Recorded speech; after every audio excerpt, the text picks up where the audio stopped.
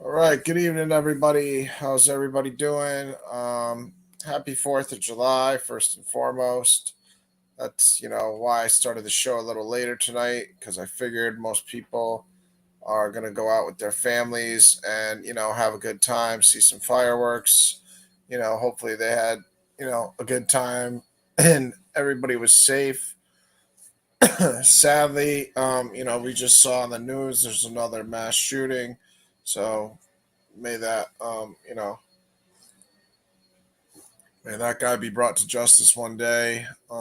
Obviously he got caught, he didn't kill himself, but may also the families, primarily the families that suffered losses today of their loved ones, and all those who died, rest in peace. And you know unfortunately that's the world we live in, where a miserable angry person still has the power in this wicked world to hurt innocent people and kill them, while they're just at a parade in Chicago, trying to celebrate the 4th of July with their families. So, again, first and foremost, hopefully everybody had a safe, happy 4th of July. And, you also got some time with your families or had barbecues or whatever you did. I personally broke my neck on July 5th after having a July 4th celebration. So, July 4th is a real bittersweet holiday for me, so I don't really do too much as far as celebrating the 4th of July. I kind of just wait for the day to go by and pass, honestly. But I do understand it's a cool holiday because it used to be one of my favorite holidays, if not my favorite holiday. So I definitely see why people like 4th of July, because to me it used to be cool. It's a romantic day. You can go underneath the fireworks. You can spend time barbecuing again with your family, and it's always in the summertime, clearly, so it's nice weather usually for 4th of July. So I definitely used to love 4th of July, but now, like I said, it's kind of bittersweet, so I just let it pass. But I do hope that some people join the stream. Hopefully we get a couple people on. Jesse, J-Man, David, maybe some of them guys will come in. That way we could take the discussion in whatever direction they want. I tried to get a little bit prepared for you guys because I do want to have information and not just be rambling while I'm up here. But I still have a lot of work to do on the subject that I put in the title there. So the biblical time frame subject, I'm gonna have to do more work on. So I could go through a brief rundown of what I have so far, but it's nowhere near what I'm gonna have when I get done with everything I do. So that's my goal. Hey, Sherry, blessings to you too. Happy 4th of July. God bless. Hope you had a safe, happy day. That's why I started the stream a little later. I wanted people to, be able to still see the show, but, obviously give them time to see, the fireworks and do the normal 4th of July stuff. So blessings to you, Sherry, and everybody else in the audience. So, again, hopefully somebody, people come in, hit the link, and then we can have conversation like we normally do and talk about the Bible and logic and the scriptures on whatever subjects people want. But until then, I will briefly go through the you know biblical timeline stuff that I have. But again, I'm going to do way more work on this, so please understand this is nowhere near what I'm going to have when I'm done with everything. Hey, Tracy, how are you? God bless. Hopefully you had a good day. Safe, happy 4th of July. Like I said, start. I'm sure some of you already heard it, but we should all be praying for those people in Chicago that had that mass shooter unfortunately kill a couple innocent people and obviously affect lives forever. So our prayers are with them. And yeah, I'll just get into the information as far as what I have. But again, I wish I had more taken care of. But I do learn a lot when I do this stuff, so I'm always more than willing to do it because I learn a lot when I do these things. So it's mutually beneficial for me. The information gets shared here, but I also get to learn a lot while I'm doing it. So it's something I never will mind doing, to be honest with you, because I really enjoy, learning about the scriptures. For instance, just while I was working on this today, I realized that somebody within the genealogy of Jesus Christ, Perez, the name Perez, came from Judah, which we all know Judah is one of Jacob's sons. But Judah, he had three sons, and the first two died. So died, and died because the Lord put him to death because he was wicked. Then he had another son, Onan, and Onan, Onan, was not trying to, impregnate Tamar, who was, wife. And, he kept pulling out essentially because it said spilling his seed, which we all know what that is, So he was pulling out when they were having sex because he didn't want to impregnate her. And, God saw that as wicked and put Onan to death. So then, Perez, Perez had a third son, and his name was Shelah, but he was real young. So Judah told Tamar, who was the woman that this, occurred with, where, first died, and he was Tamar's wife, and then Onan died because he was pulling out. Shelah was the third son of Judah, and he told Tamar, "Well, just wait till you get older, till my son Shelah gets older, and then you can have a son with him to keep the bloodline of and Judah's bloodline." But what happened was, the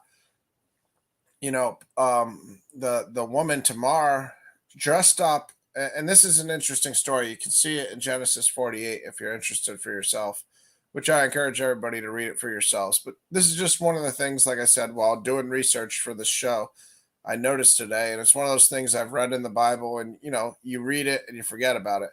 But yeah, this Perez, he had sex with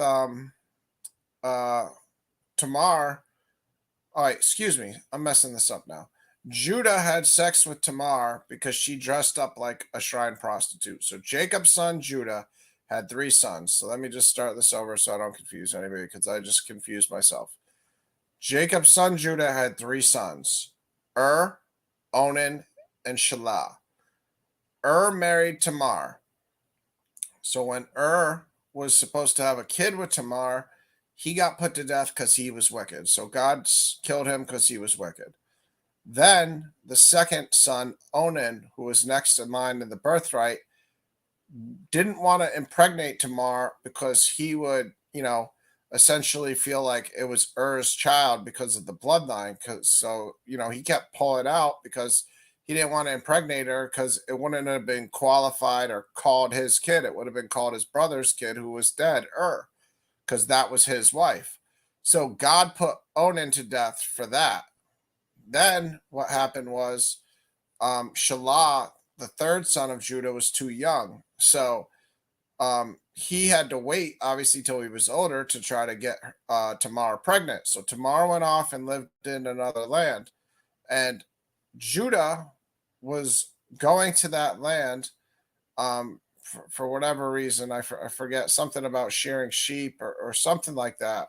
But Tamar dressed up like a shrine prostitute, tricked Judah, and he had sex with her. He thought she was a prostitute. So this is real interesting stuff. Like I said, when you reread the Bible, you kind of read stuff, and then you read it, you forget it. You just read it, and it doesn't stay with you. It's like when you study for a test in high school or something. But yeah, it was real interesting because Judah thought she was a prostitute. So he was going to give her a goat to have sex with her, but she made him give his seal and his staff and something else, a cord or something. But anyways, he had sex with her thinking she was a prostitute. Now keep in mind, this woman Tamar ends up getting pregnant and giving birth to a son, Perez, and this is in the genealogy of Jesus Christ.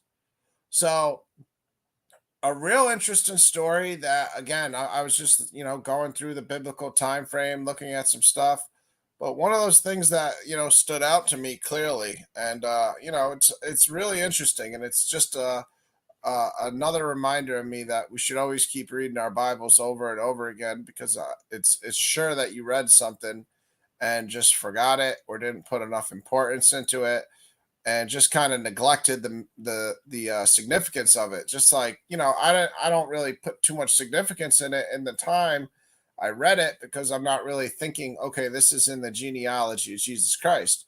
But doing the research for the show that, that I'm nowhere near done doing for this topic of the biblical time frame. But doing the research, I realized, wow, Judah, Jacob's son, had sex with Tamar, who was his daughter in law, thinking that she was a prostitute. And he got her pregnant. And that is, who gave birth to twins, Perez and Zerah. But Perez is in the line of Jesus Christ. So, real interesting. It also speaks to the fact that God, has no problem having righteousness come from all sorts of areas. So, obviously it doesn't matter that she was his daughter-in-law, and I mean, she wasn't an actual prostitute, but she dressed up like a prostitute, and Judah thought she was a prostitute and paid her for sex. So it's just real interesting that a child that came from an act of, intentional prostitution by Judah, he tried to hire Tamar as just a prostitute, and that led to Jesus Christ, lineage, Perez. Real interesting to me. I don't know if I'm the only one, but it really blew my mind, and it's again one of those stories in the Bible that you read, and to me, you don't put enough emphasis on it.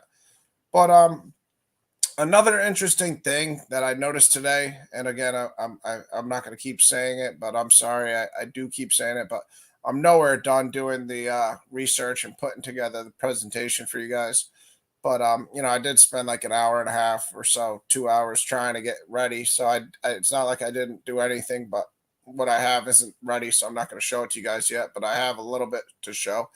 But yeah, what was interesting to me too is the last prophet Malachi. He ceased to exist. So he his story was told, in the Bible around 460 BC.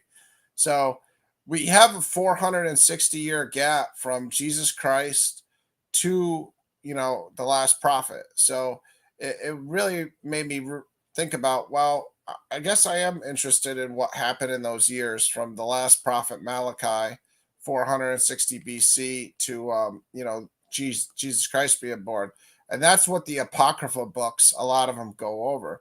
So I did order some Apocrypha books on Amazon, just because I realized that there's a big time gap there with the Maccabean revolt and all sorts of stuff. So I'm just interested. I'm not going to take them as scripture. I'm just going to read them just as, something to read. But, I think it will obviously be beneficial as far as some of the history, and, just give a context of what happened during those times. And that's where Alexander the Great came into play around 460 BC. And, the whole culture over in that area changed. Obviously, we have the Library of Alexandria, and all sorts of interesting historical moments before the Romans came in and just took control. So I'm definitely gonna be doing some research in those time gaps from 460 BC, which is the last prophet Malachi, until Jesus Christ is born. And that's why I was always against Apocrypha as far as people using it as scripture, but now I'm gonna use it as just a way to fill in the gap there, because it is important to realize that there's 460 years from Malachi to Jesus, so it's important to take a look at. But anyways, let me get what I did have prepared for you guys, just so again I try to get some sort of edification going here besides my rambling. But I think the story of Tamar alone was real interesting to me. The fact that Judah, impregnated his daughter-in-law, and that's in the genealogy of Jesus, and he thought she was a prostitute. So I learned that today. So I hope you guys that watch that are interested realize that, that's pretty interesting to tell people that, in the genealogy of Jesus, there was, that incident. But Yeah, I didn't want to start with and I'll do it like this just because it's easier to show everything on the screen. If you do go on the back as usual, please just comment so I can add you because I can't see you if I'm sharing my screen. What you guys see is what I see. So please let me know if you're in the back, and I'll feel free to add anybody. I'd love to have somebody else come up and talk about whatever topics you guys want. If a Hebrew Israelite wants to come on and talk about that doctrine, that's fine. If an atheist wants to come on and talk about atheism, that's fine. Whatever you guys want to talk about, I'm open for, because there's not too much I have prepared tonight as far as this topic, the title, because it was taking a lot longer than I realized it was going to take. But I'll also get into some other stuff, just scriptures that I could go into because I already have work done on those, which repentance and other subjects I'm prepared to go into. So we'll go in that direction if other people don't want to talk about some other stuff. But just to start, just so the topic itself that I have in the title is addressed somewhat, we can take a look here at the time frame. And I only did it from Abraham. So again, another thing you can just remember if you want to just remember things, just to learn things, is what I said too. The thing that stood out the most to me is that there's a 464, you could just round up 450-year gap. So say from 450 BC, which is the last prophet, um, Malachi, and that's right around the Persian rule when there's King Xerxes, and those guys are in charge, and Ezra and Nehemiah are, around there also. They're actually a little sooner, because King Cyrus is when, the book of Ezra is written, and King Cyrus reigned from 560 BC to 530 BC. So the book of Ezra is actually a little closer to this 100-year gap, but obviously people live 80 years, 90 years, so I just had them here, but I might change that around also. But yeah, Malachi is the last prophet, and he ends it with the line about sending Elijah before, the day of the Lord.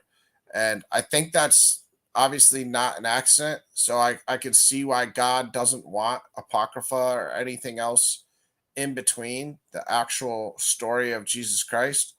Because if you think about it, John the Baptist, who Jesus told us was Elijah reincarnated, came and, prepared the way before Jesus. So the very last line in Malachi is about Elijah coming to prepare the way before the day of the Lord. So it would make sense that even though it's 450-year gap, that it makes sense. That's the canon. That's why God did it that way. God didn't want anything in between there. And if there was, prophets or whomever in between there, that's fine, but they just aren't scripture. They can have prophets, but what they write and what they say wasn't scripture. So, that makes sense. I'm not going to argue with whatever God's plan is. And I believe, like Jesse believes, that God has the power to do anything. So if he wanted Apocrypha or some of those books to be within the Holy Bible, they'd be in the Holy Bible. But since they're not, I'm not going to recognize them as scripture. And I'm just going to recognize what's in the Holy Bible as scripture. But the timeline, just, again, hopefully people learn, and I learn every time I do it. So these estimates here for Abraham are, and the beginning here of Isaac and Jacob, these are the most, you know, I could say speculative, because scholars, and it's not me speculating, it's just scholars in general, because we don't have, archaeological evidence for Abraham really. It's hard. We know in the Bible it says they were buried in caves. All these patriarchs, Abraham, Isaac, and Jacob, were all buried in caves. So nobody's ever, found a grave site for them, or even a lot of written history about them besides the Bible. So these dates that we have are the best dates that scholars can put together, as far as, going with the genealogies, like I said, of, Perez, Hezron, Ram, Amminadab, Nahshon, all these descendants of Jesus Christ. So these are all descendants of Jesus Christ here, and that's where, we try to estimate the time frame from, Jesus to Abraham. So just to start off, we're all familiar with these characters, but Abraham, Sarah, Hagar, the bond, and Melchizedek. The scholarly consensus is 2000 BC. So if you want to know just a rough estimate what the scholars think, and again, I wish we had accurate, precise information here, but we don't. But if you want to tell people, when Abraham existed, it's essentially 2000 BC. Isaac, we know Abraham had Isaac when he was around 90 years old. So again, these numbers on the side are obviously estimates within 20 years or so. They're not precise or exact either. They're very close. They're estimates within around a 20-year time frame, I'll say. So Isaac is around 1900 BC. And we know I'd actually like to correct this right here right now because Isaac was born. We know Isaac had Jacob and them when he was 40 years old. So I'd actually put this closer to 850 BC here. So I'll correct that right there. Again, this was something I was just throwing together for the show, kind of fast, and it's nowhere near done. And I'm gonna do a PowerPoint, and this is just a Word document that I had as a baseline. So, yeah, Isaac had Jacob when he was 40 years old. So I think it's much more accurate if that's 850 BC. So Jacob, Esau, Rachel, Leah, Zilpah, and Bilhah. And again, I already knew that Leah had most of the kids because I had just done that presentation on women. But what I learned today was that Leah had 6 of the kids. So Jacob's first wife, not Rachel, who the bloodline goes through, who the covenant goes through, because the covenant went through Joseph and, Benjamin, because that's what God wanted. He wanted it to go through Rachel. But Leah, Jacob's first wife, she had 6 of the tribes of Israel. She had 6 of the children. So it's really interesting to me that, Leah had 6 of the children. So I'll just show people real quick the charts that I saw today while I was Googling it, because the charts obviously will help. I wanted to get one of those to show people regardless. So 12 tribes, all you can type in if you're interested is 12 tribes of Israel and you get this chart. But yeah, it's real interesting to, just revisit things because like I said, again, I don't have my thing on Google. It's on Bing for some reason, so mine's a little different. Let me find it here. All right, I'll find it in a second here. But yeah, no, Leah had 6 of the kids, so Leah is responsible for half of the tribes of Israel, not Rachel, the first wife Leah, who the covenant's not through. So very interesting stuff. Again, we find out today that in the genealogy of Jesus Christ, Perez came from, Judah and Tamar, who Tamar was Judah's daughter-in-law. So he wasn't supposed to ever impregnate her. That's in the genealogy of Jesus. Tamar dressed up like a shrine prostitute. We learned Abraham's around 2000 BC, and that's the scholarly estimate. So it's the best we have from the consensus of everybody. And we can also learn, that if you didn't know it, which I'm sure you guys might have known all this stuff to begin with, but if you didn't, Leah had 6 of the 12 kids of the tribes of Israel. So she had Reuben, she had Simeon, she had Judah, she had Gad, she had Asher, and she had Naphtali, I believe. I'd have to revisit Leah's kid. Let me put in Leah's kids just to get it. Maybe that chart will pop up here if I do it that. All right, here we are. These are the type of charts I was seeing earlier. Try to find the one that I like the most, but if not, I'll just grab whatever. This one right here looks fine. Try to make it bigger, obviously, too. Okay. I hope that's big enough for people to see. But yeah, these are the 6 children that Leah had. Sorry, she even had a daughter, Dinah, that I totally forgot about. So that's the only daughter that's mentioned by Jacob, Dinah. Leah had Dinah, but so I don't know if he had any other daughters. We all know he had 12 sons, but I don't know if he had any more daughters besides Dinah. but she also had Dinah. So these are the 6 kids that Leah had. She had you can see it good. Okay, good. Thank you, Sherry. Thanks. I never know. Thank you for the feedback, because I never know how it is on your guys' end. I'm trying to look at it, on my end, but it's hard to tell sometimes. But yeah, these are the 6 kids. So Reuben, Simeon, Levi, Judah, Issachar, and Zebulun. So sorry, I just had that wrong. The other 4 kids that Rachel didn't have came from 2 servants. So again, things that we neglect. But Jacob, the patriarch of Israel, the name Israel, the patriarch, he had 10 of his 12 children were not with Rachel. The only 2 that were with Rachel were with Joseph and Benjamin. And we also know that when when Jacob was passing away, he was on, old and about to pass away, he blessed the second child. So it wasn't let me make sure I get this right. He blessed either Manasseh or Ephraim. I got to make sure. Let me Google it real quick for you guys. But he blessed the second born. I know that much. Let me get for accuracy which one it was, because I forget which one was the second child. Blesses.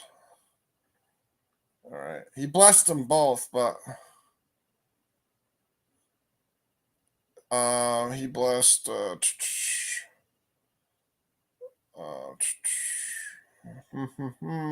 he crosses his arms too. That's another interesting aspect of this.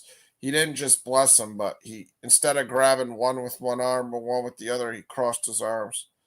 So here it is. And Joseph took them both, Ephraim in his right hand toward Israel's left hand, and Manasseh on his left. Israel stretched out his right hand and laid it on the head of Ephraim, who was the younger, and his left hand on Manasseh, crossing his hands, for Manasseh was the firstborn. Okay, so Jacob's blessing went to Ephraim, and Ephraim was the second born. So that was another interesting aspect about this whole, 12 children of Jacob, that the second born child, Ephraim, got the blessing from Jacob. So, we see very interesting things when you go back and you revisit the scriptures. You always learn, because again, you neglect the fact that Leah, the first wife, had 6. Half of the tribes of Israel were through Jacob's first wife. Then so another third were from slaves. This was Leah's slave, Zilpah, and she had Gad and Asher, clearly.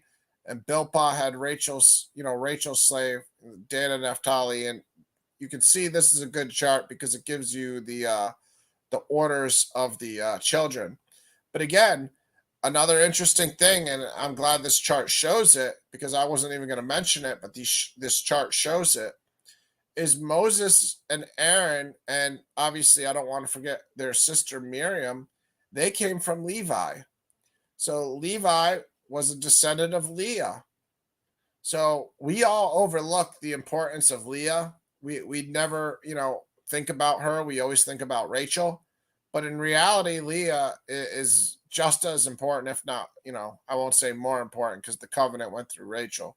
But we all overlook the importance of Leah. Let's just put it that way. I mean, she had 6 of the 12 tribes. She had Levi, which led to Moses, because Moses is, a descendant of Levi. His dad was from Levi.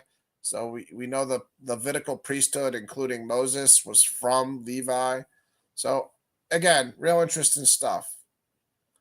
Yeah, it really does, Sherry. It definitely it demonstrates the fact that God will choose people from all walks of life too. I think that's what it proves to me too, because if Jesus Christ's genealogy includes Judah impregnating Tamar, and Tamar dressed up like a prostitute, and that's how they had sex. That's literally the story in Genesis 48. And that child, she has twins, so she has Perez and Zerah, and Perez is in the genealogy of Jesus Christ. It just speaks to the fact that God has these people in these positions for a reason. So You're not going to think, okay, some guy, Judah went to buy a prostitute, went to Mar dressed up like a prostitute, and that's going to lead to the Messiah being born. But it did, and it really did, and it did not for me. And maybe I can overanalyze things at times, but for me, it happened for a reason.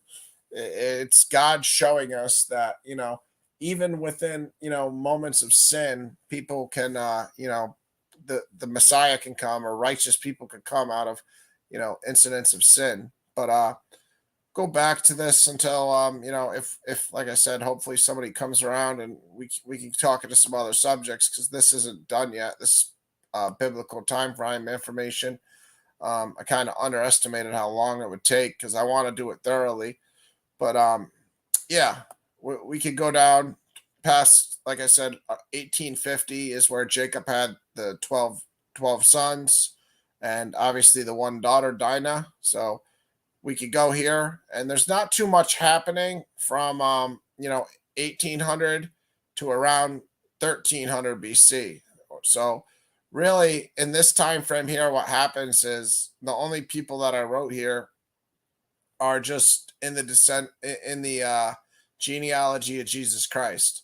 So from 1800 BC to around 1350 BC, when Moses, Aaron, and Miriam are born, there's really not too much going on. I'll have to look into it more and see in Genesis if there's more I can add to the story. Of course, I could just tell you right now, like I just told you the story about Perez being born. I'm sure I could find more interesting stuff in this time frame, but for now, there's not too much to talk about. This is when Israelites were enslaved in Egypt. So there we can see that the story of Moses, Aaron, and Miriam. We all know all the important events that happened there. Just to list some of them, I'll just give you guys a brief list of them. The summary of them. I got a really good book that I use to help me with this that I'm gonna reference right here. Some of the major events of Moses's reign, which again we're probably all familiar with most of them, but we got the burning bush, we got the 10 plagues of Egypt, we got Exodus and the first Passover. So that's all occurring from 1350 BC to 1300 BC. And this is when the dates start to become a lot more accurate. So, of course, there's still speculation within the exact time frame, but because we don't have exact information on Moses, but we know the scholars are more confident in this time frame. So the Abraham time frame with 2000 BC is more speculative than Moses. Moses is around 1350 BC. So that's a pretty accurate time frame according to the scholars that I know.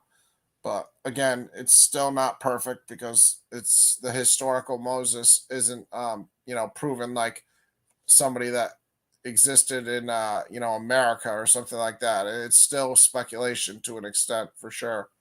So we have the Exodus, we have the Red Sea, we have manna coming from heaven, we have the covenant with Moses at Mount Sinai.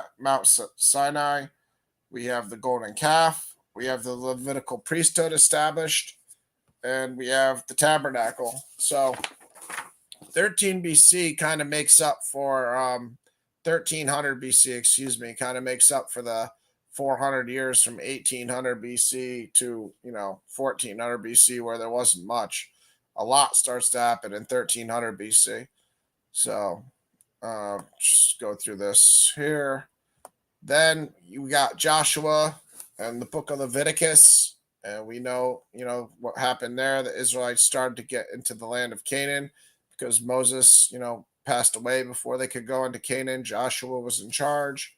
Around 1250 BC, we got Deuteronomy. So that's where the laws come in, because Deuteronomy is a law book. What a lot of people don't understand or take for granted is that Deuteronomy is a law book. So it's almost like our Constitution that we have in America. Deuteronomy is similar to that. It's not a prophetic book. It's giving the Israelites the laws. There's obviously more within it than just laws, but it's primarily giving the Israelites the laws that they're supposed to live by. So that's an interesting aspect of what Deuteronomy, the chapter or the book, is.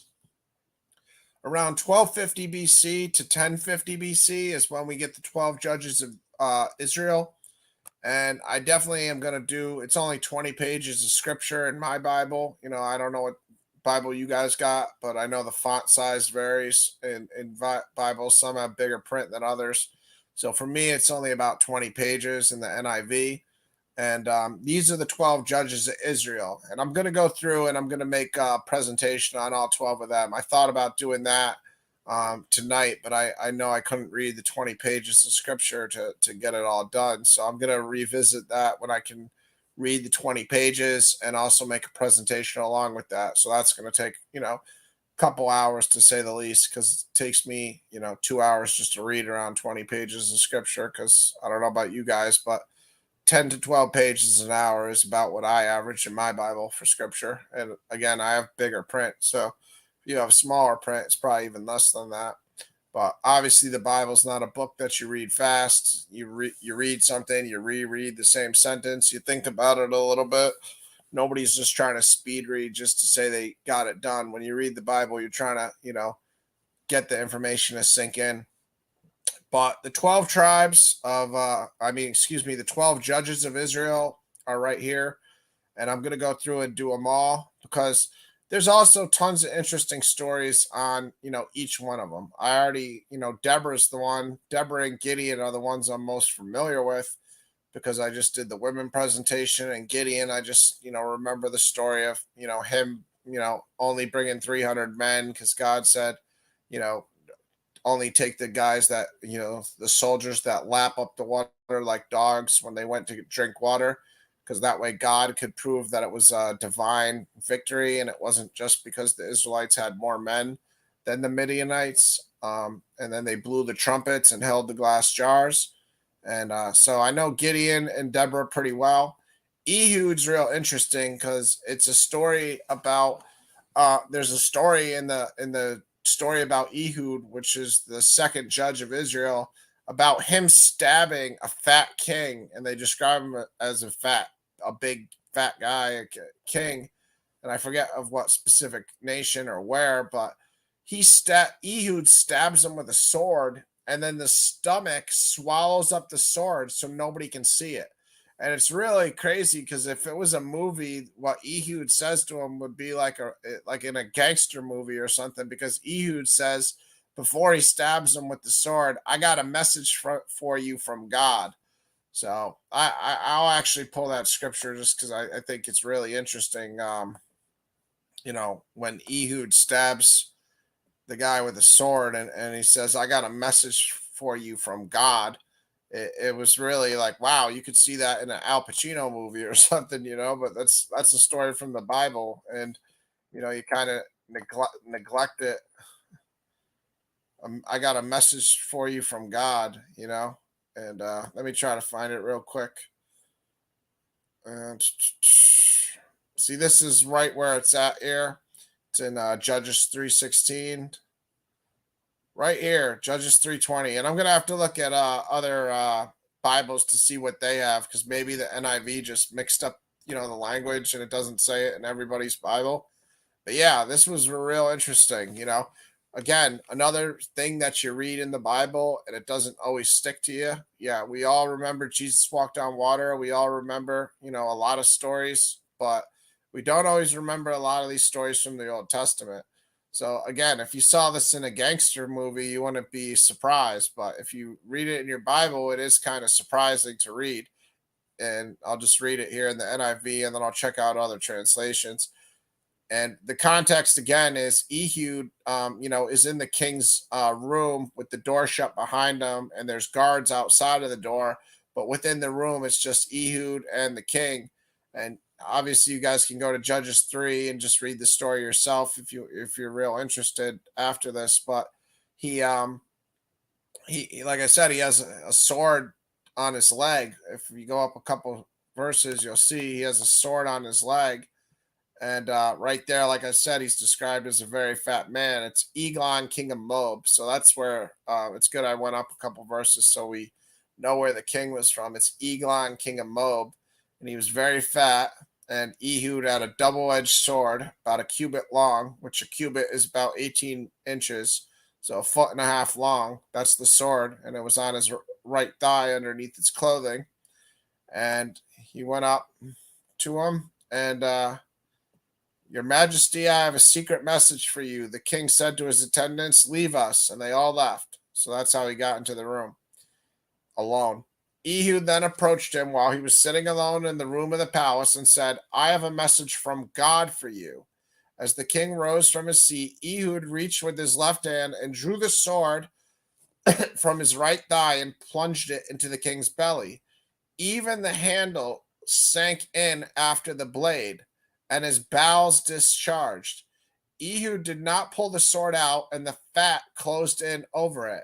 So again, another real interesting thing that I didn't remember, but when you reread books, you catch these things when you reread it.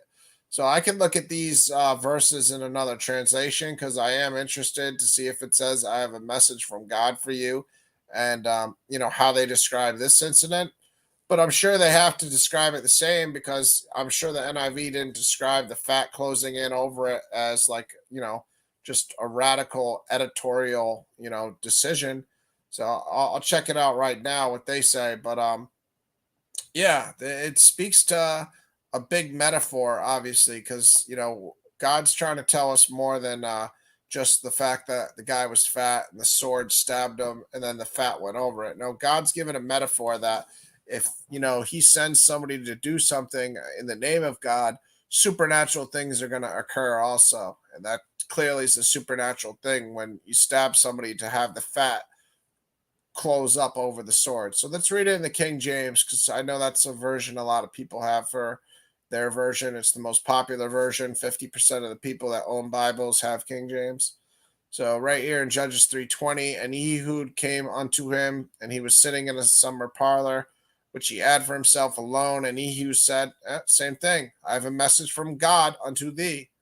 And he arose out of his seat. So in the King James, it's the same thing. I have a message from God unto thee.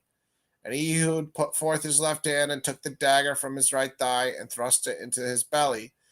And the haft, see, that's why the King James I'm not always a fan of, because it's really grown on me because I do like some of the language in the King James. It is very poetic. But sometimes I think it's better just to have another translation because words like this, like haft, I'm not familiar with what that means. I don't think many people are. But who knows? Maybe it's the handle of the blade, the way this is, describing it in the sentence. And the haft also went in after the blade, and the fat closed upon the blade, so that he could not draw the dagger out of his belly, and the dirt came out. See, another thing that's interesting, and I think it is important to understand, is people that do read the King James, at times they're definitely going to miss things because it's pretty impossible for you to read and the dirt came out and understand that it's talking about his bowels discharging. So I think what happened is, in the King James, it's written in this manner and they understood it. Hi, Lynn. How are you? God bless. Nice to see you. And, I'm not doing too much tonight unless some people come in. We won't take it, too long of a show. I'm just, going over briefly what the topic was. And then also, as usual, getting a little distracted into some other information just organically as we go on here. But if I'm gonna be up here by myself, I probably won't spend too much time. It's a lot better when I have other people on the panel and we can get into whatever they like also. But I just want to at least give you guys something that'll stay with you each show. So hopefully so far you've learned one thing, or if you haven't learned it, I've just refreshed it in your memory. Maybe it was something you read and you just got to put in the back burner. But I hope everybody, yourself included, then had a great fourth and had a good time with their families and everybody was safe. Like I said in the beginning, we're all praying for the people in Chicago who unfortunately got targeted by that maniac who shot them from the roof. So prayers to their families and all the people that lost their lives. May Jesus and the Father welcome them to heaven, and hopefully they're in peace now. But yeah, that tragedy definitely was discouraging, to say the least, that somebody would do that to people on a holiday like this. But anyways, just to continue on, and not to be insensitive, but just to continue on, so I don't concentrate all on that tragedy, which it was a tragedy. But to get back to the scripture I was speaking about here, yeah, I don't know if everybody remembered this, but I know I didn't until I read it about a month ago or a couple weeks ago when I was doing the work on the women for Deborah. Oh, I didn't unsubscribe from you. I hope I didn't I don't think I can even unsubscribe somebody. I hope you do subscribe again, obviously, Len, because that way you can get notifications when I come on, and obviously it helps me. So that's the other reason. But I just want the channel to go to more people. So the more subscribers, it helps. But it also is encouraging for me when I have people watching. Like right now, we have 5 people watching. It's encouraging because it makes me want to put out more content for you guys. So hopefully, yeah, David, I'm trying. I'm trying. I'm doing my best. I didn't prepare much for the show tonight. It actually was a lot more than I remembered. Yeah, the story of Ehud is real interesting, Sherry, isn't it? I mean, the fact that he stabbed him and the fat closed in over his belly, and it speaks to the fact that God's going to do supernatural things whenever you do something of divine order. It's really interesting. But yeah, it's got to be a YouTube issue, because I would obviously never do that. I mean, I don't even think I can unsubscribe somebody. I know I can block somebody. So, I mean, I could do that, but I would never do that to you. But hopefully you can subscribe back again, because it's obviously better for both of us, especially if you like the content. David, if you want, hit the link. Feel free. Come on. I could use somebody else to help me up here. Otherwise, I'm just going to be rambling at some point, because I don't have as much information as I would like prepared into this subject of biblical time frames. I just, like I said, got started on it, and I realized when I did get started on it that there's a lot of information there. So, it's overwhelming, honestly, how much work I got to do. It's going to take me at least 3-4 hours to put together a good presentation on it. But for now, I'm just working with what I got. So yeah, if you hit the link, just let me know if you're in the back, because that way I can see and add you, because I can't see when I'm sharing my screen. I can only see what you guys see. So that's where I'm at with that. But if you do hit the link, just let me know. I'll see it on the television. All right, so right here, let me try to make this a little bigger for you guys too. All right, here we are. All right, a little bigger for you guys. That's better. Okay, so we're around this time here with the 12 judges, and that's where I kind of got distracted.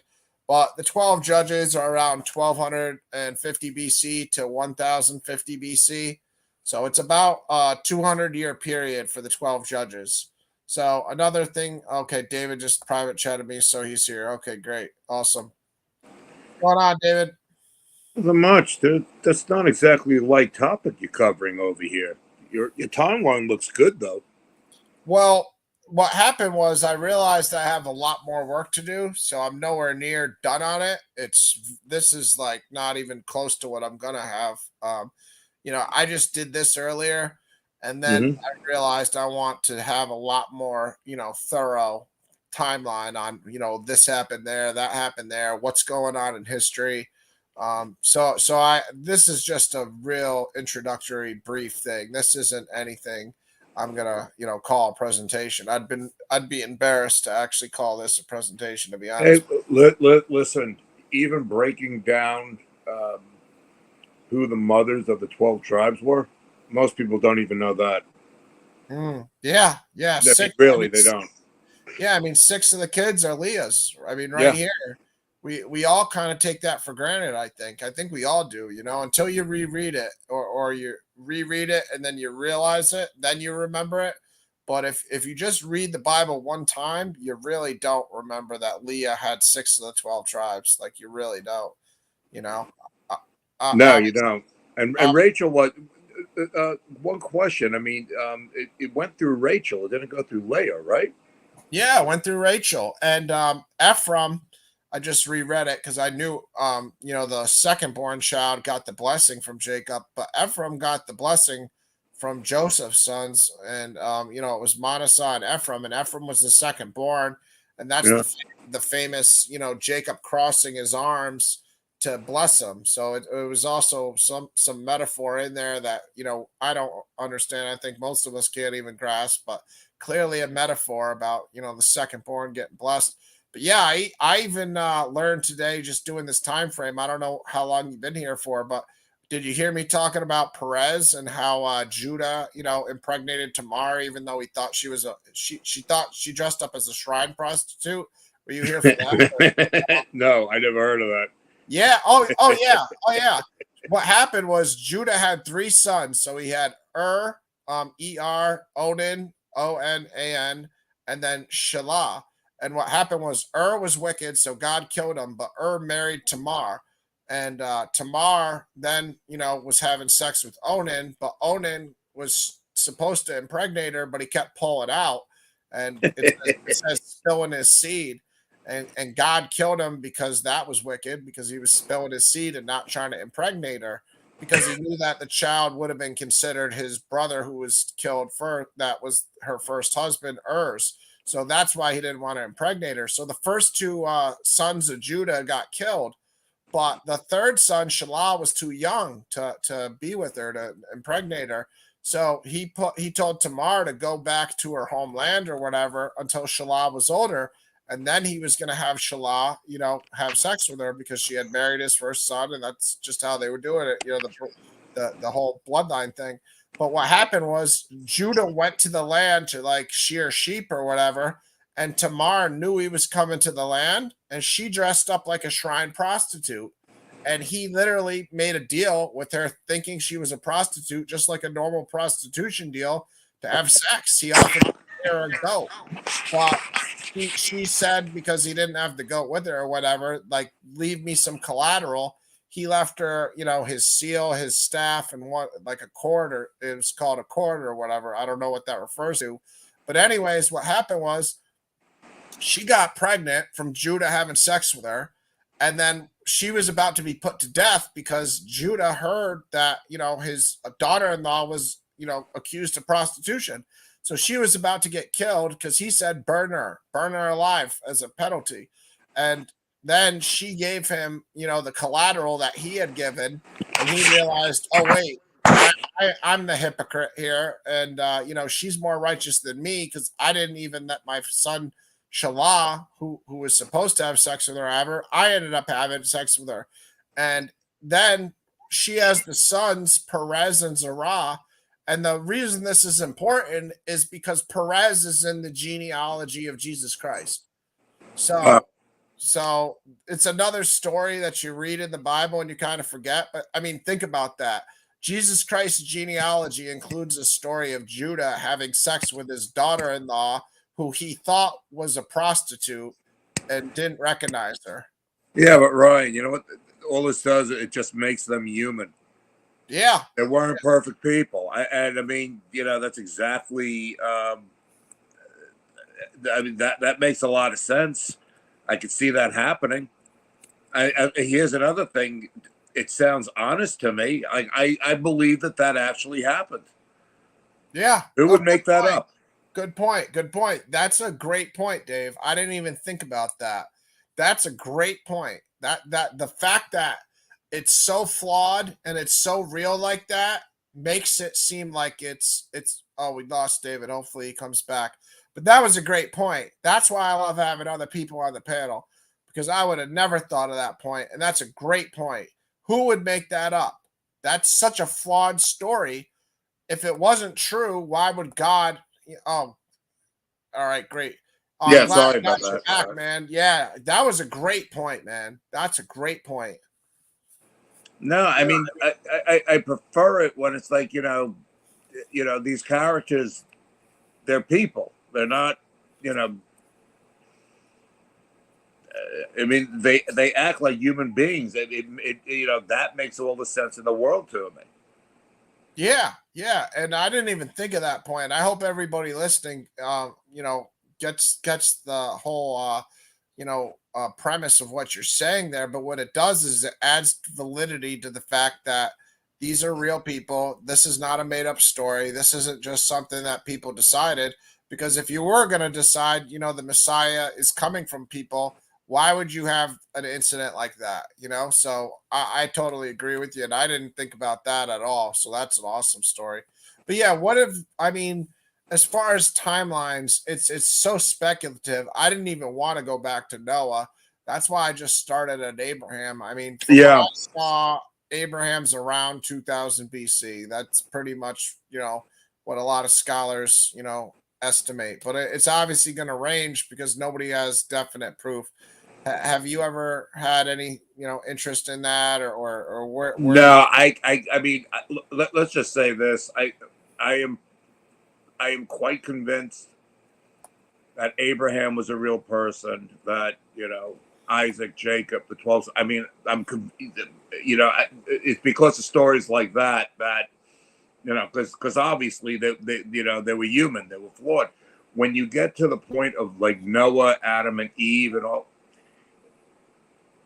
I could definitely, let's just say this. I could see a doubter's argument, like because now you're talking about people that live 900 years and stuff like that. It's I can see where that could be a stretch. I mean, starting at Abraham, I think was more than fine. Although, if I'm not mistaken, isn't Abraham like 10 generations after Noah? Yeah, and Yeah. that's where they kind of estimate the, Noah's like 4000 or so BC, 3800, something around 4000 BC. And that's why I wanted to stay away from that, because I don't know about you, but I'm a person who believes in the Bible, believes that Adam and Eve were the first people, but I don't hold to this the world's only 6000 years old theory that some Yeah. creation, you know what I mean? There's some creationists, some guy who came on the show the other day, he came up and he said, that's what he believes.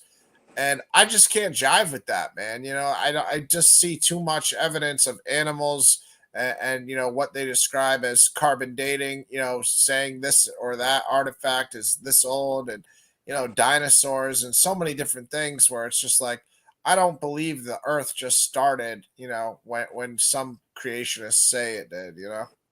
No, I agree with you. I mean, the other argument that I've heard with that is, a day to you is 24 hours. What's a day to God?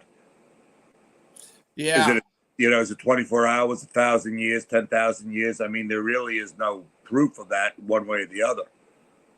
I mean, Yeah. it's, you know, Yeah, no, they have the whole a day with Jesus is 1,000 years, and 1,000 years is like a day with Jesus. hmm And I forget where that scripture is, but it is a scripture for sure, 100%. And I've heard people try to use that with the Genesis 7 day theory, but I don't hmm agree with that at all. I think I don't agree with that at all. I don't think it would, if God wanted to, he could create it in 7 seconds, everything in 7 seconds. You know what I mean? So, to me, 7 days, the creation story, I hold to it being a literal 7 days. I don't try, because just for instance, one group is which obviously would never put any credence into what they say at all, but IAPK, the Hebrew Israelite group, they try to say it's 7,000 years because that day with Jesus theory. But no, when God says 7 days, that's what I take it for. Because if God wanted to describe a longer frame of time, he does that in many other scriptures. So why would he not do it in Genesis, True. But the one thing that, let's just say this, if I go by the Exodus story, and I've always found this interesting, and you're right, he could do whatever the hell he wants. However, seemed that the Israelites, they weren't just like, they didn't take magic carpet rides. They actually walked through the desert. They did a lot of physical things. Yeah, I'm listening. Sorry, I'm Yeah. not listening. So, I have a feeling that you are supposed to work within this natural world. And there are certain laws, I guess, that are supposed to be maintained. That's it. It's just my So So what do you say? What do you say? What do you think on Genesis? Are you subscribed to 7 days, or you think it was longer? I don't. Let's just say this: I have a tough time believing it was 7 24-hour periods. Really? Well, I'm just saying 7 days. 7 days. I don't know what a day is to him. Yeah, fair enough. That's the issue. Now, I'm not saying it isn't, but I'm saying that I'm not going to tie it in that yes, it is a 24-hour day. A day is 24 hours. I'm not going to say that. What would I'm you? going to say I don't know. That's your answer. Okay, I was gonna say, what if you had to put a time frame on it? What would it be? But your answer is just I don't know.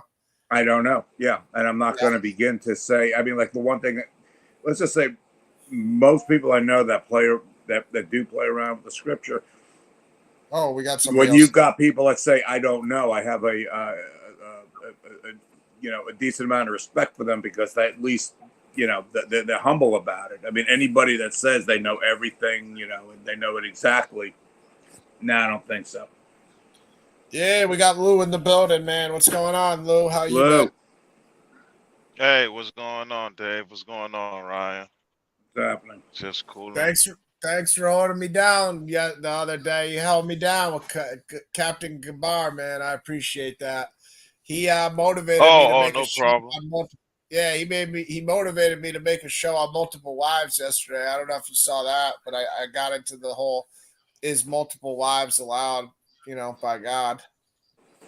Well, Oh, not according to the New nah, I don't. Testament. Yeah, not at all. Yeah, yeah. I mean, even Dave knows that, and he doesn't even subscribe to the New Testament. According to the New Testament, no, right? Yeah.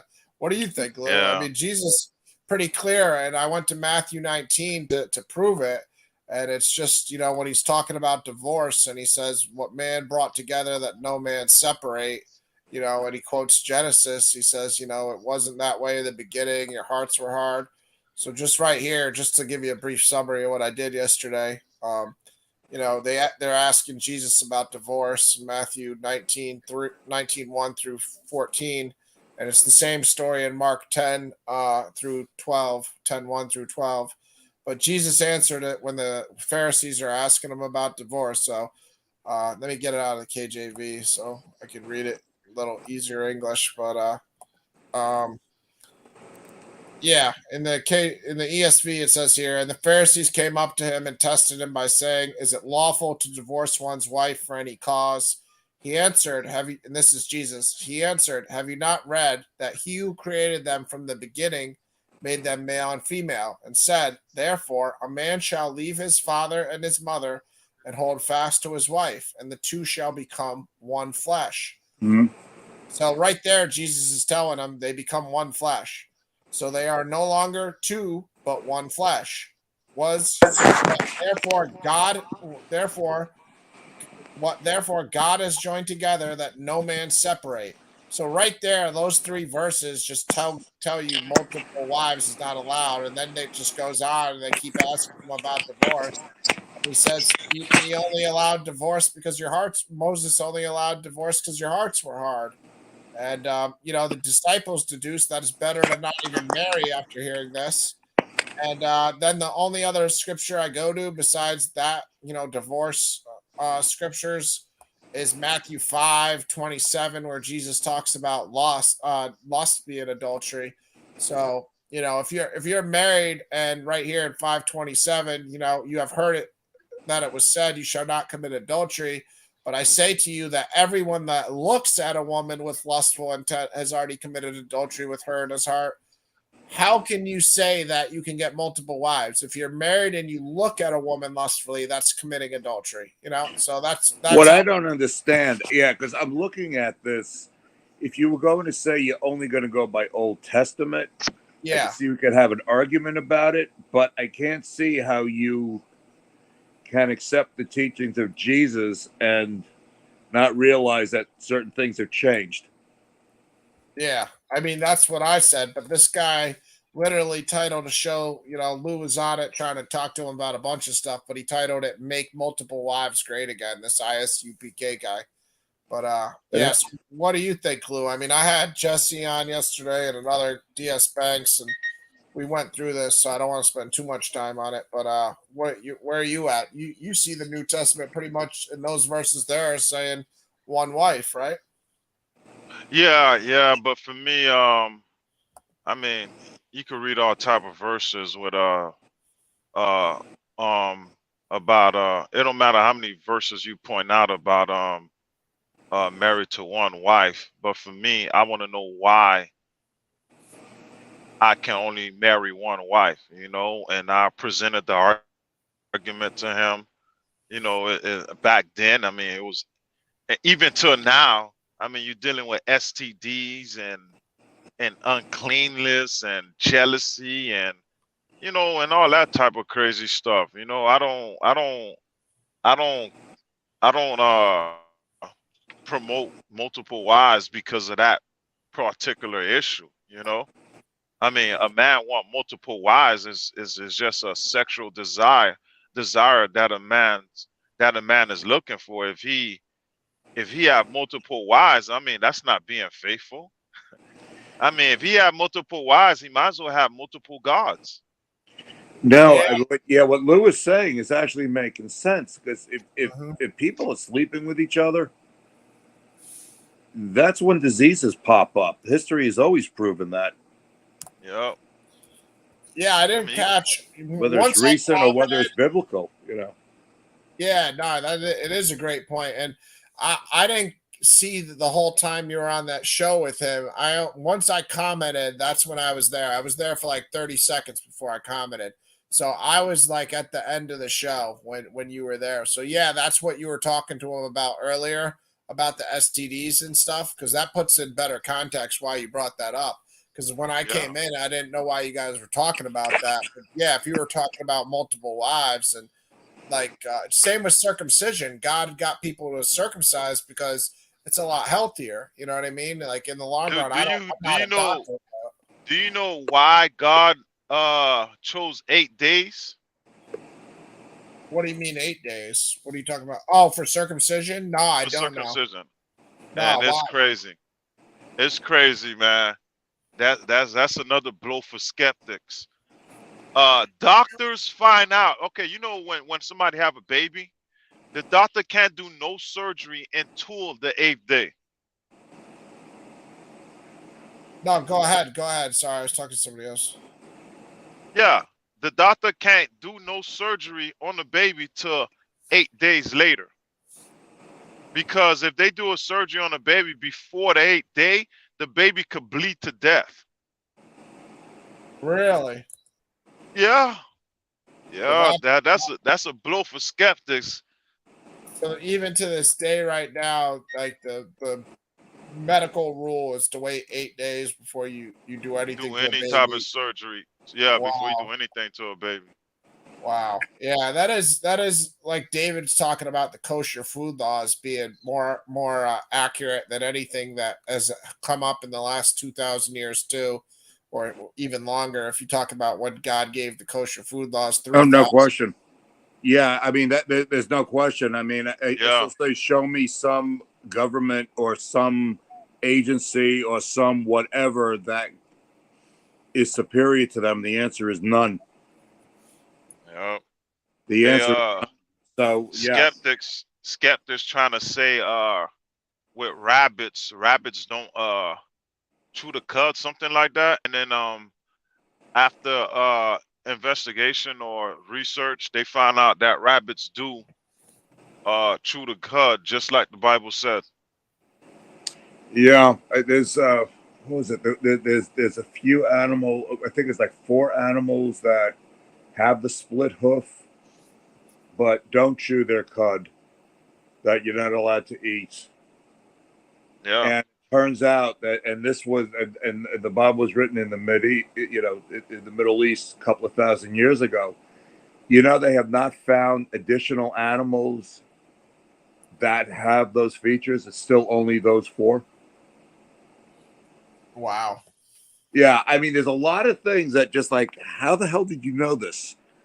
And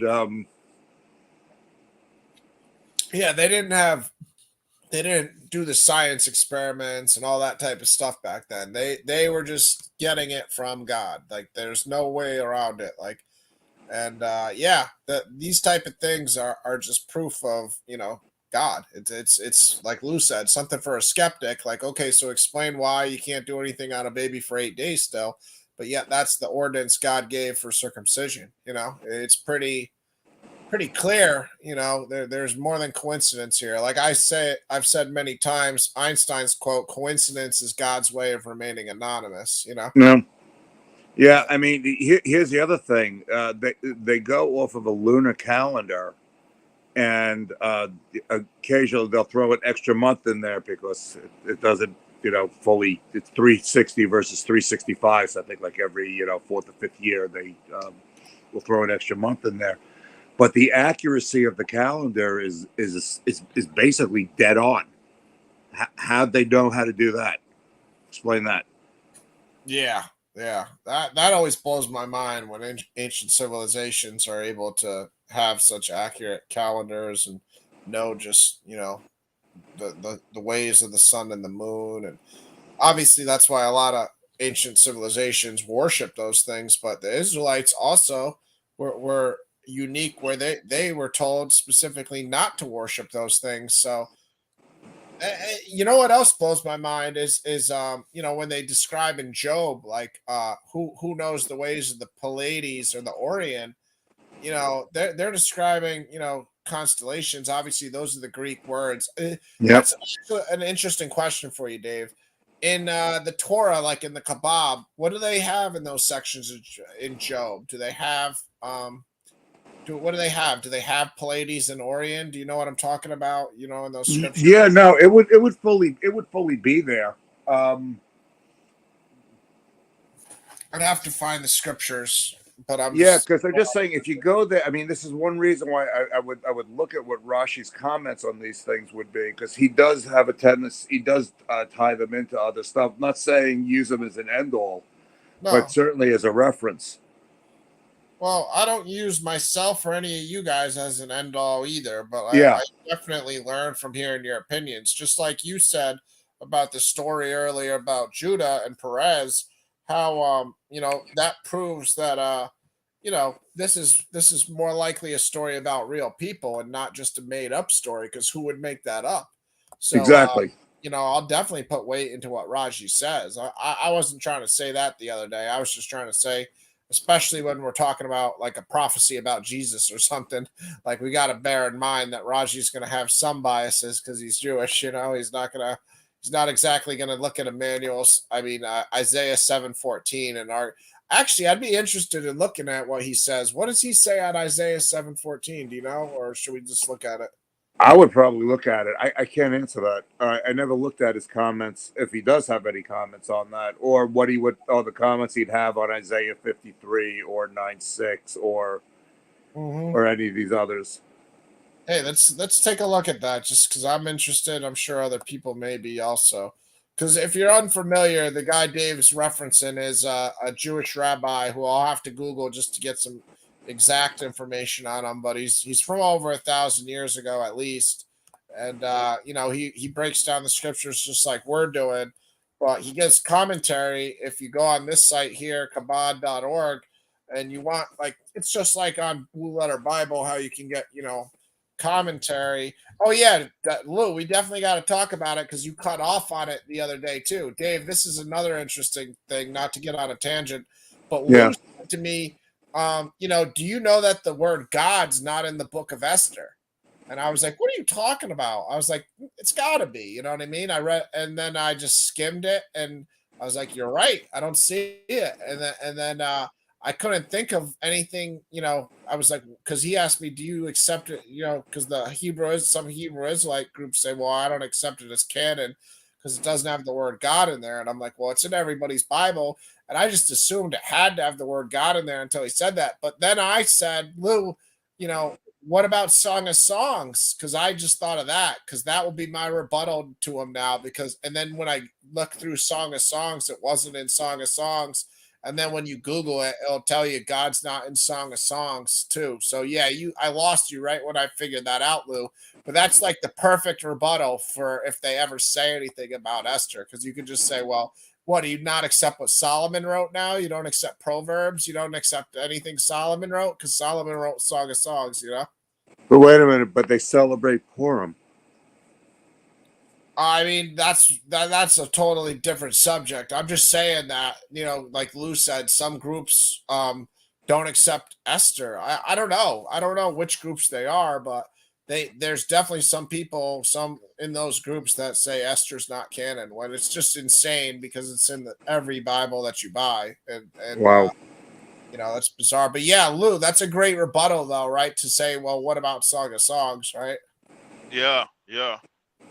But you blew my mind with that one, man, when you said pause on that too. But you said that, I was like, what? I was like, you're crazy. I'm like, there's got to be in there. And then I went through it and I looked in like the parts that I thought it would be in there, and yeah, sure enough. Just for everybody listening, because I know everybody might not have heard that show. Lou pointed this out the other day. The guy Lou on the panel right here. The Book of Esther, and well, I figured it out after the fact, but the Book of Esther. I didn't know songs of songs of Solomon didn't have it until you brought it. I'm like, wait a minute, I gotta take a look at that. Well, after you said Esther, I was like panicking, trying to think about if another book did the same thing. And I just looked at every chapter and I was like, okay, that one's got it. That one's definitely got it. That's got it. That's got it. And then I saw Song of Songs and I was just like, oh, that might not have it. And then I looked at Song of Songs and then I looked at every, like, just skimming it just real quick, every word, and I didn't see it. And then when you Google Song of Songs, it'll say the word of God's not in there. So I'm not, it's definitely not. So, yeah, like that's the rebuttal. If they ever come with that, why is Esther canon? It doesn't have God in it. You just hit them with, Song of Songs, which, is called Song of Solomon in some KJV and other versions, doesn't have the word God in it either. And they're not going to be able to throw that out because, they're going to have to admit that Solomon is, canon.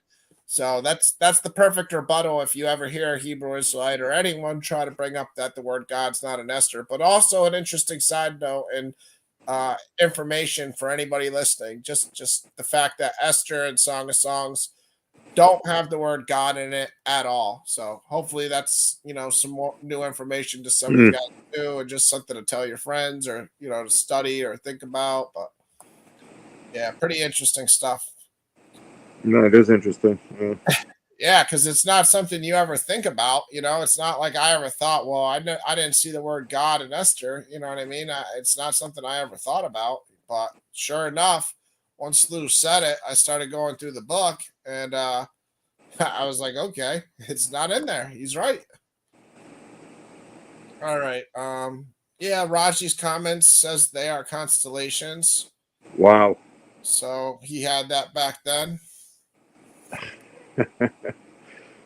That's interesting, though. That's interesting.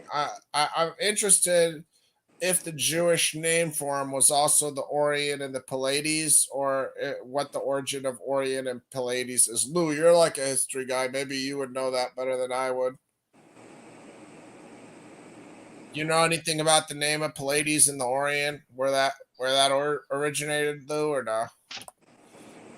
Hold on. Hold on. I'm gonna get back to you on that. I'm putting fuel in my truck. Hold on. Oh, okay. Yeah. Oh, so you were on the road tonight, huh? You didn't get to do much? You didn't get to see fireworks or anything, Lou? Nah. I slept and ate all day. I got to start work right now. Yeah, But I didn't do anything either. Let me put fuel in my truck. I'll get back with you on that. All right. Yeah, he does the graveyard shift, huh? Yeah, well, he drives a truck. Yeah. So he's driving a big truck. Wow. So you go at night till the sun comes up? Wow. He might be going to the gas station now. Yeah. But yeah, he drives all night, man. That's why he's a good guest to have on, because it's something to do. If you're driving a truck, you either sit there, listen to podcasts yourself, or you can hop on. I mean, so I'm glad to have him on. I'm just checking this other Job verse, and for everybody listening, we're just checking what Raji's comments are on the words Pallades and Orion and the book of Job, because I was just interested. Like I said, I like going in whatever direction the conversation takes us. So I was just interested what his commentary was on the names of the constellations, um, the change of the Pleiades, so that all its cold should not go forth and destroy the world with cold. That's a real interesting commentary that I didn't think about at all. I'll tell you that much. Can you tie the chains to the Pleiades or loose the straps to the Orion? Tie the chains to the Pleiades so that all its cold should not go forth and destroy the world with cold. So that's real interesting, actually. He just lost me. Well, and the Orient to bring out its heat.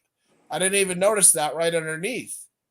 Or loose the straps of the Orient to bring out its heat to mitigate the cold of the Pleiades. Wow, that's a real interesting, Dave, that we went here, because when I read Job in English, again, I don't think about the Pleiades being cold, and I don't think about the Orient being hot. But I guess in the Jewish language, what was kind of being inferred here or implied is tie the chains means cold and loose the straps refers to hot. So it must mean, these are Jewish idioms or something that, they refer to hot and cold, because, 99% of us that are just English are just going to read these verses and not see anything there. But clearly, tie the chains must be something that's referring to cold. I know. I'm reading the Hebrew now. I'm telling you, I see it exactly what you see there. I don't know where he's getting this from. You can read this Hebrew, no problem. And you just see, can you tie the chains to the Pleiades or loose the straps? Yeah. I mean, the problem, I think I told this before, the problem with Hebrew, it's a very easy language to learn, but it takes a lifetime to master because there's so many different nuances to it. But what I'm seeing here, I mean, what he's saying, he's got information besides what's written here, clearly. Yeah, I mean, he has to. I don't know where he got. I mean, because now I see what you're talking about. That's actually pretty trippy. Yeah, it's really interesting, and to me, it's just like how like Jacob means like grab the heel, like it's a Hebrew idiom, grab the heel, because he was grabbing Esau's heel, and we know how Hebrew names all have like, not, I mean, I won't say all, but most Hebrew names have like, Isaac, he laughs, or they have Right. like, it's not like my name's Ryan, but my name doesn't come with like a meaning, where most Hebrew names come with like a meaning too. Like your name be David and it would mean something, he jumps high or something, So these can you tie the chains of the Pallades, and Raji's comments here, so that all its cold should not go forth and destroy the world with cold, and then loose the straps of the Orion, referring to bring out the heat to mitigate the cold of the Pallades. So the Orion is supposedly bringing heat with this phrase, loose the straps. This is great stuff. And this is, I think, why it is great to, also see, other perspectives. Like Dave uses this site here, Kabod, and he has Raji's comments on, to learn and help us. And I have a feeling there might be a little Zohar and Kabbalah mixed in with this. I'm just wondering. I mean, where he's coming up with this, I have no idea. Yeah, it's very interesting. To it is. For me and any of us like English Americans, we just read this and we just read tie the chains, and we think tie and chains. We see loose the straps, we think loose the straps. We don't think of cold or hot. And yeah, it's something to look into. Again, people, this is just one man's, translation or opinion, just like me and Dave and Lou have opinions and you guys have opinions. So don't go running telling your friends like, this is factual, but definitely do what me and Dave and Lou will probably do after this, which is investigate, look into this. What does tie the chains mean? What does loose the straps mean? Why is he calling the Pallades cold? Why is he calling the Orient hot? I guess, if we looked into the science of what these, constellations, where they are and what they do, maybe we would see something really interesting scientifically that is known that correlates with this also. And again, that would correlate to, what we did earlier, saying, God knew what is right as far as with circumcision and kosher food laws and other things. So I'm definitely. It makes you wonder, because it's like, how'd they get that right? It does make you wonder. And I mean, as I said, Mhm. I'm looking at this. I don't know how he's coming up with this conclusion, but you got to admit there's something it does tie together pretty nice. Well, you got to admit that it seems very far fetched that he would just make it up. So there's definitely got to be an origin or reason behind why he's doing it. Yeah, agreed. It's definitely got to mean it. Like, maybe, how we have phrases or slang, tie the chains meaning hot and loose the straps meaning cold, used to be Yep. Hebrew slang and idioms. And yeah, I don't know if Lou was hearing this all or if he was in the store, but I'd be interested to get his opinion on it also. But yeah, that was cool. I'm glad the conversation just led in that direction, because again, I'm nowhere near as prepared to go through my biblical timeline information. It's going to take me multiple hours to put together a halfway decent presentation.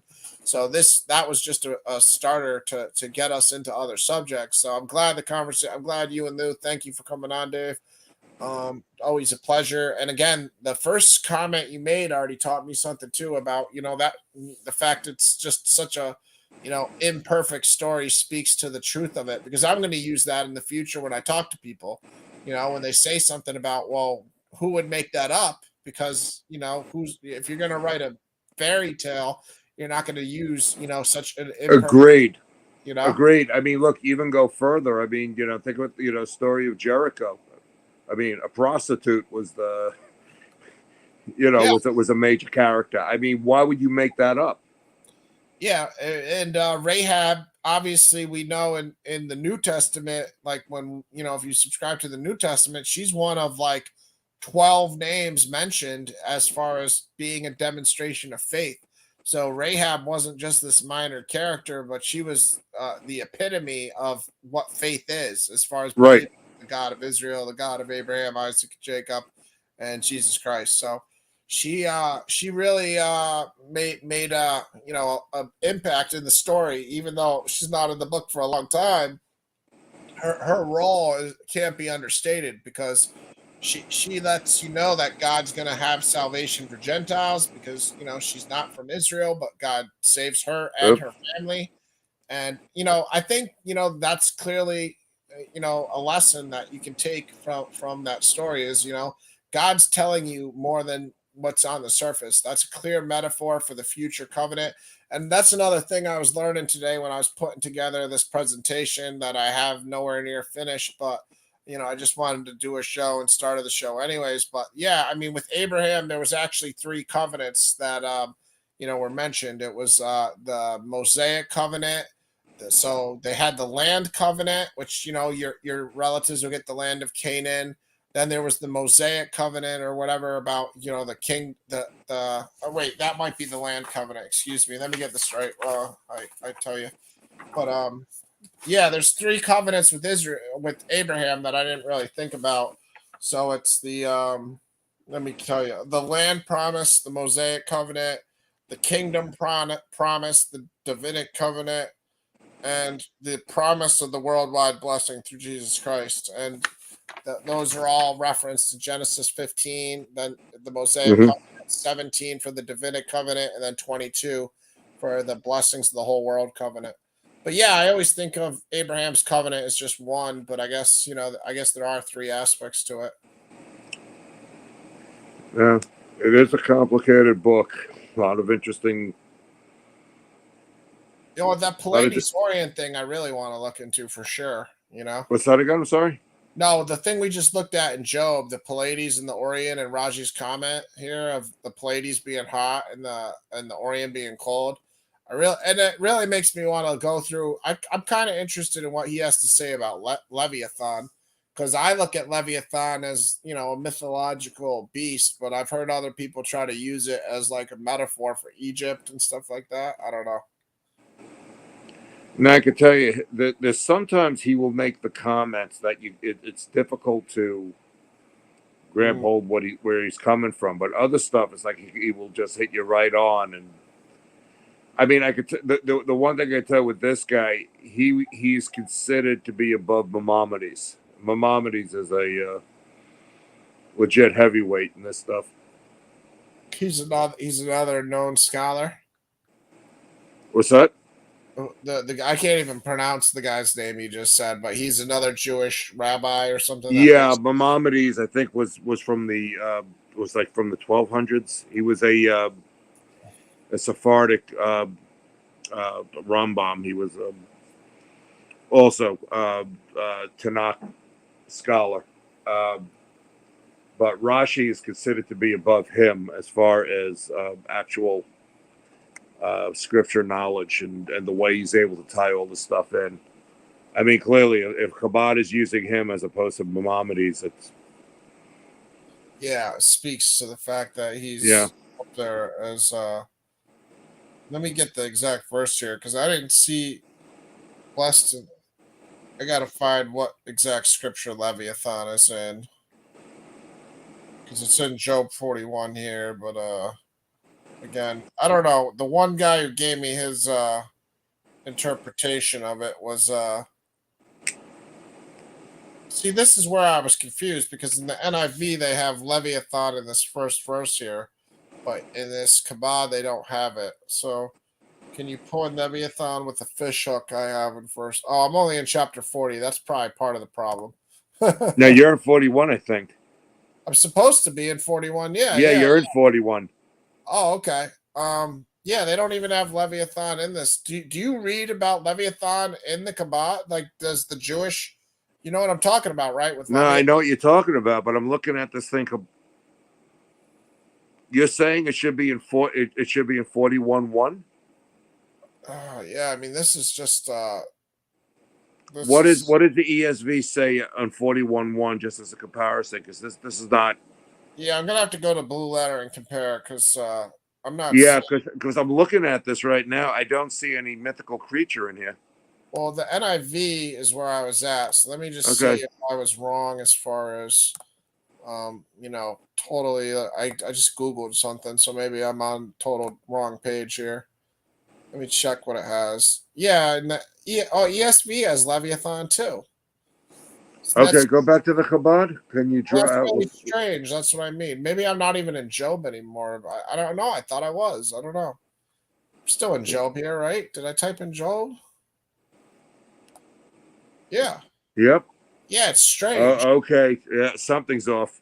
What does this mean? Why do you pick articles? Like, could it have anything to do with this first thing here? That's the Hebrew.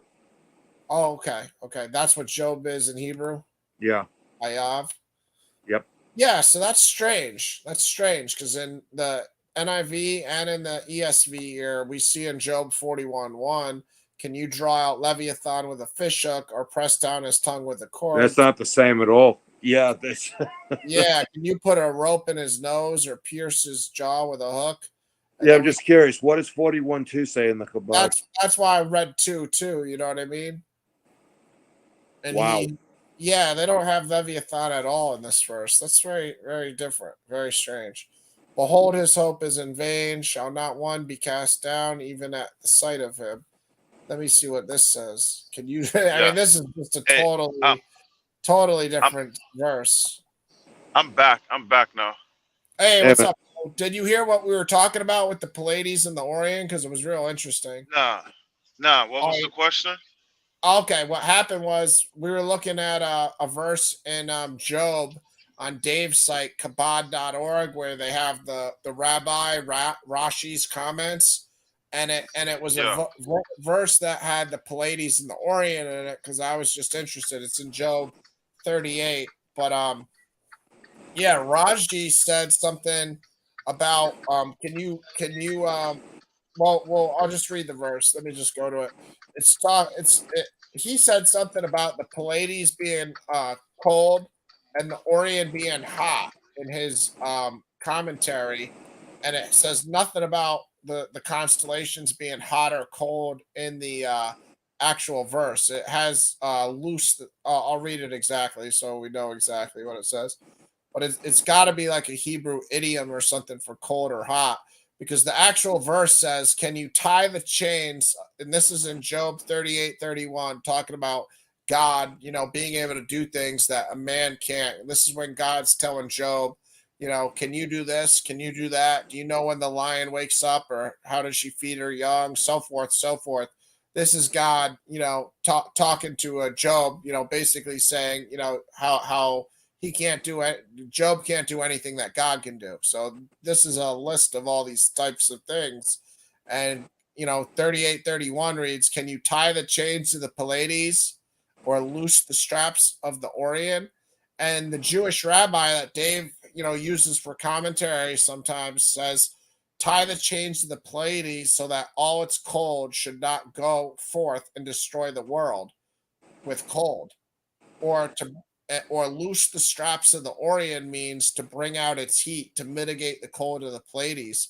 So this Jewish rabbi reading, "Can you tie the chains?" meaning, can you stop the cold? And could you loose the straps of the Orion, meaning, can you let out the heat of the Orion to mitigate the Pleiades? And me and Dave were just kind of blown away that that was his translation, because we just read, "Can you tie the chains of the Pleiades or loose the straps of Orion?" But the Oh, Jewish, yeah, it's either a Jewish idiom or something. Tie the chains means cold and loose the straps means hot. Something's there, because his commentary can't be just something he just decided to make up. Yeah, So that's a really, little too I deep.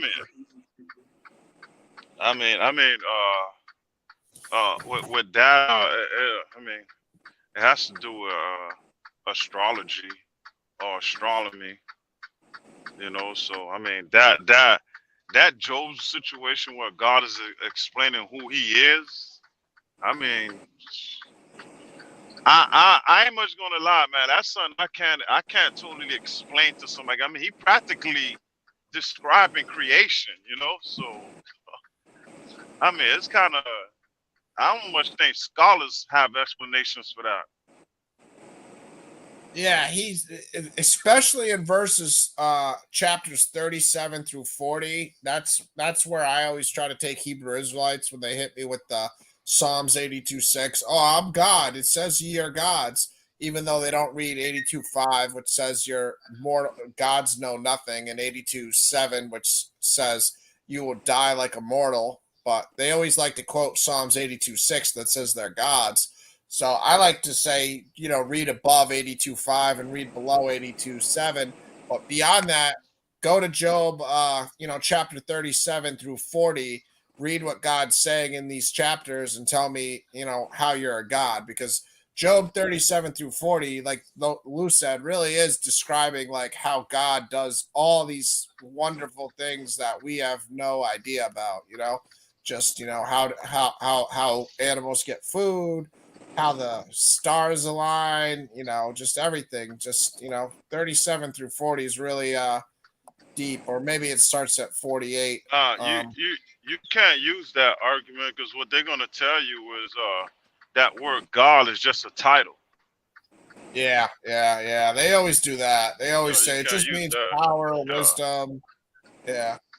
Well, for whatever people want to call God, I just say, well, if you're gonna just start saying God means this or that, then we're just talking about a different book or something, because That's they why you will gotta try say to the creator. most high. Yeah, they always will try to use that most high argument or whatever. But yeah, Job 38 through 40 does talk about God doing all these things that a man can't do, basically, to prove that Job is just but like And Lucy, do you know in that same book it speaks about God explaining I'm not gonna say the internet but satellite. nah, what book, Job? What Yeah. book, Job? Uh man, I'm driving. I can't go look, but if you type in, you probably got to type in God speaking about lightning. It says something about, uh, do you know how light, something about how light comes from outer space and go right back and goes down to earth and travels right back? Same way how the internet works. So what are you trying to say? You're saying in Job that God describes a satellite or something? What are Say you that trying to? again. No, what was the first thing you said? In Job, God describes a The satellite. speed of light. Something. Oh, the speed of light. Oh, No, okay. So you saw some speed of light. scientist or somebody break down the verse before, and that's that what they said And essentially. it's exactly how satellite work. The information hit the satellite. Like, for example, you see how we talking right now? Yeah. My voice travel to the satellite and hits right back to you. And God explains that in one of them verses between. I forgot what I'm driving, so I can't too much look Yeah. into Yeah. my Yeah. notes Yeah. about that. But what is Yeah, it? it's amazing. It's got lightning. We lost Dave, so I don't know if he'll be back or not. If it was a technical issue, please hit the link again, Dave, or anybody who's interested in the chat. Feel free to hit the link. But yeah, it's a lightning verse in Job. You're saying? Yeah, see, type in God speaking about the speed of light. God, just type in God speed of light. Speed of light. In, What does the Bible say about in the the speed of Bible. light? Yeah. Something like that. I can't. I'm Yeah, driving. I can't too much. that's all you typed in though when you got the information. Nah, now I was watching a YouTube video about them YouTubers that be debunking skeptics. Mm-hmm. They them YouTubers that be proving science confirms the Bible. Yeah. Yeah, so far I've gotten a few different ones, but nothing that I've read is specifically. I'm just reading the different ones that came up so far to see if any of them really hit me. Oh. Yeah, I mean they're just talking about like Genesis when he brought in the light and stuff like that so far. I haven't seen anything too specific. And again, people are obviously going to be putting their interpretations into things because I mean we're not going to see the word speed of light in the Bible, but there's definitely going to be situations where God, like Lou said, is doing something that we just found out today is a characteristic of the speed of light. They're talking a Yeah, it lot was. about the day of the Lord, like that's in a couple of the verses, when he said like he'll make the moon stay still and stuff. Then your light shall break forth as the morning. That's one. Hmm. Yeah, I don't see any yet. You're gonna have to do that one on your own sometime and try to find what you were thinking of because I can't. I typed it in, like what does the Bible say about the speed of light, but they've just given me a lot of different verses that I can see, the word light in there and, describing, how the light's coming, but nothing that I is jumping out at me. And again, it's going to be an interpretation. So if it's in a certain verse that says it, it's, you got to do some research to find it. It's not going to just jump right out at you. You're going to have to also have some belief and interpret it in a way or see the similarity that, is a scientific characteristic. But yeah, that was real interesting what David's commentary was there on the Pleiades being hot and the Orion being cold. Oh, sorry, the other way around. The Pleiades being cold, this constellations, the Pleiades being cold, and the Orion Okay, being. it's in Job 38 verse 65. Oh, okay. I'm already in chapter 38, so that's perfect. All right. And there is no 65 in Job 38. Probably Job 39. 30, 38, 35. I mean, sorry. Oh, okay. When you said 65, that sounded a little high, but they have 65 in some chapters, we know, obviously. 35. Can you send forth lightnings that they may go and say to you, here we are? see, again, I can read that and not really see too much about the speed of light in it. So again, it's up to your interpretation. But I can understand the fact that it's saying like, can you send forth lightnings that they may go and say to you, "Here we are," essentially speaking about the speed, because that's in the ESV. Do you want me to look at it in the KJV or something different? No, no, the interpretation. Well, the interpretation, the well, the person made is when like with phones, the discovery of electricity, Mhm. the discovery of electricity to where it hits the satellite. Like if I call you or text you, it hit the satellite and comes right to the person who you texting. Yeah, I can see that person's opinion saying like, can you send forth lightnings that they may go and say to you, "Here we are," just speaking about how fast light travels. But it's also like I said, you're reading into you're adding a little bit, in my opinion, to say that's exactly it's speaking about light being very fast for sure. Like I could definitely see that.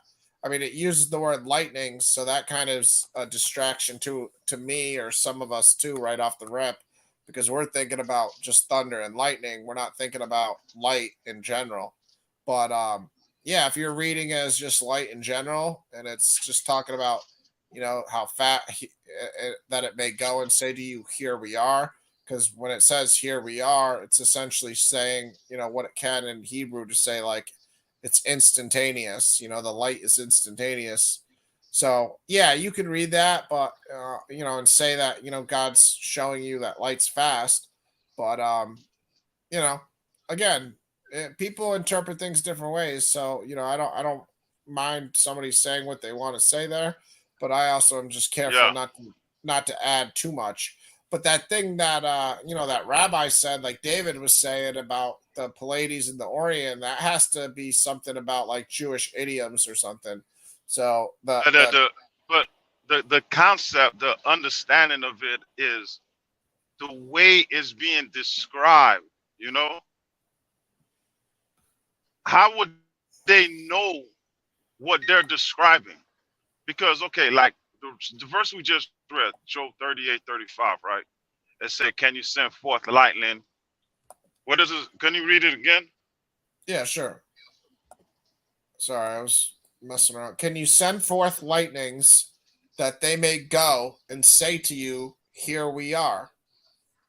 Okay, when God is saying they go forth and say to you, "Here we are."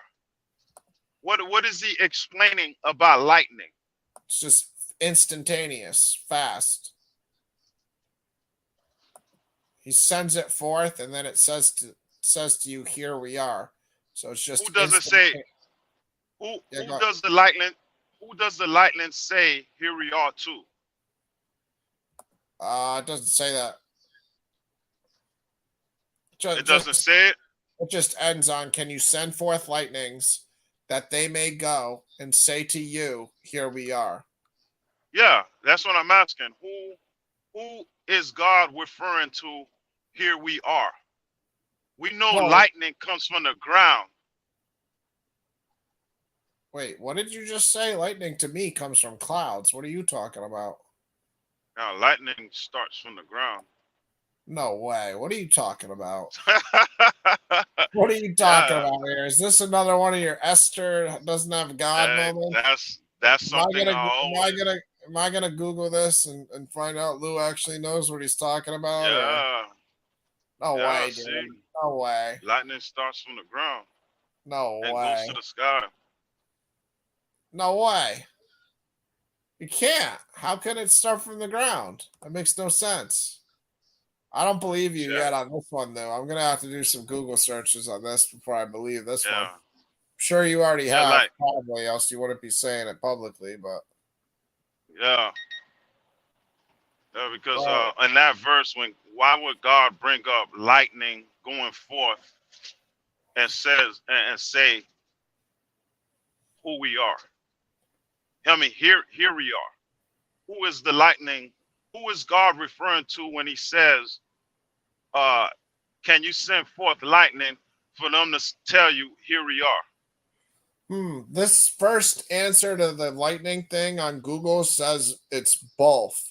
It says that does light I typed in does it come from the ground, and the first Yeah. answer, which I'd have to look at more, says both. It says, does lightning strike from the sky down or the ground up? The answer is both. Cloud to ground. Lightning comes from the sky down, but the part you see comes from the ground up. So that's interesting. That's something I never knew. So what we're seeing is the lightning hitting the ground, but it does come from the sky. I mean, Yeah. that makes more sense to say that it comes from the sky, But I never knew that the part of lightning that we see is from the ground up. That's That's the also speed something of I light. learned. That's very interesting. Very It's just, interesting. I actually it's have just, lightning as my background right now, ironically. That's uh, funny. But Troy Taylor uh, that's the telling speed of me light. we got somebody in the chat. Troy Taylor, if you want to hit the link and come on, man, the link's in the chat. You're also welcome. I haven't seen you on here before, so you're welcome. Everybody's always welcome to hit the link and join the panel, just like me and Lou. He said you can't read this with your 2020 mindset. Example in verse 38: dust represents sinners who are hardened into stone when Christ built his church. I agree with you, Troy Taylor, that we got to be careful, reading it with, a modern mindset, because What did words he mean say? something. He said you can't read this with your 2022 mindset. How is Example. that? Go ahead. No, he No, gave no. he gave an example and said in verse 38. So I'm assuming you're talking about Job. I'll have to look, but he says in verse 38, dust represents sinners who were hardened into stone when Christ built his church. Are you talking about in Job here? 38? Yeah, I mean there's dust in Job 38:38. It says when the dust runs into a mass and the clods stick fast together. See, again, I don't know what that dust means either, Troy Taylor. Where are you getting your interpretation on that? I'd have to ask you, my friend, because I mean, I'm not saying your interpretation's wrong because it might be right. I don't know. And he's saying the raven Oh, represents Gentiles. So yeah, I mean, he's got his own interpretations. I don't know. I'm not going to say mine are right, his are wrong, but yeah, in 38 it says when the dust runs into a mass and the clods stick fast together. So when the dust runs into a mass and the clods stick together, he's saying the dust represents sinners. So that's your interpretation. Are you? I'd be interested on your background, Troy Taylor. If you're Jewish, if that's some how Kabbalah, how if that's how Kabbalah. does that how does that represent sinners when the verse when God is clearly explaining to Job about creation? Well, he says the raven in verse 41 represents the Gentiles, and I don't Oh no, agree he with that out at it. all. Because God, He that's out it. the verse that Jesus is quoting about. When your father will give you food, think about when he feeds the ravens, even though they don't have a storehouse or barn. I don't agree with him at all about that representing Gentiles as far as interpretation on the raven in verse 41, Oh, which is who provides for the raven its prey when its young one cries to God for help and like wander about for lack of food. That's the verse that Jesus quotes talking about food. He's saying holy tradition, so I don't know if he's a Jew or what tradition you're talking about. Come on the panel if you want, Troy Taylor. Hit the link. I mean, if you're interested in talking about these things, that's what we do here. Everybody's welcome, and just respect other people on the panel, and everybody can build and have a conversation. That's what we're here for. We're all trying to find out the truth behind these scriptures, and everybody looks at them differently and has their own interpretations and their own knowledge base. So I'd appreciate you come on anytime, man. You're more than welcome. Just hit that link, and you don't have to have your camera on. As you can see, I have my camera on. Lou doesn't. So if you don't want to have your camera on, I'm sharing my screen right here. You just hit stop camera, and then you're not showing your camera. So you can come on, keep your privacy, and you can also change your name. It doesn't have to be Troy Taylor. You can change your name to whatever you want. You get to choose what your name is before you come on if you've ever used StreamYard before. But yeah, that's interesting breakdowns, and I'm not saying they're wrong. That's just your opinion. I don't look at the raven as Gentiles. I don't look at the dust as sinners. But I'm not going to say I'm right and you're wrong, or vice versa. It's just how you interpret scripture.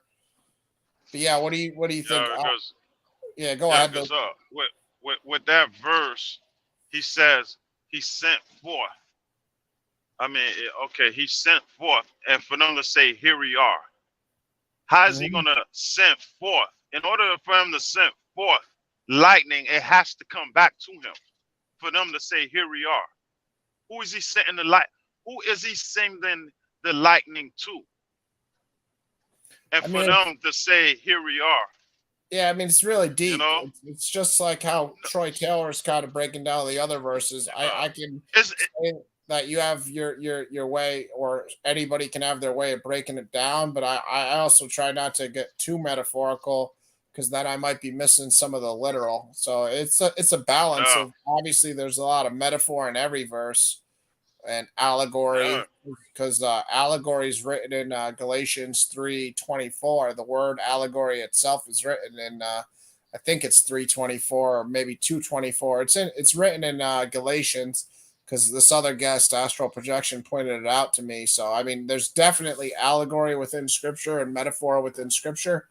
I just don't know, what's what all the time. Like Troy Taylor saying holy tradition, as far as the ravens, the Gentiles, and the dust represents sinners and the stone represents Christ's church.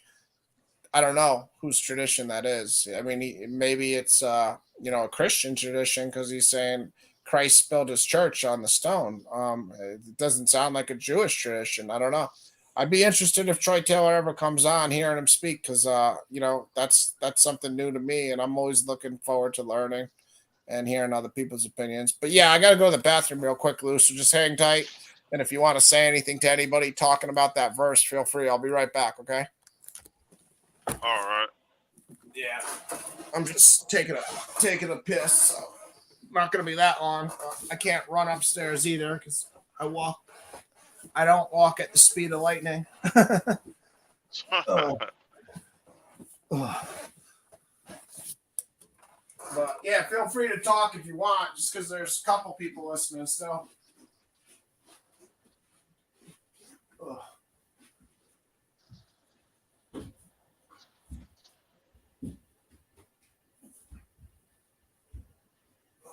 And the raven in verse 41 represent Gentiles.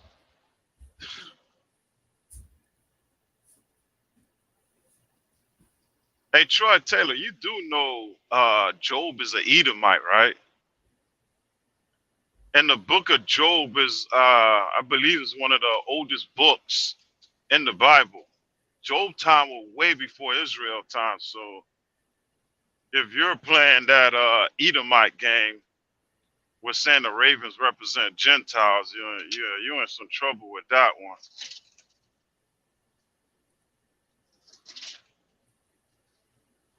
And then you're telling me you cannot read this with your 2022 mindset. Wow, that's pretty good. You say that. That's pretty good. That's perfect. That's excellent. I surely can. But I really hope you don't believe in if you're gonna say that, I really hope you don't believe in a second coming. If you're gonna say that,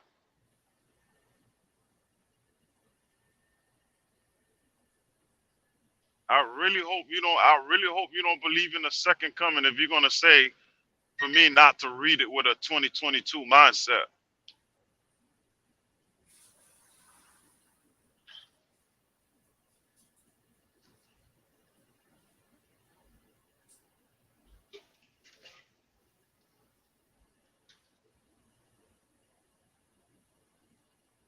But you should jump on, man.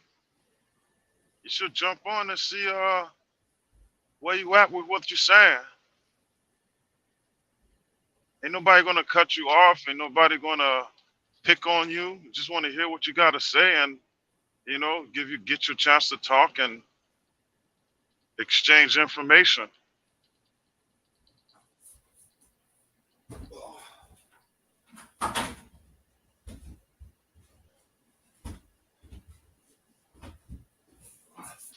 All right, I'm back, Lou. I'm back. Yeah, All right. Troy Taylor, man, hit the link, man. I'd really be interested in hearing what you got to say because that's a new breakdown I've never heard before, man. And you're saying holy tradition. I'd just be interested if you're Jehovah's Witness, if you're Jewish, if you're Christian, whatever your background is that gives you that breakdown. I'd be interested in hearing it. But thank you for commenting and thank you for watching.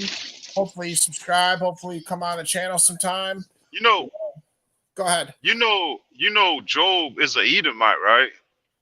I know he's not an Israelite. I forget what he was, but yeah, I've Yeah, heard that before. he's a Edomite. Yeah, he's a Edomite. It says it in the Septuagint, and his book is the oldest book in the Bible. I knew that. I've heard that before. That Job's the oldest book in the Bible. I've heard that before. Yeah, he and was when I was doing the timeline today, they say the Israelite. Yeah, but I was doing the timeline today. It said he existed around 1900 BC, and Abraham's around 2000 BC. So yeah, Job's definitely the first book written of the Bible. But it seems like He couldn't exist around 1900 BC. He's an Edomite. Yeah. Oh, okay. So you're saying because he's an Edomite that he would have to be after Jacob? Yeah. Around Jacob era. Around Jacob era, they didn't have no Bible or Torah. Well, Jacob came in around 1950 or 1900, so it could make sense. I don't know. It's probably more closer to 1800 than 1900. I would say that. No, scholars have Jacob, Abraham between 2000 and 1800, based on his lifestyle. You will have to live around that era. I put him at 2000 today because that's what I looked at, the information I had. Yeah, well, the information I had just had me put him at 2000. Yeah. Oh, so you believe the Exodus around 1500, the 1500s?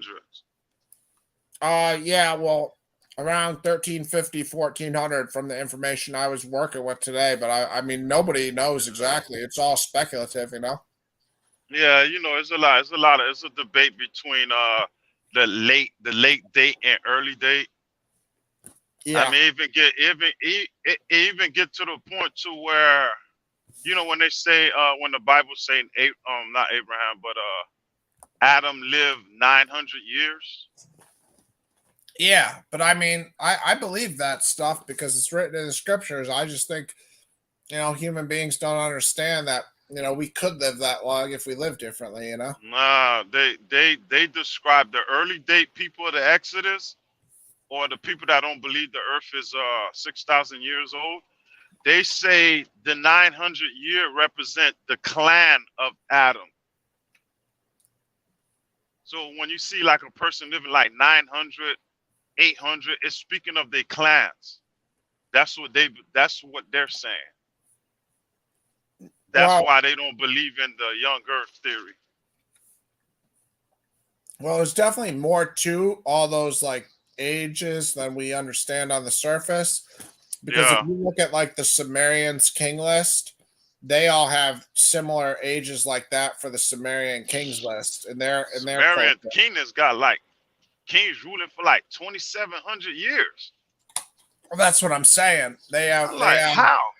Well, that's what I'm saying. There's more to the information than we understand on the surface. You know what I mean? That's what I'm saying. The Sumerians king list is similar to how I view, Adam and so forth. So God might be communicating something that we're just not picking up 2,000, 3,000, 4,000 years in translation, Yeah, that's why I don't believe Adam was 900 years. I'm gonna remain neutral on that. I mean, I don't think somebody could live 900 years, because if Adam was 900 years, why was it surprising to Jacob when God said he's going to have a son? What do you mean? Like when God told Abraham that he's going to have a son, and Abraham didn't really believe God. You said Jacob the first time. Oh, my bad. I mean Abraham. and Abraham was like a man to my age to have a baby, and Sarah started laughing. Like, wait a minute. If Abraham, well, eventually Abraham didn't knew about. That's proof Abraham didn't know about Adam. Because if he would have knew about Adam living 900 years, then he wouldn't be surprised. Even Noah, to my just off the top of my head, my memory, I'm thinking Noah lived a ton of years too, right? I'm googling it right now. Yeah, Noah in the Bible died at 350. No, he died at 950 years old. Hold on, you hear me? Yeah, I just googled Noah. Noah was 950 years old too in the Bible. Yeah, eventually Abraham didn't hear of Noah. Well, that's what I'm Because saying. If Yeah. Abraham knew of Noah, then he wouldn't be surprised about him having a baby and Sarah having a baby at that age. Yeah, and Moses lived to 120 years old, it says. So again, it's something that's a mystery. It's either you can believe it literally, like I tend to believe it literally, but just because I believe it literally doesn't mean that I don't understand that there could be a way deeper meaning there too. So it's a Yeah, balance for me where I believe it literally, but I also leave the fact that I think there's way more to it than we're reading on the surface there. So that's how I deal with those type of scriptures. But again, if anybody wants to remain neutral on them, like Lou's doing, or just read those and kind of not, again, remain neutral essentially, I understand. I mean, it's totally logical to me. We don't want to sound silly when talking to people, especially when we're, talking to somebody that's not a Christian. So I understand. It's hard to tell people the Noah story as a Christian. It's hard to talk about a lot of things.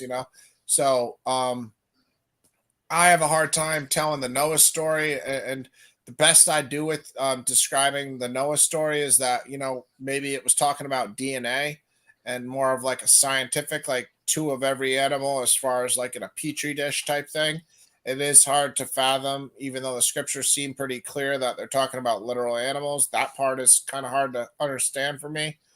But I don't, it's just because the size of the ark doesn't seem like it could fit every animal on Earth. I mean, it actually doesn't seem possible at all.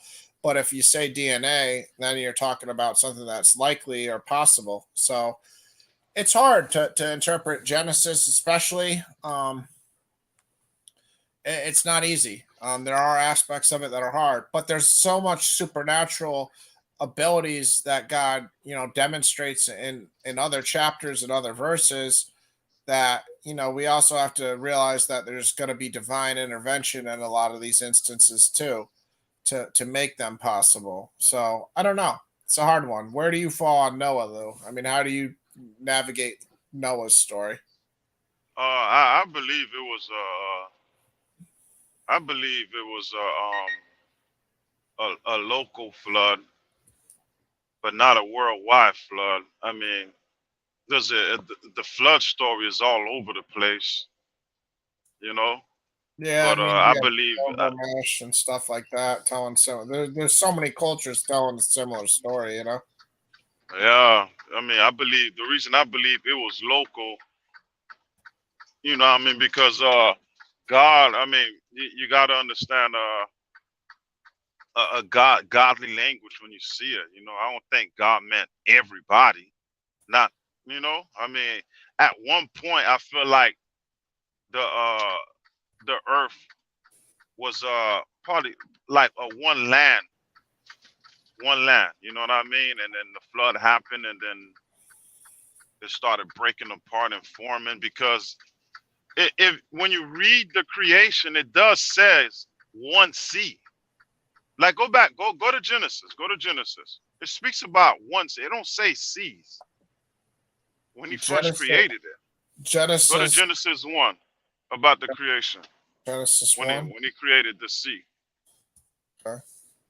So we're going to the first chapter when he's making the waters and stuff, or making the Yeah, trees. when You're he making saying? the waters.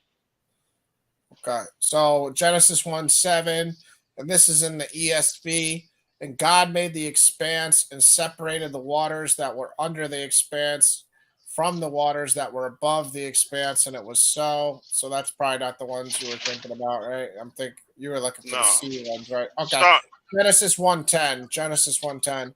God called the dry land earth, and the waters that were gathered together he called seas. And God saw that it was good. Is that around where you want or no? No, no. Go. Read from 1 to 6. 1:1 to 1:6. Yeah, Genesis 1. Read the first 6 verses. Okay. In the beginning, God created the heavens and the earth. The earth was without form and void, and darkness was over the face of the deep. And the Spirit of God was hovering over the face of the waters. And God said, that was a good verse, by the way, for Trinity, because it demonstrates the Spirit of God. Peter, the guest the other day, brought that out. That was, if you're interested, though, that's a good one for the Trinity. Because if Yeah, I I mean, heard that one. I heard yeah, that one before. yeah, nobody should ever debunk the Spirit because that's the only sin that won't be forgiven. But anyways, moving forward, and God said, "Let there be light," and there was light. Verse 3. Verse 4, and God saw that the light was good, and God separated the light from darkness. Verse 5, God called the light day, and the darkness he called night, and there was evening, and there was morning the first day. Verse 6, and God said, let there be an expanse in the midst of the waters, and that it separate the waters from the waters. Is that the one you're talking about? An expanse. Yeah. Keep reading though. Keep Okay, reading. and God made the expanse and separated the waters that were under the expanse from the waters that were above the expanse, and it was so. I gotta Google expanse right now because I don't really understand what expanse is referring to, and I'm sure it's a different word in other translations. So I'd have to, check other translations too to see what they're saying here, just so everybody understands, what's trying to be spoken on in this verse. But what are you Hey, seeing so far? What are you trying to? I mean, I don't know if you remember these exact verses that you're trying to take I us think through. I was reading into one land. Yeah, that's what I will probably read in. Go ahead. Yeah, go ahead and read it when he made the dry land. I think our okay, yeah. That I think that probably was the verse you were looking at more so. And God, but I still haven't got expanse definition. I'm still trying to find that for everybody. Um, and God called the expanse heaven, and there was evening and there was morning the second day. And God said, let the waters under the heavens be gathered together into one place.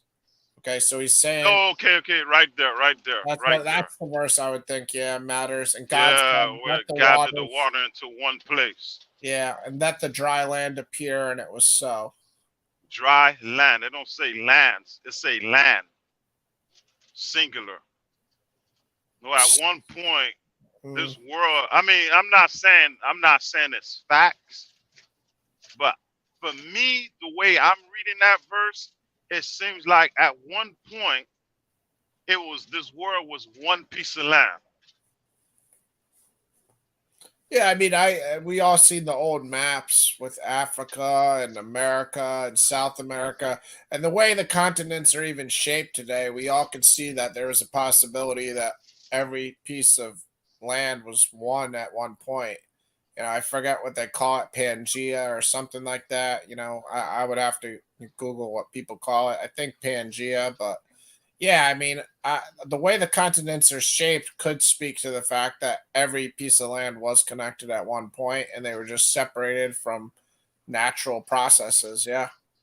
Yeah, that's what I'm reading into that verse.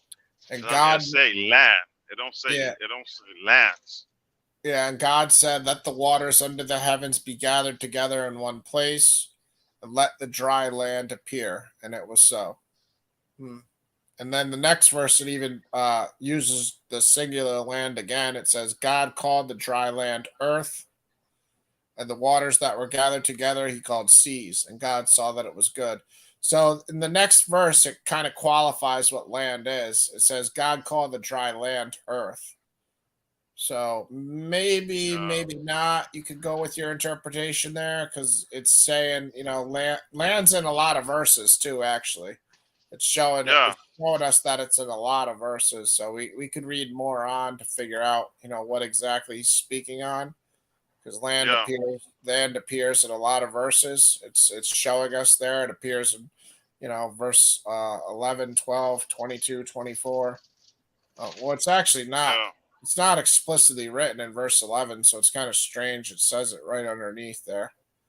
But That's why when it comes up to the creation, you got some Bible scholars that believe that the creation, when it talks about trees, I mean, a tree can't just grow in one day.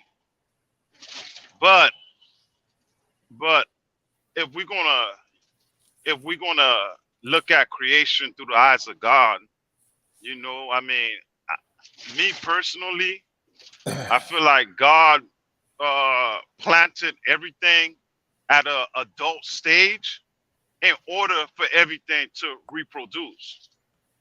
I mean, everything can't, because if you're gonna create Adam and Eve on the sixth day, we know a tree and fruits ain't gonna take 6 days to grow. That's why I believe when God was doing creation, He created everything at its adult age so that it will reproduce. That's why when He created humans, He didn't create humans as a baby, because a baby can't reproduce.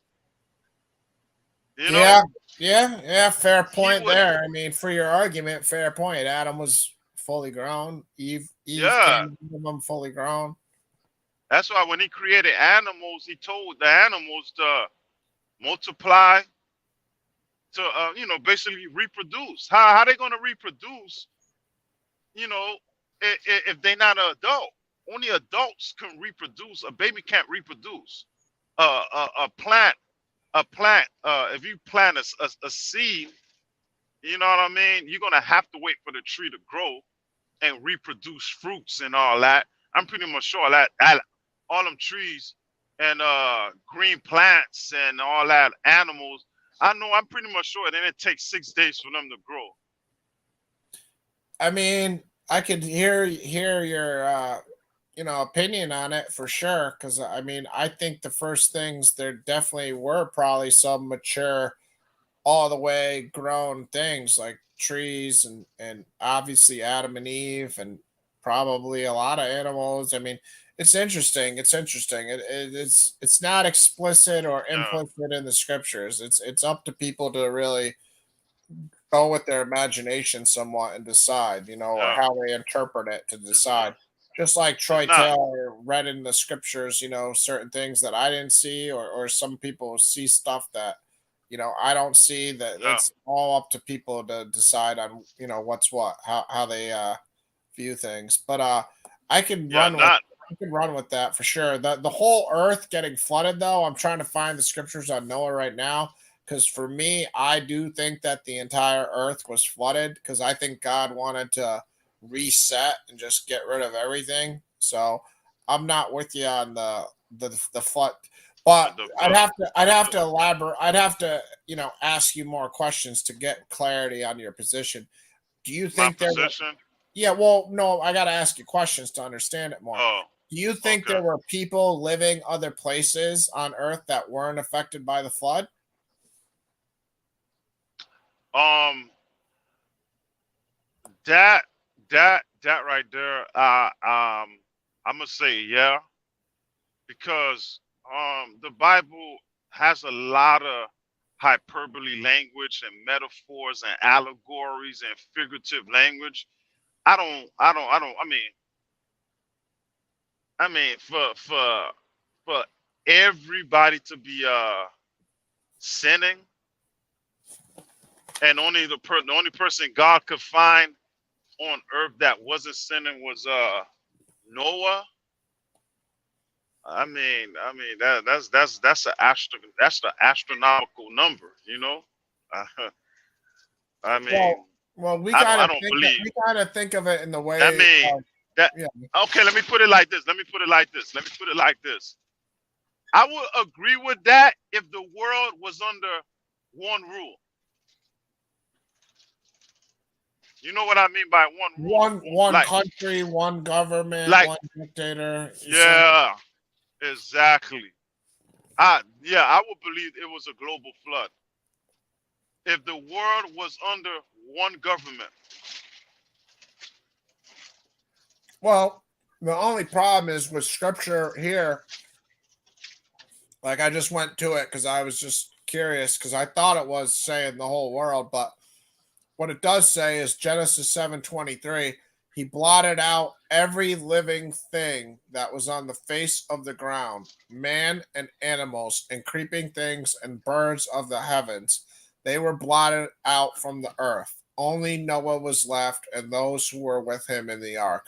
And the waters prevailed on the earth 150 days. So Genesis 7:23 pretty much does say everything else died. Okay, but here's what I could. Here's where hyperbole language kicks in. Like when the writer of Joshua, the conquest of Joshua, when the writer said the Israelites cleaned out everybody, did the Israelites really cleaned out everybody in the land of Canaan or I understand the certain parts in argument. Canaan? I You understand the see what I argument. mean? I understand the argument. Does it really It always mean I mean, everyone? you could, you on Blue Letter Bible, right? Yeah. Oh no, Google the Google did Joshua kill all the man? Nah, I can't much type. Man, if I wasn't driving, man, I'll type I'd it have pulled in. up my Tell me what to notes. type. Tell me what to type. Oh, you got notes and stuff. Yeah, because No, don't worry about it. Don't worry about it. This is just a freestyle conversation we're having. It's not like a I think huge thing. You can always bring it up next show if you look. you check what you wanted to look at, bring it up next show. Oh, good. Yeah, see Joshua 11. Joshua 11. Yeah, Yeah, don't worry about this too much if you're driving, man. It's not that this ain't a big deal. Don't be yeah. don't be swerving a Mack truck trying to find your trucks on Joshua 11 here. We'll survive one way or the other. There's only a couple people watching right now. Obviously, we want to get the information accurate, and we want our best information to come forward.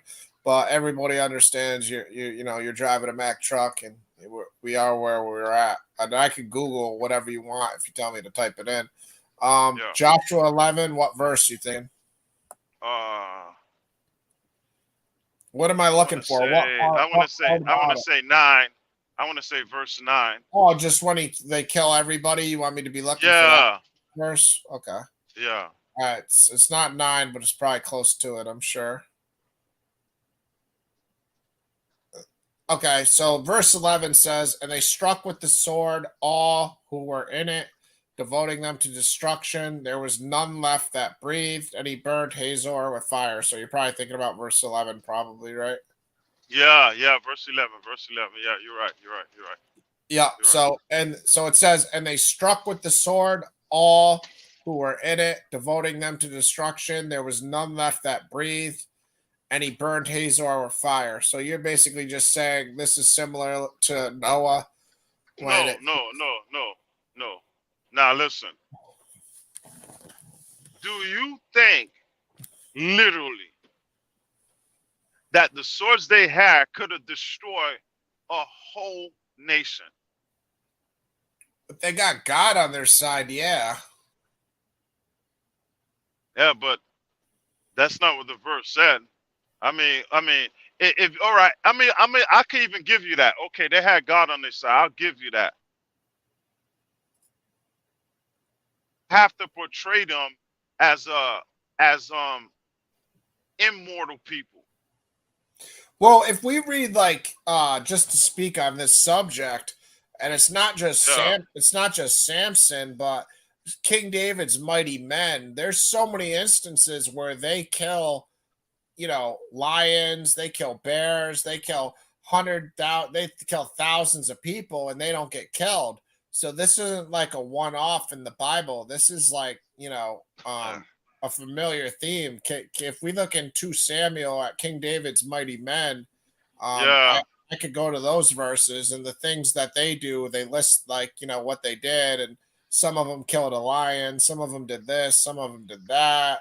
They slayed 70 guys at once. I mean, none of us can really think about one guy in battle with a sword or or a doing spear all that. killing 70 guys, but at the same time, we got to think if God was on our side, what is possible? All things are possible. Yeah, Well, that's why I say it. All right, if you look at that verse, like they some immortal people. Okay, I'll just leave that verse alone and just stick by what I look at how I look at the global flood. And then, well, but hold on. But here's another thing. Remember, I told you that at one point the world had to be one land. You know? Well, yeah, well, the in Genesis when it said land was used again in multiple times in other verses, the reason it said that is because earth refers to land. So Yeah, the word earth was in those verses. So I guess that's why in Blue Letter Bible it was saying in these verses land also, just so people understood that when it says earth, it's also referring to land. So yeah, that those are hold interchangeable. on, hold on, Ryan. I don't want the people watching thinking like uh we're in some theological argument about the Bible. We do believe the Bible is a message of God. It's not God trying to put any scientific methods and all that stuff in the Bible. It's just that we're just viewing it right now from a human point of view. You know what I mean? But we know that's not what God we know that's not what the Bible is intended for. To be proving some scientific facts that, oh, this much people lived here and all that. It's just human Yeah, entertainment. yeah. I I want the mean, people to be we're just thinking, we're just building on subjects, and obviously these are yeah, questions that all Bible believers have, and not easy questions to answer when you're addressed by yeah, an atheist or a skeptic that yeah, demands a scientific standard or a logical standard that only they can fathom. They can't fathom the supernatural. natural, And yeah, those are the aspects of the nuanced conversation we're having that people will neglect if they're a skeptic often, because if you're a skeptic you can't fathom the supernatural until you've actually lived the no, supernatural like I have, and you've realized like, okay, going backwards in time or certain supernatural things are just possible, then you're not going to be able to wrap your head around the Bible, because the Bible speaks on so much that involves God and God doing things. I mean, for instance, and we know the examples are limitless, but God was with the Israelites for 40 years in the desert. He was there during no, the day, as a pillar of a cloud of smoke, or a cloud, not smoke, but a cloud, and he was there as fire at a night. So cloud they of pillar, yeah, cloud a of pillar. cloud of That's pillar. the word I was looking for. Cloud of pillar during the day, and then he was with them as fire in the night. So you either believe that or you don't. But if you're a Bible believer and you've never seen supernatural things, it's harder to believe it. But when you've lived supernatural things like I have, I don't discount what God's capable of doing, and He definitely can do those things. So to me, I, I, Yeah, I believe Him with all my heart. I believe that those people really did have God in the cloud of pillar and the smoke. I mean, in the fire. But we're a wicked generation, and we always ask for signs, just like Jesus said, a wicked and perverse generation asks for a sign. So human beings nowadays will fit in that category, because there's a lot of us and people in general that'll say, well, God needs to show me something like that, else God isn't real. Well, that's not how I operate. I've already had enough evidence that God's real. But so I don't ask for signs. But when you stop asking for signs, you'll start seeing God in subtle things that, tells you He's listening to you, hearing you, and is with you. So Yep. That would be my Exactly. advice for people that want something dramatic to happen. Yep. Exactly. You 'Cause, know, like, yeah, you could just be driving down the street like you are right now and notice a certain road sign and have some sort of, God showed me that for a reason moment. I mean, you never know. A car could drive by and have a certain license plate or anything. God can reach you in a million different ways. I could be sitting in this room and my head can just stare at a picture for a reason. And I might be staring at a picture of a dead loved one or whatever it may be. God's just directing me in a direction. So when you understand and you allow God to direct your steps, you'll see a lot more signs than the person that's trying to be skeptical and demanding a sign to prove the existence of God. That's what I've learned. yeah, it's just with the flood story. Like, it's certain animals, you know, uh, out there. We know about polar bears. Polar bear. We know we ain't gonna find no polar bear in the ancient Near East. You know, and Sure. like the South Pole and North Pole, the animals that live there. Yeah. You Did know, Noah the have animals did that Noah live have in North penguins? America. Yeah. Did That's Noah why. have penguins? Yeah. Good point. Good point. Yeah, that's that. I mean, it's a lot of that. A lot of that plays in to where I'm like, you know what? Maybe it was just a local flood and just that one area God was talking about that He's gonna destroy. You know, Well, because that's why I asked you if you thought people existed in other places that weren't affected by the flood, because that kind of, you know what I mean. That's relevant to say the least. You know what I mean? Because yeah, the story I itself is believe. pretty much arguing that God killed everything except Noah and those 8 people or whatever who were with him. Yeah, I'm thinking the writer is speaking of that area because at the same time we gotta know the writer don't know nothing about North America or the North Yeah, Pole or the South Pole. So for me, I'm thinking the writer is intending when he's writing that. But then again, people are like, oh, it's inspired by God. But wait a minute. Yeah, it's inspired by God, but that doesn't mean people won't put little tweaks into God's word. We don't know what the original says. You know? Well, if a flood came today and killed everybody that lived around me, and I walked around and I didn't see a living creature except myself, I would probably write a story saying everything was killed by the flood. So that's your Yeah. argument, and I understand it. Can I say I agree with that perspective completely? I I Nah, I, I nah, could see it, but I hold my own position where I kind nah, of just go with the whole world was flooded. nah. I You think don't got God it. just wanted to do a reset. Because if you look at ancient cultures, and this is the reason I hold my position, if you look at Yeah. ancient cultures, in my view, I think all of them understood stuff that we don't understand today. So we see it like, in South America where they have those certain statues in Chile. I forget what they're called, but you know what I'm talking about. The faces that are in the ground that are like big 40-foot statues. And I don't know, all over the world we see the same like amazing technologies, and the ancient people seem to have understood how to utilize their powers in the spiritual realm more than we do, and it allowed them like powers of like mutant, like X-Men mutant, where they can use sound to levitate things, and just powers that we don't have, telepathic powers, telekinesis powers. And I think Yeah. God did clean the whole world out, because what happened was, and just think of it today, if the whole world started to have superpowers today, there's going to be a lot of evil things happening. If a guy gets x-ray vision, there's going to be a lot of guys that the first thing they do is look at naked women, or if he's an invisible man, just like that movie with Kevin Bacon, the first thing he's going to do is going to start spying on girl. Just human beings, when they get powers, the first thing they do with the powers is usually wicked. It's not righteous. So I could see that ancient civilizations, in my opinion, had powers all over the world, and I think God did just say, okay, enough of this. I'm going to flood the whole world.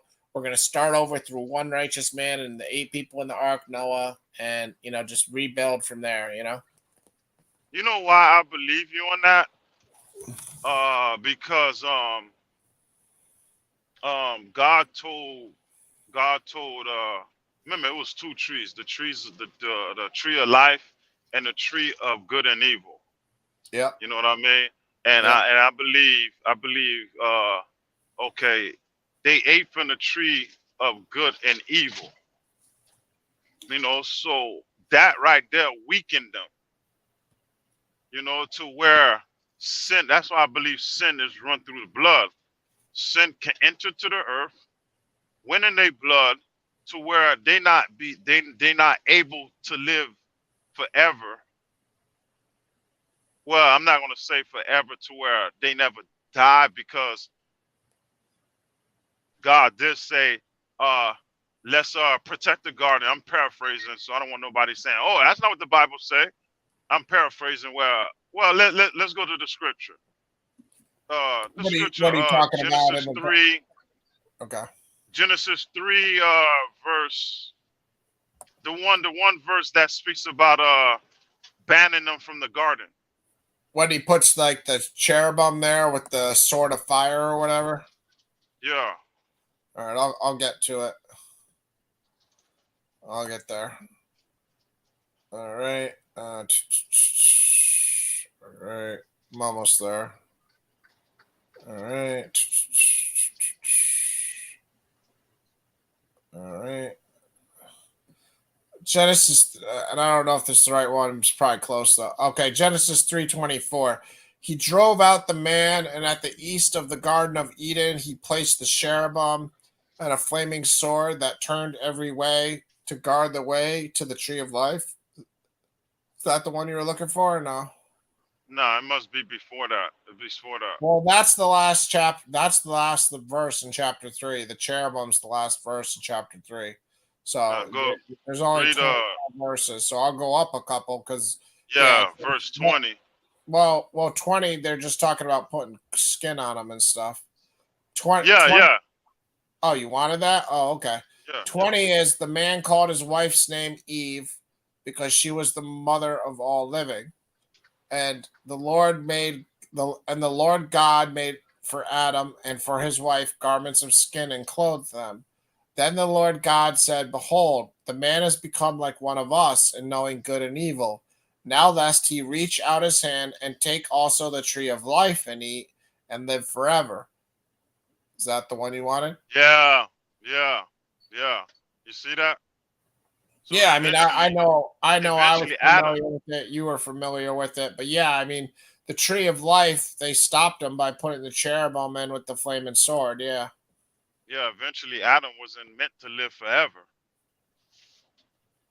If they're it, gonna, because if he ain't never eat from the tree, he eventually God is saying he never ate from the tree of life, so therefore he wasn't meant to live forever. But he was meant to live a long time. That's why I believe he would have, in order for him to live for a long time, he had to be supernatural. yeah, And I yeah. I believe mean, they that's say he that lived around supernatural. 850 years after he had a kid or whatever. So he lived around whatever 900 years or something. Yeah. Yeah, I believe that supernatural stuff ended with Noah.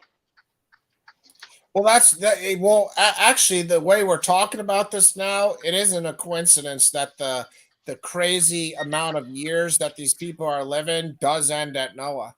You know, that's a real good point that you just brought up, either intentionally or accidentally. But yeah, we were talking about these 900-year lives or 800, 500-year lives, and it does end at Noah. So that speaks to what I was just speaking about the people understanding things that we don't understand and having Yeah, powers that we don't have. And, that's why I think, that would align with the flood story. I'd have to go and specifically make sure that there's nobody living for 500, 700, 800 years after Noah. But just by my basic, memory, I don't recall that occurring. So I'd have to look. because some people who believe the Earth is young, they say the reason why their age started deteriorating is because of genetic effects. because Mhm. that's when people started genetically started deteriorating uh um on their age, to where you start seeing ages started decreasing and decreasing and decreasing. I was like, wow, that do make sense. I mean, Adam was pretty healthy, you know, Mhm. and Yeah. around that time they didn't have no FDA. You know what I mean? And it made sense to me to, you know. That's why I say when it comes up to to that to that type of topic, I remain neutral, because both sides, I mean, got a good argument. Well, I hear your argument too, because like I said, if my whole neighborhood got flooded and I went outside and I wrote a story saying everything died, then that's just my perspective of what I know. I don't know what happened over in Australia. I only know what happened to me. Okay, But yeah, so your argument's valid too. I'm not discounting it, and that's what yeah, script. That's what's beautiful about scripture is people can read it and interpret it however they want. But I do think there is, especially if I see the the coincidence. Like I said, after Noah, I mean, maybe his children Shem, Ham, and Japheth, maybe they lived long lifespans, but maybe they're the last of it because they were on the ark with Noah. So it would make sense if Shemam and Japheth all live long too. So I'd have to go from the people after them to actually investigate this argument, yeah. I on mean, if because that's the thing. Shemam and Japheth were on the ark.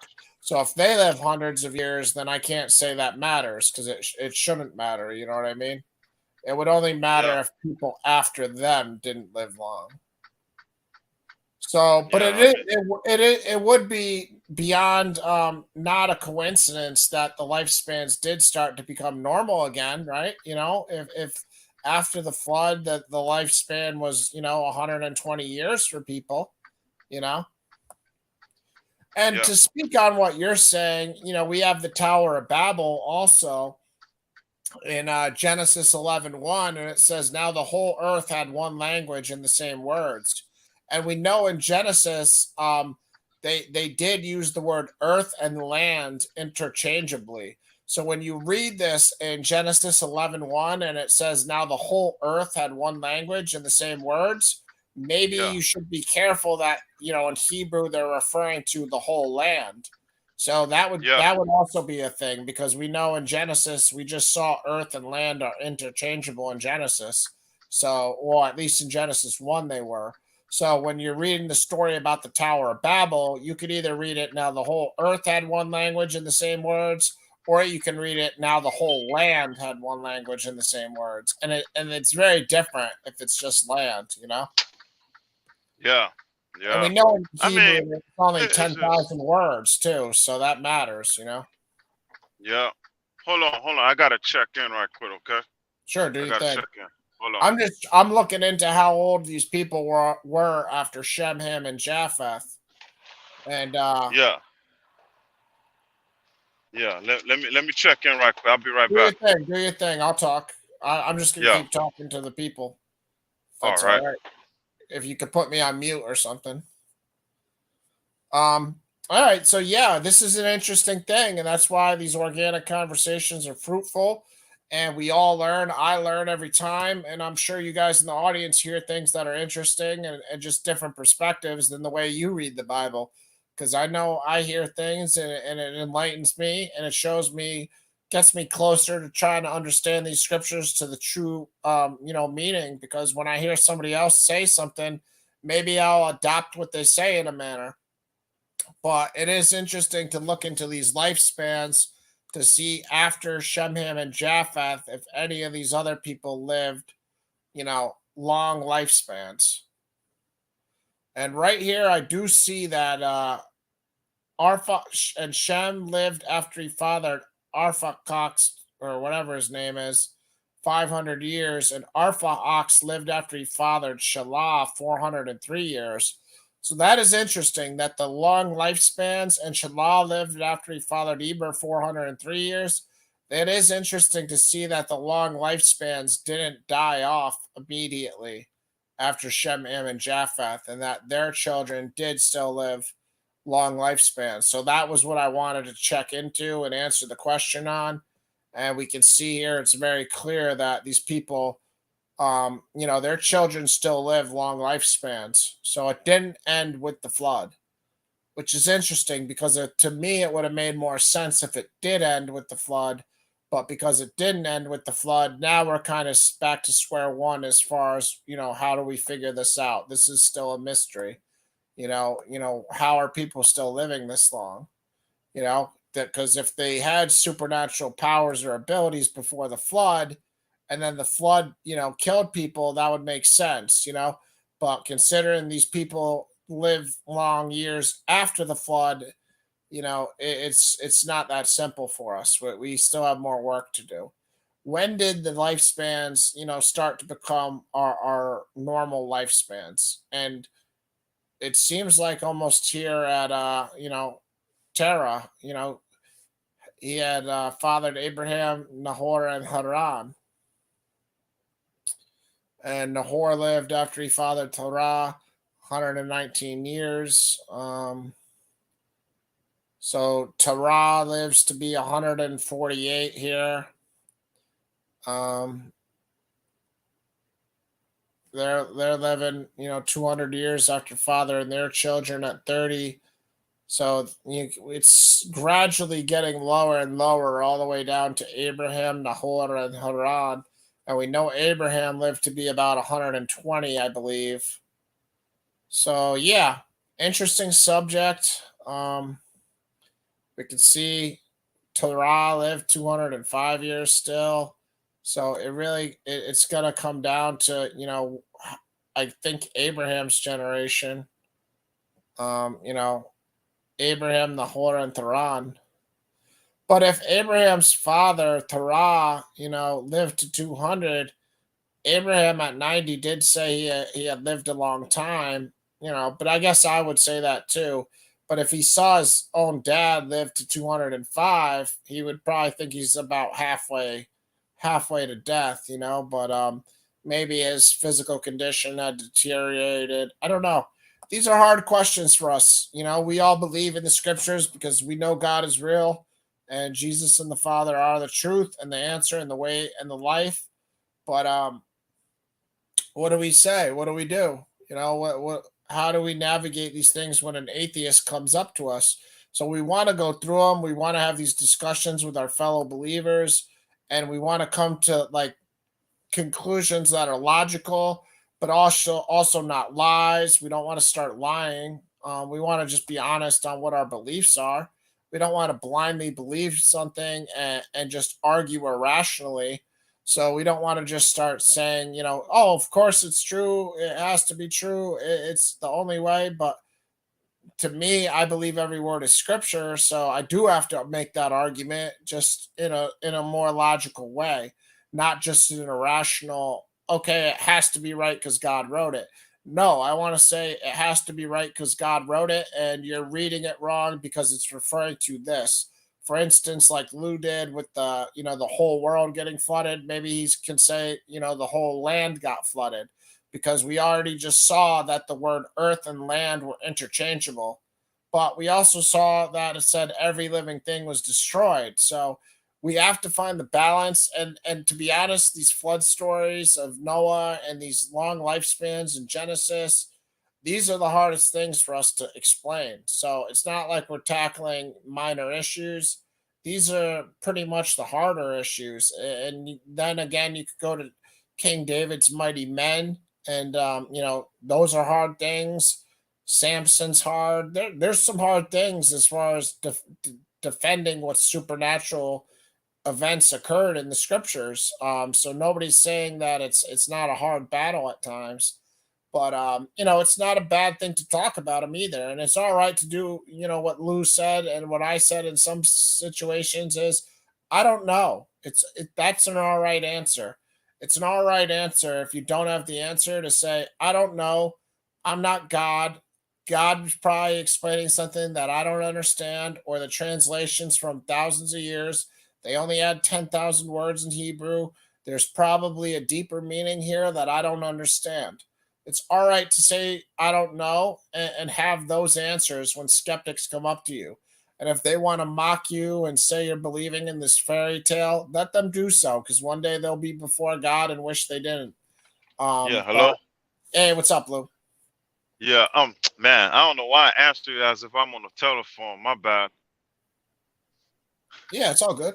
Um, Pretty much what we're doing. It's pretty much a phone call. um, yeah, what I noticed, man, I looked at it. The lifespans don't end with Shem, Ham, and Japheth. They actually all the way down to Abraham's dad. Abraham's dad still lives 200 years.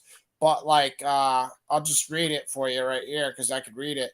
But Shem fathered Arpahashad. I can't pronounce his name, but Arpa Arpachshad, he lived 500 years. When he was 35 years old, he fathered Shelah. Shelah lived 403 years. Eber was Shelah. When Shelah had lived 30 years, he fathered Eber. Shalah's son lived 403 years, and his son lived 430. So it doesn't stop after the flood with Shem, Ham, and Japheth. Their children all still are living hundreds of years, all the way down to Abraham's father, Abraham's dad, Terah. He lives 200 years. So that's Yeah. very interesting. That's very interesting. You know, so it seems like it goes all the way down to Abraham. It doesn't stop right after the flood. Which, like, if me and you know, had that theory that the flood, you know, was because the people had the supernatural powers and abilities, it would make more sense if they stopped living those long years after the flood. You know? Nah. What I was saying with the decreasing of years is after the flood, they ages started decreasing. Oh, they did. No, well, that was just my theory. I don't know what I was saying. Oh, I don't know how okay. you viewed it, but yeah, no, after the flood, their ages did start Started decreasing just decreasing. gradually. Just No, they like did. because okay, let me tell you something.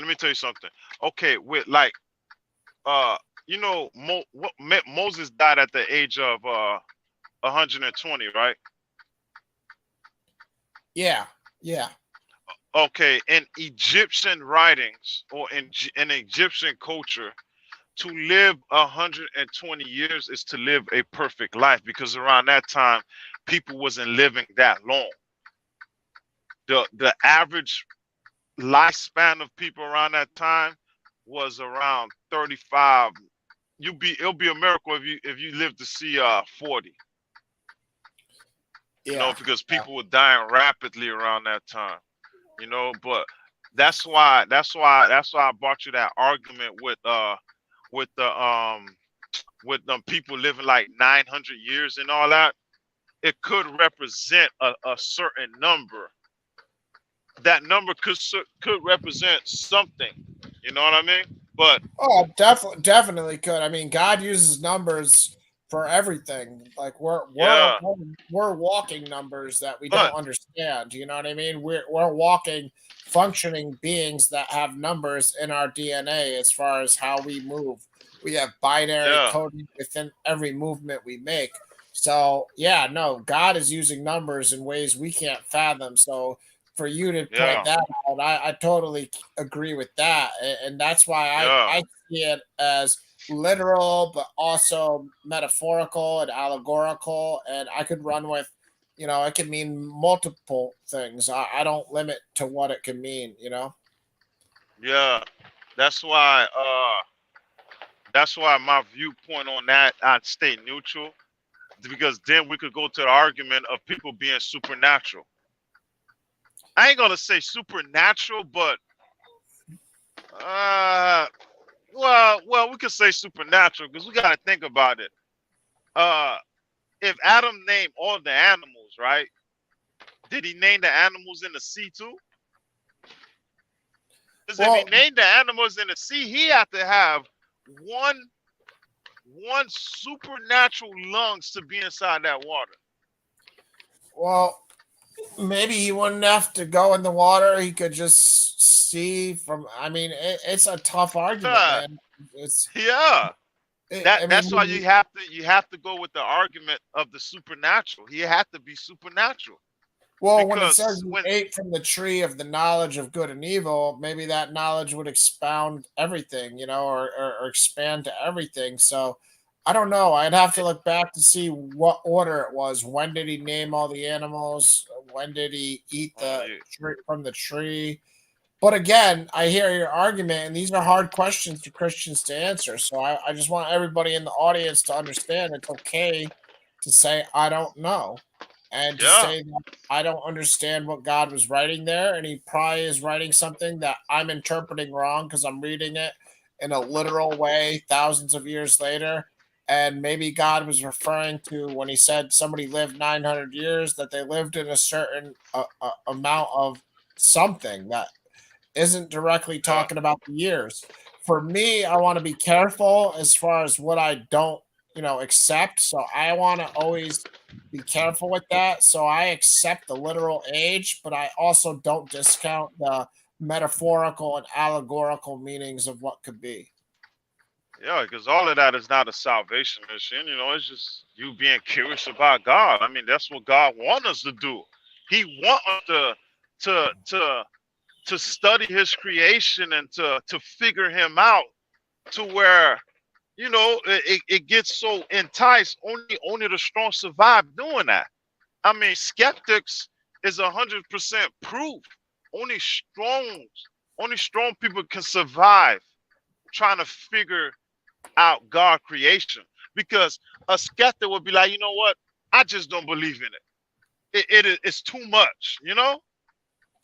For me, Yeah, yeah. I don't ever that's use the word strong because strong's a nickname for the devil. So I try to stay away from it. But I understand uh, it's weird to some people, and God uses the word strong sometimes in the scriptures. So it's not like that's a weird nuanced thing I've lived, and so I'm like adverse to hearing that word. But yeah, I understand what you're saying. You have to be resilient. You have to be determined. You have to be AKA strong to survive. So I agree with yup, that. Like I said, I just have a weird relationship where I had the devil attack me and he used that name, used the word strong as a nickname. So it strong. was, yeah, yeah. Prodigy even has a song about it, talking about, it gets deep, man. It's weird. The devil calls Prodigy, himself Prodigy and Mob Deep.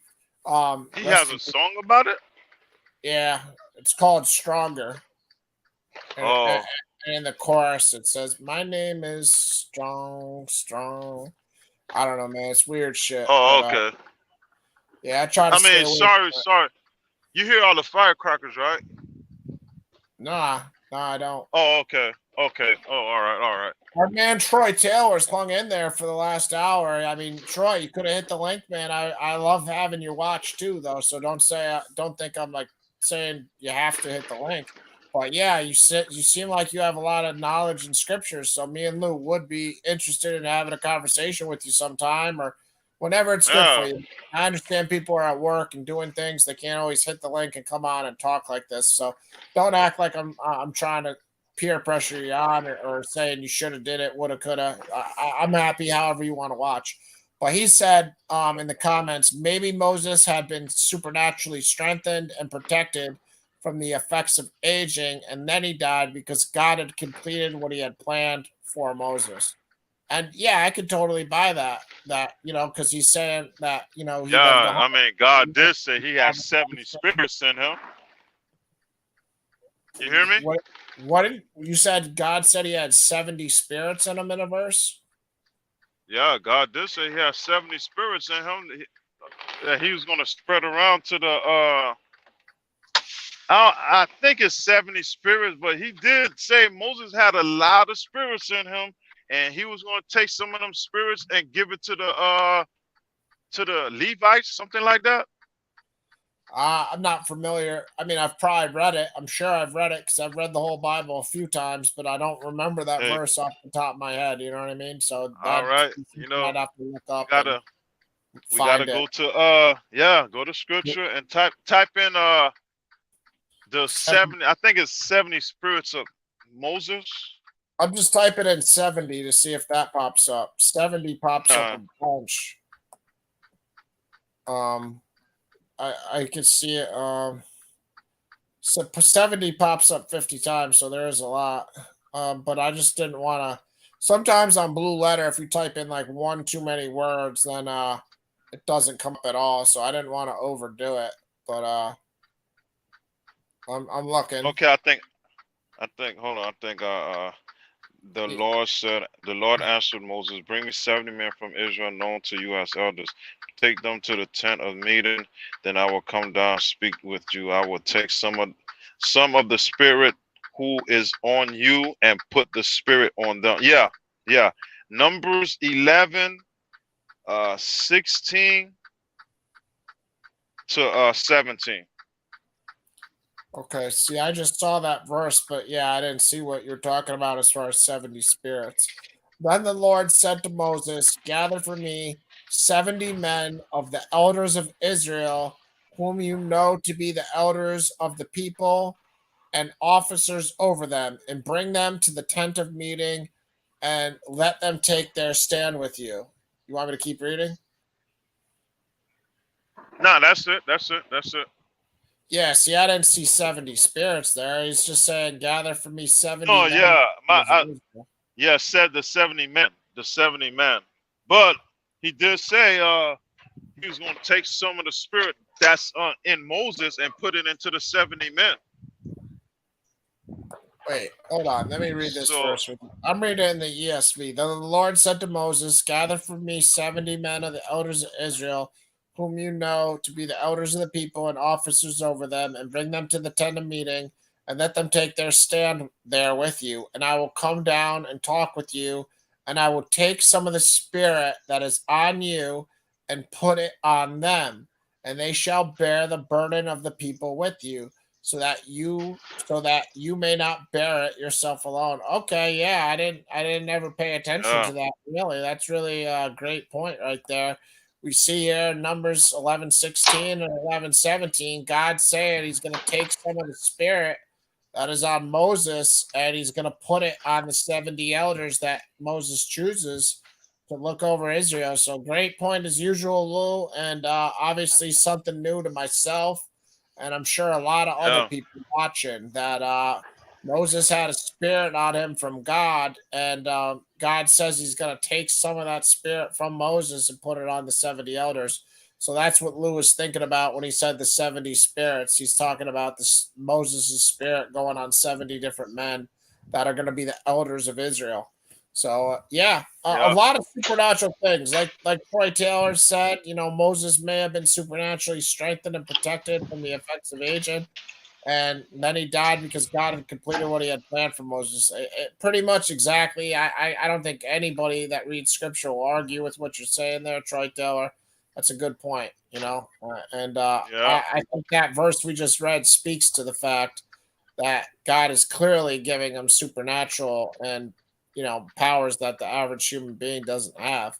So no one can argue with yeah. that aspect. But yeah, it I is mean, real interesting that the lifespan ages after the flood didn't immediately just stop, like you would yeah, think. it's Shem, started Ham, and deteriorated. Japheth. But what happened?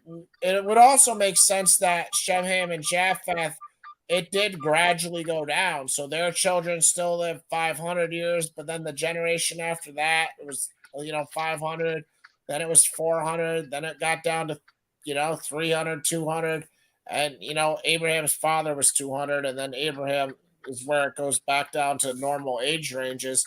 So it was a gradual, like a evolutionary type. Okay, they lost the whatever it was that the prior generation had. So I don't know if we could explain that, with DNA or science or whatever, genetics. Genetically, how each generation kind of gets farther from the other and how different they are. But I'm not an expert in that. But Yeah, all I interesting mean, subjects and hard questions again for I Christians. So yeah, yeah, I would advise you, inspiring philosophy. what is it? Is this a certain YouTube person or something? Yeah, it's a certain YouTuber person. Nah, I don't know them. I don't know them. Yeah, okay. He could explain it. He's well. I learned that I'm not trying to make you change your mind, but I'm trying to show you where I find this information from. And he's pretty decent.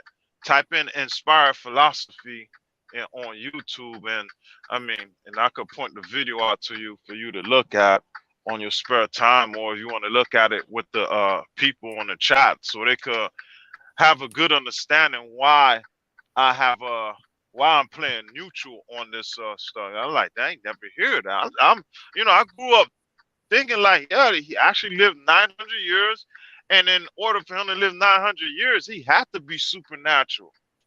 All these people had to be supernatural because one reason why I used to believe they were supernatural because don't nobody wake up one day and start thinking about some supernatural activities. All these pagan gods and these people come up with this comical comical stories about these gods. I'm like, how is it everybody around the world have the same, I ain't gonna say the exact, but the same point of view about their gods, like as if they're some supernatural humans. At some point, you know, people on earth was supernatural. You know, that's what I Yeah, believe. I oh, for believe. I sure. I believe the believe that. supernatural. Oh no, I believe that. That's why I think the flood had to come. I think the ancient civilizations had understood powers that we don't understand today, Man, and they yeah, were just using them in wicked ways. Because anybody knows power perverts people. And not all people, but most people. Because most people, if you give them a superpower tomorrow, they're gonna end up using it in a way they shouldn't. They're not gonna just yeah, use it for righteousness. They're gonna use it in a way they should not have used it. So when the whole world has that type of ability, then chaos is inevitable. But yeah, I see this guy's page. It's kind of got the flower of life as his emblem, inspiring philosophy. Again, just another person like ourselves. Nobody's a superhuman today that's breaking down these scriptures. So take his opinion, as you want. But you can see he does get into some scriptures and another YouTube channel. He's got 250,000 subscribers, so he's doing something that people want to see at least. But yeah, thanks Lou for sharing that. And if you're learning from him and you like what he says, I'll take it. I'll take a look at him sometime just to see what he's saying, just to see if I agree or disagree. But I appreciate everybody that teaches me or comes on the panel. People even in the chat, like comments Troy Taylor's made that about the way the Job verses were, what David said earlier, what you said earlier. Again, this show didn't start off with too much of a direction because I had done a little bit of research, then realized I wanted to do a lot more before I did this presentation on the biblical timeline. But we've addressed a lot of interesting subjects tonight, and I've learned. And I learn when I'm doing the research for the presentations, but I learn a lot more when I hear other people speak and their interpretations of the same scriptures. I mean, for instance, just seeing how that Rabbi Rashi broke down that Job 38:31 verse about the Pleiades and the Orient, and how he's a old ancient Jewish rabbi, and he sees the loose the straps and tie the cords or whatever, referring to the heat of the cold of the Pleiades and the heat of the Orient. That was also very interesting. So again, just yeah, things that you have to continue to learn and research and follow up on, and look into it. Why is Rashi interpreting that verse that way? What's the Hebrew idiom? Is there a Hebrew? There has to be a Hebrew idiom. Is it a Kabbalah interpretation? What is it? And it's just interesting. So I learn every time we go through these things, and I'm also, not gonna ever claim that I understand everything, because then I'd just be a pathological liar. yeah. Because Hey, with what's me, up, Iger? I'm getting kind of bored with these Hebrew Israelites. I mean, they give you the same arguments. I mean, they give you arguments you don't really have to investigate. You know, the only reason, the only reason, the only reason people go back and forth with them because I mean, the only reason people go back and forth with them, I think, is for entertainment. You know, they give you the same arguments all the time, and the arguments don't make any logical. I mean, type of arguments you cannot bring to a scholar. You bring that argument to a scholar, they're gonna laugh their butt off. You know, I'm like, Yeah. dog, it's just like with the 400-year prophecy, right? They're saying, oh, the 400-year prophecy has come, and now we're just waiting for your judgment. Okay, the 400-year prophecy say, it says, you won't be you, but until the sins of the Amorites are fulfilled, right? The Amorites are Hamites. And America, you know, they want to use the white man as part of the 400-year prophecy. How can a white man be a part of the 400-year prophecy when they come from Japhet? According to their logic, you know, these people doctrine is so so out of whack to where it's like, man, it's like I get like the other day when I was talking to Gabar, you know, the man I asked him where in the Bible speaks about you know, about females washing their vagina and stuff. He want to take me to purification. I read him an article that says they did not use soap for to you know, to clean their vagina, you know, and he want to say, oh, it's purification. And he went all the way to 500 BC to trying to show that, oh, they kept themselves clean. He went to the book of Esther. He went to the book of Esther, coincidentally. He went to the book of Esther, you know, and show you see how she got all nice and clean for this and for whoever, for the king and all that. For King Yeah, Xerxes, yeah. Yeah, I'm like, In Persia, they had to do all sorts of stuff before they could get married to the king. They had to spend an entire year doing stuff, and at least there was like a 30-day thing too, where like an intense 30-day thing. Like they couldn't marry the king for a year, but for 30 days they had to do all sorts of like oils and like rub lotions on themselves and all sorts of stuff. Yeah, yeah, and just you for know, people that are unfamiliar. Yeah, go ahead. Sorry. Hey, we're gonna have another yeah, guy come on and join us, Lou. He's a good guest, Tiger TV. He brought the flat Earth theory to us last time. He believes in creation only being 6,000 years. He said last time, so he's a perfect guy to add to this discussion because we've been talking about all sorts of stuff: Noah and the flood, the ages of the people biblically. okay, But yeah, go okay, ahead. Keep going, Lou. I just wanted to let you know Iger just joined yeah. us too. Howdy, howdy. Nice to meet you, Lou. Hey, what's going on, man? Not But much, bro. let me say, yeah, let me say this. You know, he goes to that, and I clearly read him an argument article that says these ancient people use soap. They use I clearly read him an article that said these people did not use soap to bathe themselves. They use soap for other stuff, but not bathe themselves. And I said, okay, I'm gonna give you that argument that they use soap to wash themselves, you know. But how did they wash clothes and all that stuff? You know, then he went to this communism state of mind. Oh, this what the Bible say, this and that. Nah, it's not, you know, it don't go like that, bruh. These type of arguments, I mean, you dealing with a scholar and you want to try to play communism. I mean, bruh, ain't nobody gonna believe in the Bible. The way y'all put the Bible out there, you know? But you know, that's why I'm more with skeptics. I want to get back to going at it with skeptics. I mean, they a whole lot. They more intelligent when it comes to the Bible than Hebrew Israelites. You go to these platforms, they go debate these skeptics, and they just make the Bible look extremely horrible. just extremely horrible, bro. I'm like, I know we don't agree with each other, but man, the way y'all making the Bible look in these arguments, like, dog, these skeptics are right, you know.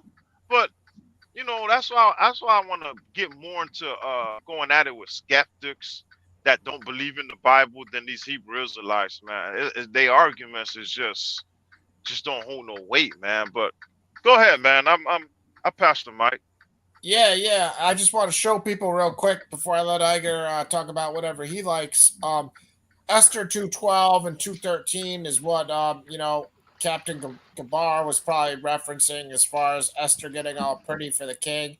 And it's interesting here. It says King Ahasuerus because I thought it was King Xerxes, but I'll have to revisit it. And I don't know if this is just because it's the ESV or what, but I'll have to check that in other translation. But regardless, what we see here is the scripture reads, "Now when the turn came for each young woman to go into King Ahasuerus after being 12 months under the regulations." Thank you, Carrie. Thank you for watching, and God bless and good night to you. Take care of yourself.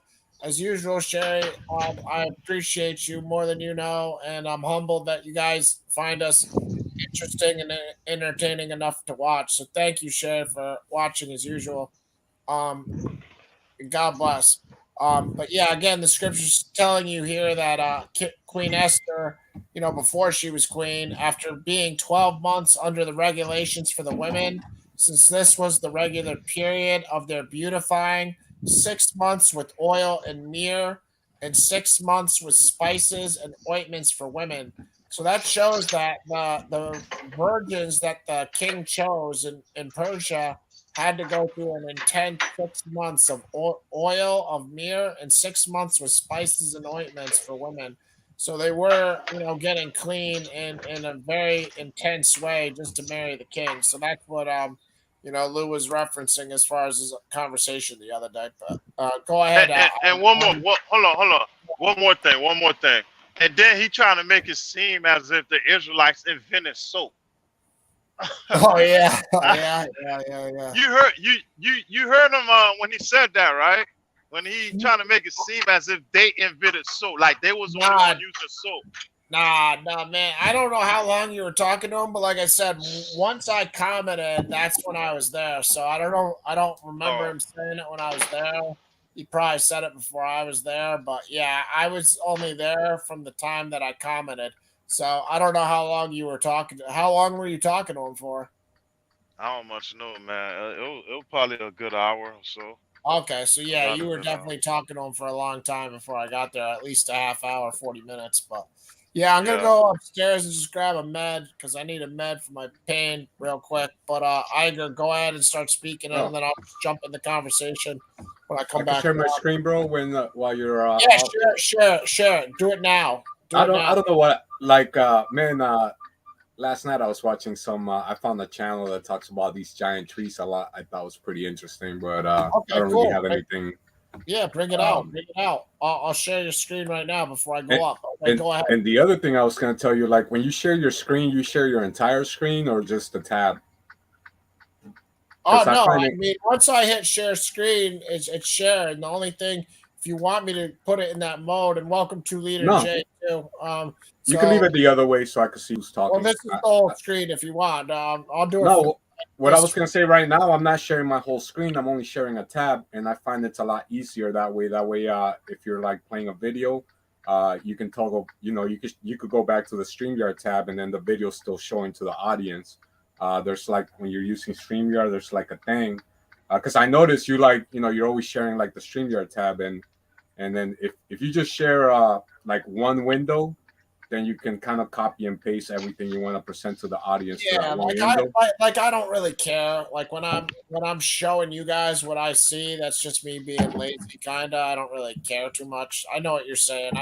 All right. I just wonder if you knew about that. No, I knew. I don't care. You know what I mean? That's usually where I'm at with it. I'm just leaving it there because I don't know. That's just where I'm at with it. If I really cared, I would do it. But my bad. Yeah, no, go ahead. And 2 Liter J joined us too, so it's 4 of us up here now, Lou. So All right, ahead. Go ahead, you don't have Iger. to I'll share be the right whole. back. You don't have to. Can you not share the full screen though? Because like I said, I don't really have anything I want to talk about. So if 2 Liter J wants to say something, I just want to see who's talking. Yeah, what's up, guys? I'm just dropping in. Can you hear me? Yeah, what up, buddy? Hey, what's Welcome. going How you on? doing, bro? Yo, everybody, Nice to Shalom. see How's ya. it going? Haven't seen you. Oh yeah, he's sort of Hebrew Israelite-ish, but yeah, no, go ahead. He is. Yeah, 2 he's Liter Hebrew J. Israelite. I don't know. right? I'll let him speak for himself. I know he Yeah, agrees with true you. that. Correct. How's it going, man? Shalom. All good. Shalom. So what's the topic going on, Ryan? How you been, man? I'll be right back. So you guys talk for a minute. It's Okay. freestyle. It's Freestyle. freestyle. Are any of you other guys kind of like Hebrew Israelites, or what are you? Nah, I'm just a Christian. I'm Christian. Me too, bro. Young Earth creation is still Christian, so I think that the Earth is only about 6,000 12,000. years old. You say 12,000, six- but I say 6,000. 6,000. Like if you look at the Hebrew calendar, we're on the year 5,782. So I hold to like around 6,000 years old. I'd say Now it's I could about see 12,000. like some people will say like each day of creation was 1,000 years. Like the first day was 1,000 years, the second day was 1,000 years. Right, yeah, because every day, every every hour I think with the Lord is like a 1,000 years or something. I forgot the verse that refers to it. Yeah. It's every day with the Lord is like 1,000 years. Yeah. But How come yeah, you don't man, believe in that, man?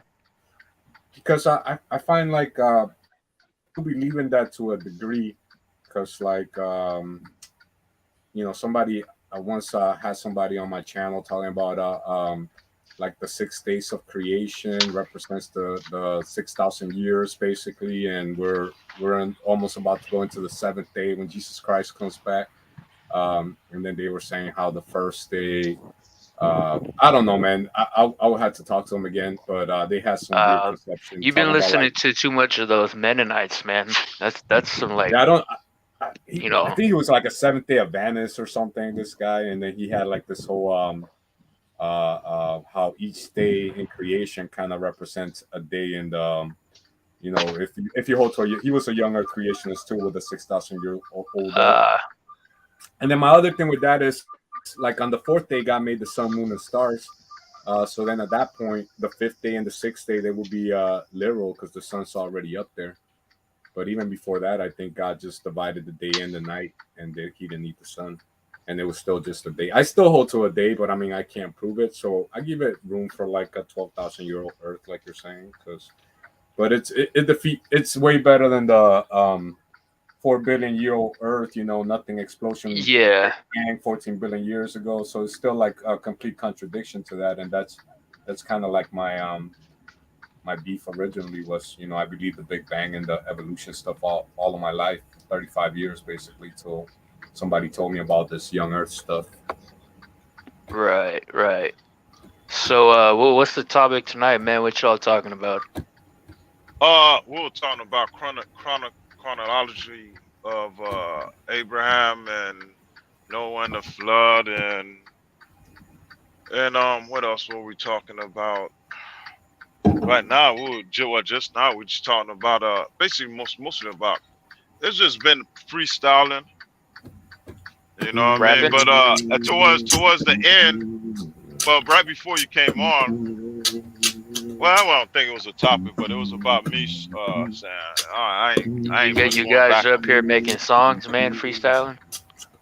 No, he said freestyling, so I figured I'll throw him a beat. Throw you guys a beat. Anything you want to talk about? You know, okay. I mean, you're a Hebrew Israelite, right? You believe in the 400-year prophecy? Correct. You believe in it? Do you believe in it? Nah. I got a question for Jay real quick. That thing happened already. Just a quick summary of what the 400-year prophecy is, because I never heard of it. So I just Jay, since you're you believe in it, if you could give me like a 60-second rundown of what that is. You know what, man? I probably got to refresh myself with that. All right, so Alex Lou, then what is the 400-year prophecy? I never heard of that. The 400-year prophecy, they believe that, the slavery, They say started in Oh, okay, yeah, yeah. 1619. The American slave trade was the one Yeah. one of the prophecies, so that would be the beginning of the 400-year prophecy. Where do you get that the from? and Where's this found at, or is it like, where is it in scripture, or where do It you would guys be get that? this would also be like proof of how the blacks are the so-called Israelites. how long you been dealing with being finding out you're an Israelite? Well, I'm not black. I'm a confusion of faced Israelite, so I look white, but like I'm kind of mixed too.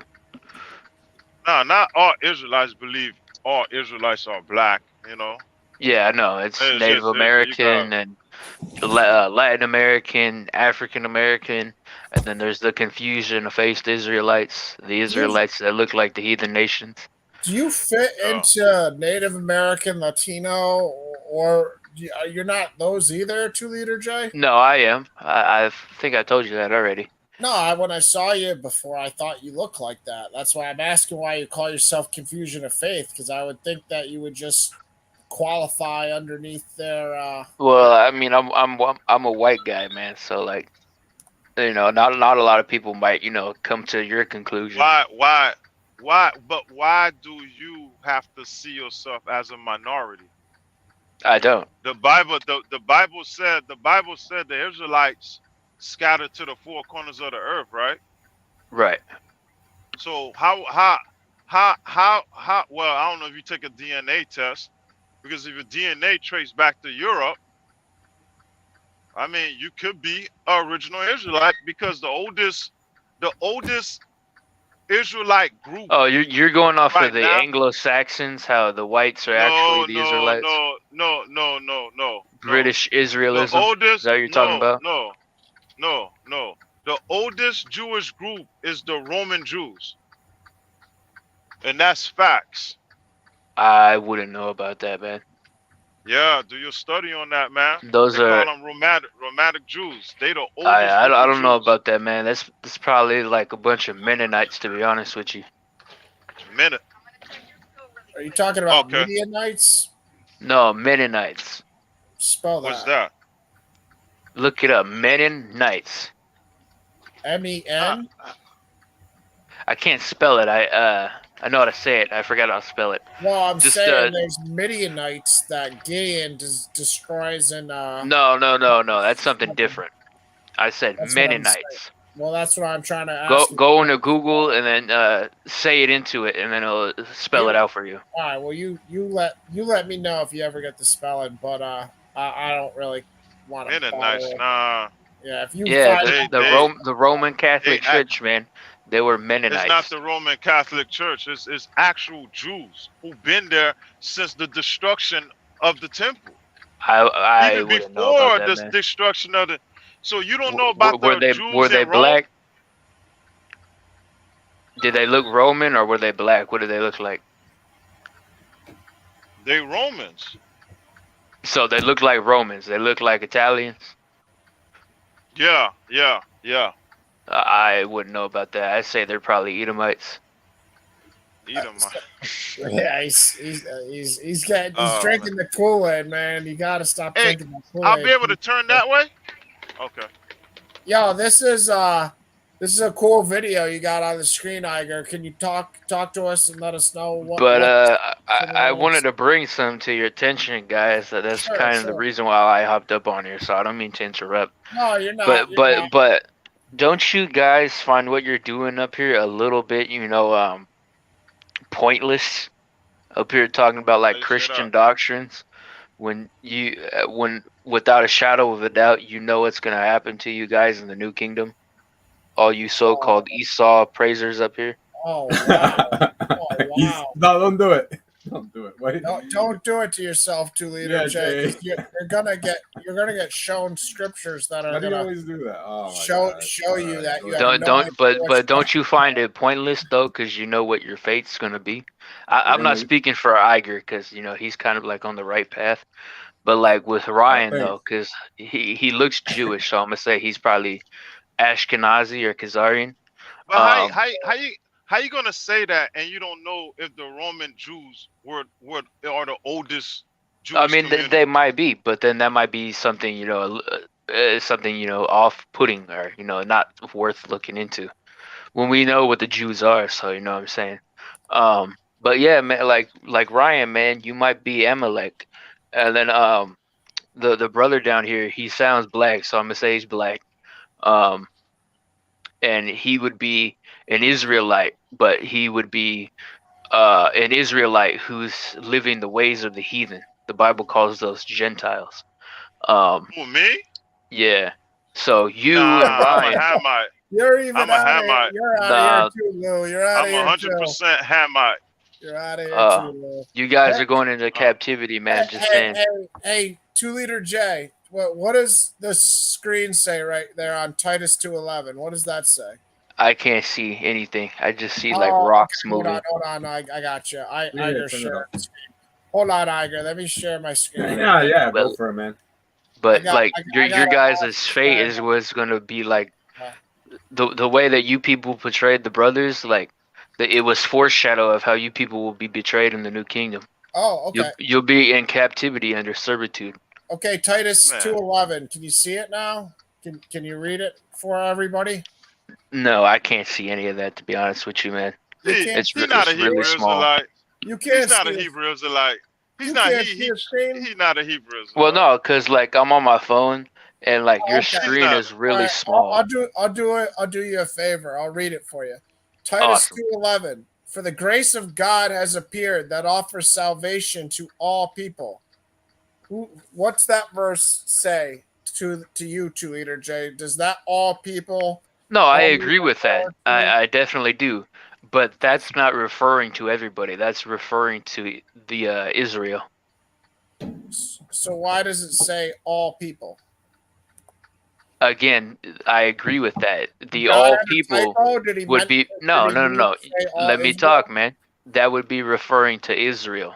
All those people would be the Israelites. Okay, I got you. All right. How about John 1:4? This verse reads, "In him was life, and that life was the light of all mankind." Who's the all mankind in that verse? Because this is talking about Jesus Christ being a light to That all would be the mankind. Israelites. So all mankind also refers to only Israelites. Right. Do you know what mankind is? Yeah, they would be the people who serve the Most High. You don't think mankind refers to everyone? Well, no, because the other nations are known as beasts, so they wouldn't be considered mankind. Well, that's a creative interpretation, my friend. Well, no, that's just what you go off of.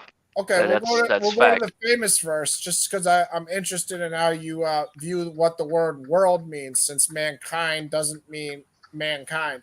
So, what's the world in John 3:16 here? For God so loved the world that he gave his only one and only Son, that whoever believes in him shall not perish but have eternal life. That What's the world would world? be the world of the Israelites. Okay, so let me get this straight now. All people in Titus refers to Israel. All mankind refers to Israel. And Correct. the word world refers to Israel.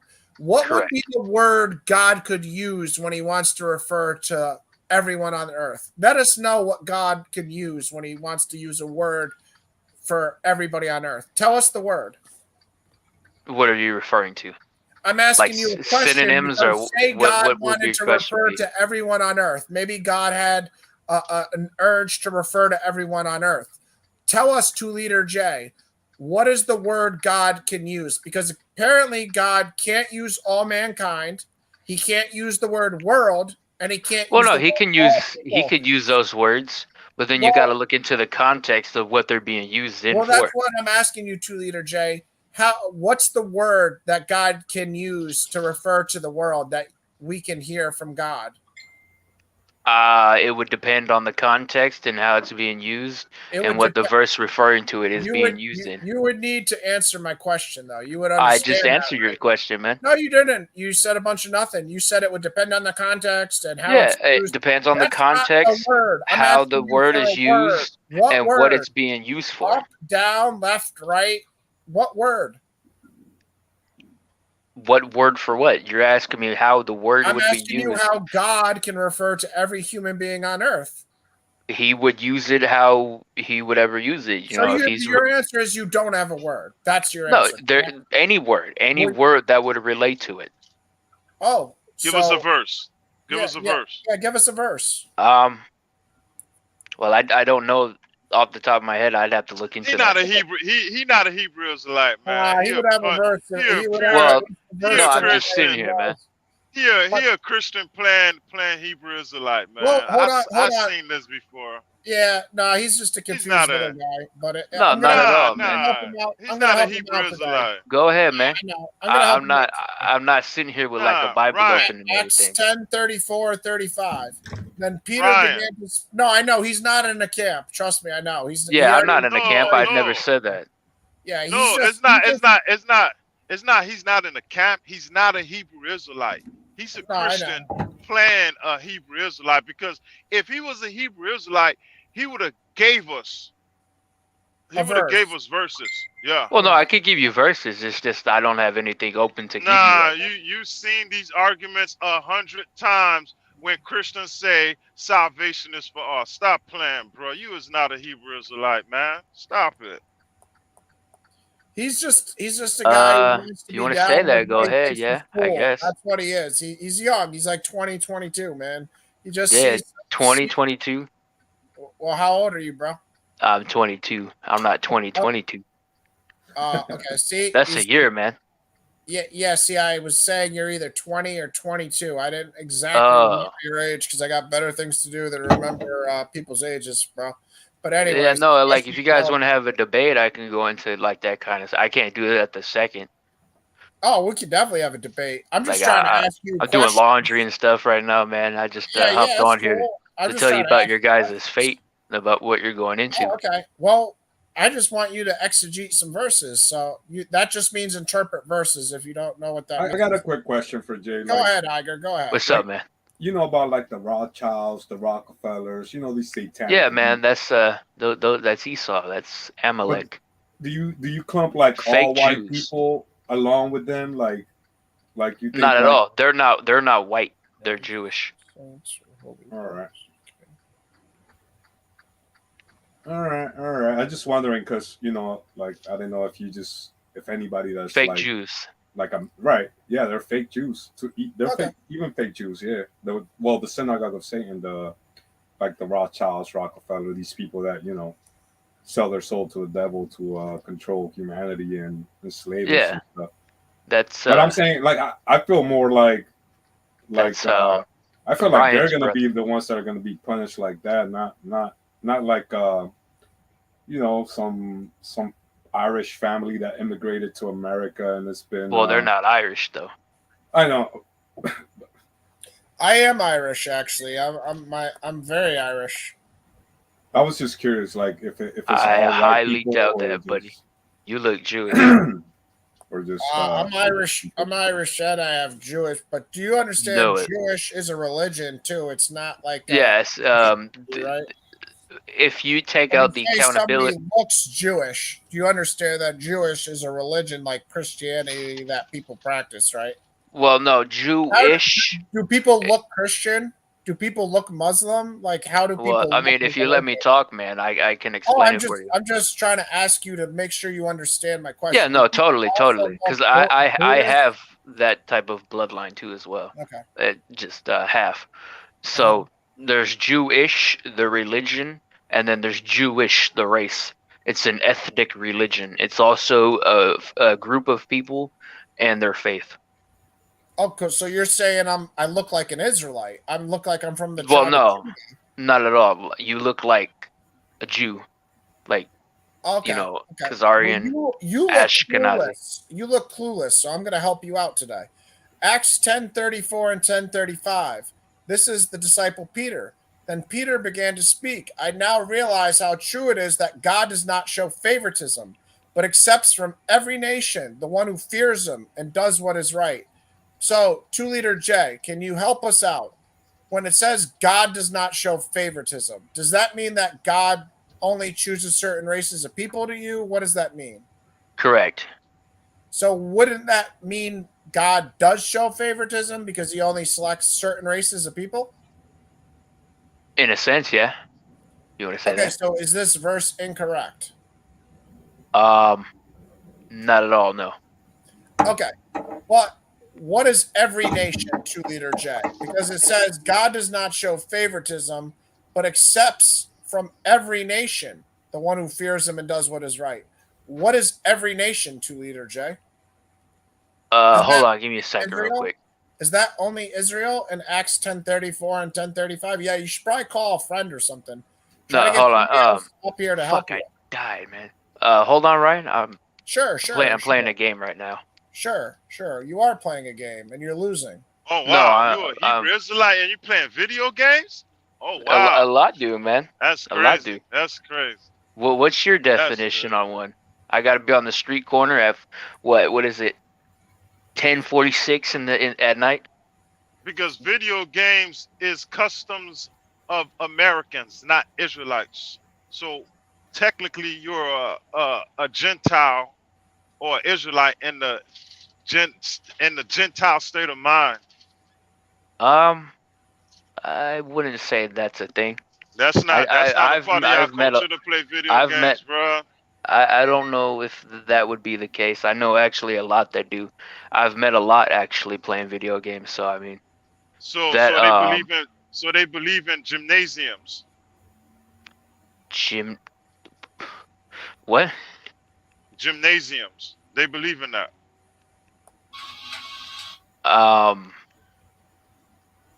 Like where you go to like train and shit. What do you mean by that? Bro, Gymnasium. I mean, when you're playing video games, it's like you're doing gymnasium. Bro, you're still 22. Not really. You're smoking weed. You're doing everything a 22-year-old does, man. You're not a Hebrew Israelite. Stop fronting. Look, what What's game wrong you with playing weed? right now? See, What game I you am playing? playing Assassin's Creed.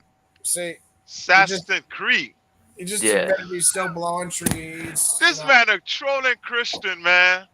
He's not a Christian. He's just a He confused is. guy trying to be cool.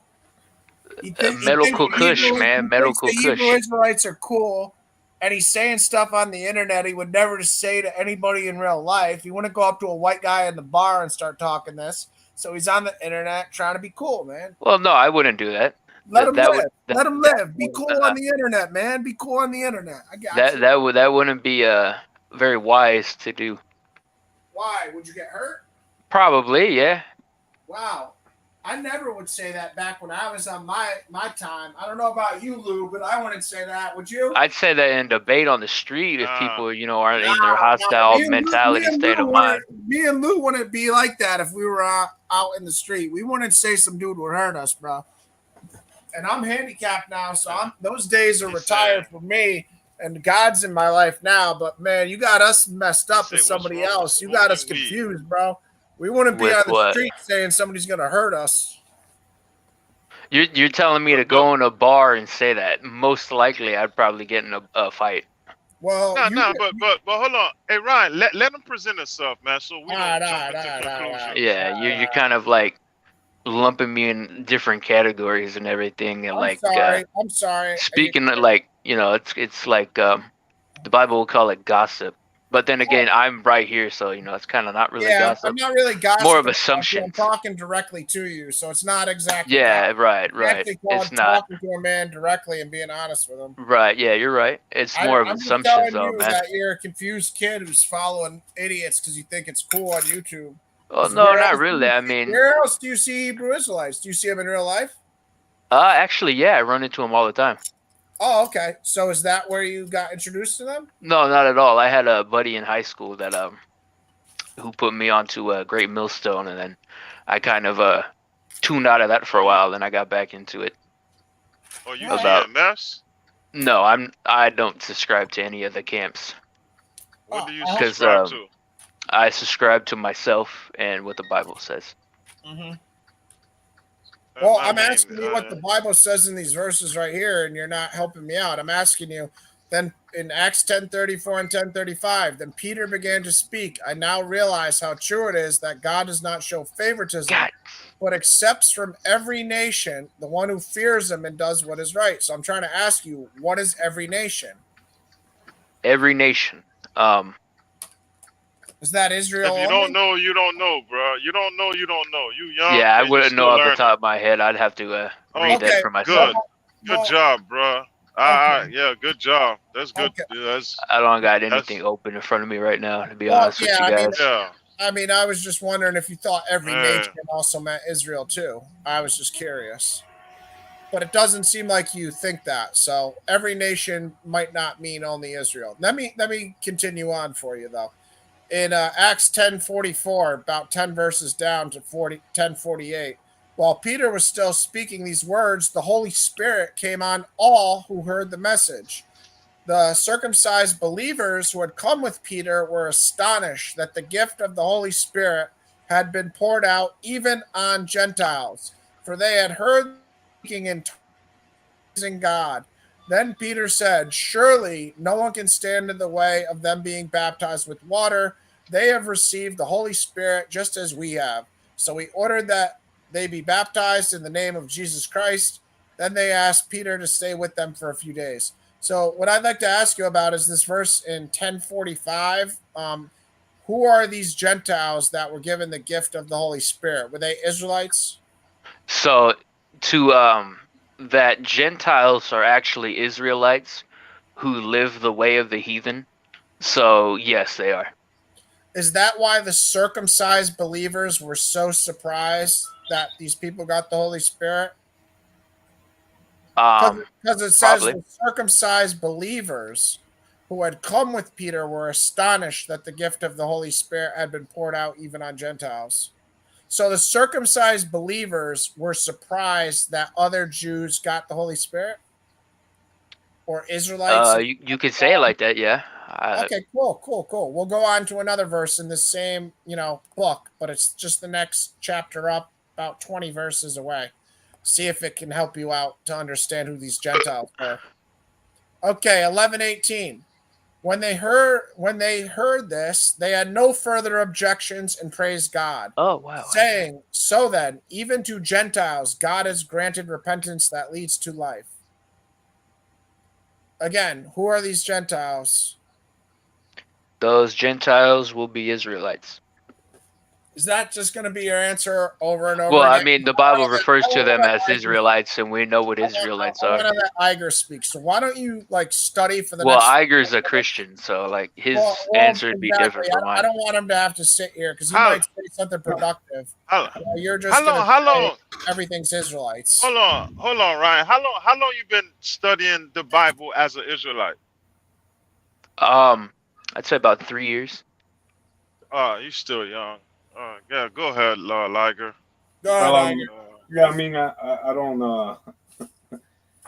I don't know much about this topic. It's kind of new to me, so I Nah, don't have you just anything freestyle. to. Bring up whatever you want to Trees, bring up. bro. What do y'all make? Well, I guess Jay, since you're here, man. How do you come up with the 12,000 years age? Like the 6,000-year-old age. You take the genealogy from Moses to I'm sorry, from Adam to Noah, and then there's like two genealogies in the New Testament from Noah to Jesus. One supposed to be for Fuck. Adam, for what you call it, for Joseph, and one for Mary, and then plus we got the Hebrew calendar at 5,782, and that's since Adam was made, right? So how do you come up with the 12,000 number? I'm kind of curious.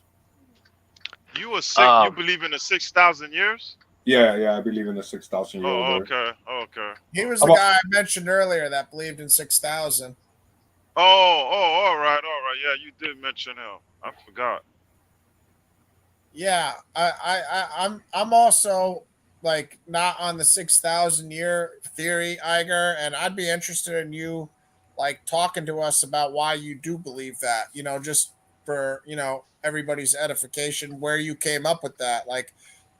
I know you said like, everybody talks about dragons in ancient civilizations, and that's kind of how you explain dinosaurs, because I always go to stuff like that, like carbon dating and other things that are older. Shalom, Daniel, shalom, brother. Yeah, it's interesting to me that you subscribe to that, but you obviously got there for a reason. So can you let people know what you studied or what led you there? Yeah, man, sure. It's actually quite a bit of people. I didn't even know they existed. They're called creationists, young Earth creationists, and you can find quite a bit of information on YouTube and online about young Earth creationists. It's a pretty big group. They have like a bunch of ministers that hold to a 6,000-year-old Earth. I opened up a Bible one time, random Bible that I had forever, and I don't know who gave it to me, but it talked about that the Earth was only 6,000 years old. But I never heard about it because I was raised Catholic, so I believed in what the mainstream teaches: the 14 billion year old Big Bang, 4.5 billion year old Earth cooled down, made a rocky crust, rained for millions and millions of years. Uh, rock soup came to life 4 billion years ago, and then amoeba came into a fish, the fish to amphibian to reptile to bird to mammal, and then we evolved from a But monkey. I'm sorry, Agger. Were you asking me a question? Yeah, man. How do you come up with the 12,000-year-old number? Is that just Oh, what they okay. teach in the Well, Hebrew Israelite camp, or how um, did they come up with that number? well, I would say some follow that. I don't know about everybody. But that's actually an idea I got from ETT. I kind of thought about 8,000, but the way that he clarified it kind of makes a little more sense. But regardless to what it is, the Earth will still be, very young. Um, so the mainstream Christian ideal would be at 6,000 years old, but yet the Earth was said to be made in 7 days. But yet, if you read the Bible, I forget the verse where it refers to either a day or I think it was an hour. I think it was every day. Every day with the Lord is like 1,000 years. I forgot the verse to it. The Bible don't teach the earth made in 7 days. What are The you What earth are you was there referring to? before. The earth was there Well, before seven creation. days. The Oh, creation creation. was in 7 days. Oh, okay, My bad. okay, okay. Okay. So creation was in 7 days. Well, actually, those days Or a would be thousand years? 7,000 years. And then from there, you can calculate to what it would be to now, and it'd be You're about just adding 12,000. 6,000 years to the 7 days and giving each day 1,000 years. So Well, I mean, you okay, could probably calculate it through the genealogy, I think, where it talks about these people lived this number of years and all that. So you could probably get a roughly estimate, going well, off of it. But yeah, 12,000 would be the assumption. I mean, there could be like an extra 300 years before that. I don't know the exact date. I'm just basing it around, an no, estimate. I get it. Yeah, so you're just for the creation week you're putting 7,000 years instead of 7 days, which would be about 7,000. I mean 6,000 years. With Right. most creationist Christians, that's what they preach is a 6,000-year-old Earth. And like I said, if you just look up what year are we in the Hebrew calendar is 5,782, according to You're referring to the lunar calendar? I'm talking about the Hebrew calendar. They have a calendar, and they never started. They didn't start recounting BC AD because they just kept going all the way through. So in their calendar, we're in the year 5,782. I could pull that up real quick. I'll just. Yeah, But you can do that. here's the problem with the 6,000 year creation. The earth was there before the creation. So do they even count that? Nah, because we don't believe that the Earth was here before creation. That's the whole point of creation is when the Earth was made, and then But like, the Bible said in the beginning he created the heaven and the earth. yep, that's the The first earth was day. without form. That's the first day, and divided the light and the darkness. Second day, he made the firmament, divided the waters above from the waters below. That's why flat earthers and geocentric people hold to a firmament, which is a dome Hold on. ceiling on top. Geocentric? They believe He in the created firmament? Yeah, the geocentrics. heavens. Isn't that globe Earth? Geocentrics. Or no, that's heliocentric. Okay, never mind. Well, some geocentrics do believe in the ball, but they still think that the Earth doesn't move. Here, I'll just pull up geocentrics. I've never heard of that one. With some terms. That's so.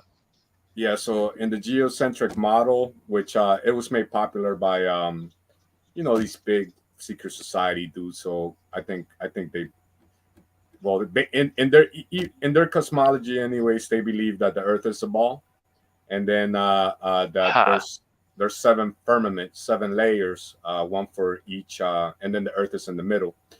So the moon, then Venus, then the sun, then Mars, and then the other planets each have their own layers of dome. For me, this kind of makes sense, but then I just put the Earth is flat with a dome because I'm also a flat earther. The whole ball does not make any sense to me, but this is geocentric people. Some geocentric people believe the Earth is flat. Some geocentric people believe the Earth be right is back. ball. All right, bro. And Hold then on, let's go back to the creation. Creation, yeah. Genesis 1:1. Let's go. You want to pull that scripture up on Blue Letter Bible or something, just so people can see it? Iger, since you're sharing your screen. Yeah, I got you. Just open another tab and go to Blue Letter or Bible Gateway, whatever you use. Yeah, I got you. I usually just that was a trippy video you were showing before too. What was that? Just something. And also, what's your channel's name so people can know? I know you said you had a couple channels taken down. I don't know what your channel's name is for them to subscribe. Is it just Iger TV or? Yeah, right now I'm using Iger TV, all caps, and a space in between Iger and TV. Okay. And then, yeah, if people want, like I said, subscribe to Iger TV if you like what he's talking about, because he gets into, I'll let him speak on it, but as you can tell, he gets into flat Earth, he gets into a lot of conspiracies, all sorts of different out of the box subjects. So go ahead, Iger, if you want to let him know a little more about what you get into. Yeah, for sure, man. I first, for me, it started with 9/11, about a decade after 9/11, where I watched a video and it just blew my mind that it was controlled demolition, and if it wasn't what'd you see? Loose change? I think that's what a lot of us saw. Did you see that? Yeah, I don't know if it was Loose Change or a different one, to be honest. I just remember that back in those days it was on YouTube, and then I was convinced right after an hour of watching the video that it wasn't. And then it made sense too. The next video was about the Illuminati, New World Order, secret societies, Masons, and Jesuits, and whatever. Because if it wasn't like the terrorists, then who was it? And then it's the banks, right? They want to control the economies of this world, so they wanted to basically motivate people to go fight in the Middle East and die for the banks, basically, so they can take over the banks of the Middle East. And if you the end time stuff where the devil wants a one world currency, a one world government, and a one world religion, it made sense that these Rothschilds, Rockefeller characters that are behind both sides of the wars. And anyway, so I was looking into that, the Illuminati, New World Order, for a while. Then I gave it up because it kind of drove me crazy. You start seeing just the devil working all around you. So I gave that up, and then about 5 years ago, I heard that the Earth was flat, and then I was like, "There's no way they're lying to us about that too." And then I looked into it a little bit, and after about a year of getting telescopes, looking at the stars for myself, there's no curvature. I debated pilots. I'm like, do you take into account, the Earth is spinning 1,000 miles per hour at the equator? It's only like 200 miles per hour in New York. If you're landing at the equator, from east to west or north to south, do you take into account any motion? They don't take into account any curvature of the Earth, any spin. So it's like it's something that nobody takes into account. Just NASA, RAXA, Jackson, all the other government space agencies. So it's definitely the devil's behind all these governments at this point. If they're not corrupt going in, they're corrupt coming out. So you got telescopes and everything, and what you're saying is you don't see certain curvature. I mean, I don't know what you would actually see if the Earth was round versus flat with a telescope, But I know you're not one of those space is fake people. Then, if you have a telescope, you look up into space and see a whole bunch of stuff, right? Yeah, no, I mean, like you could see Venus, Jupiter. You could see all the there's only 88 constellations in any planisphere. You could see Okay. them all. Uh, from Earth, you could look at the stars for yourself. But the thing with the stars is they're there, but they're not. NASA tells you the constellations change every 250,000 years, and then who's around back 250,000 years ago to verify that? Nobody. They're just making this up because they need an old Earth for evolution to work. It's the lies all tied together. They need a Big Bang explosion for evolution to work. They need evolution for I'm sorry, they need dinosaurs for evolution to work. They need that Jurassic period. The whole carbon 14 it's a hoax as well. They carbon date stuff all the time, and it's like the numbers are off by it doesn't even work, honestly. It's another one of those just like the moon landings. It's all fake science, just like a lot what we got going on today. To me, the whole thing was they needed you to trust on these guys in suits with a funny accent on your television. That way they kind of convince you to wear a mask. Sit down, you can take it off.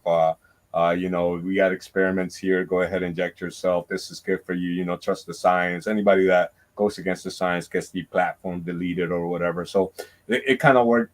They needed us for believing things we can't prove. Like nobody can feel motion. Which way are you spinning 1,000 miles right now? Nobody knows. I mean, if you knew, you knew. You know which way the Earth spins. But if you don't know which way's north right now, you're in the room. Which way is the Earth moving 1,000 miles per hour?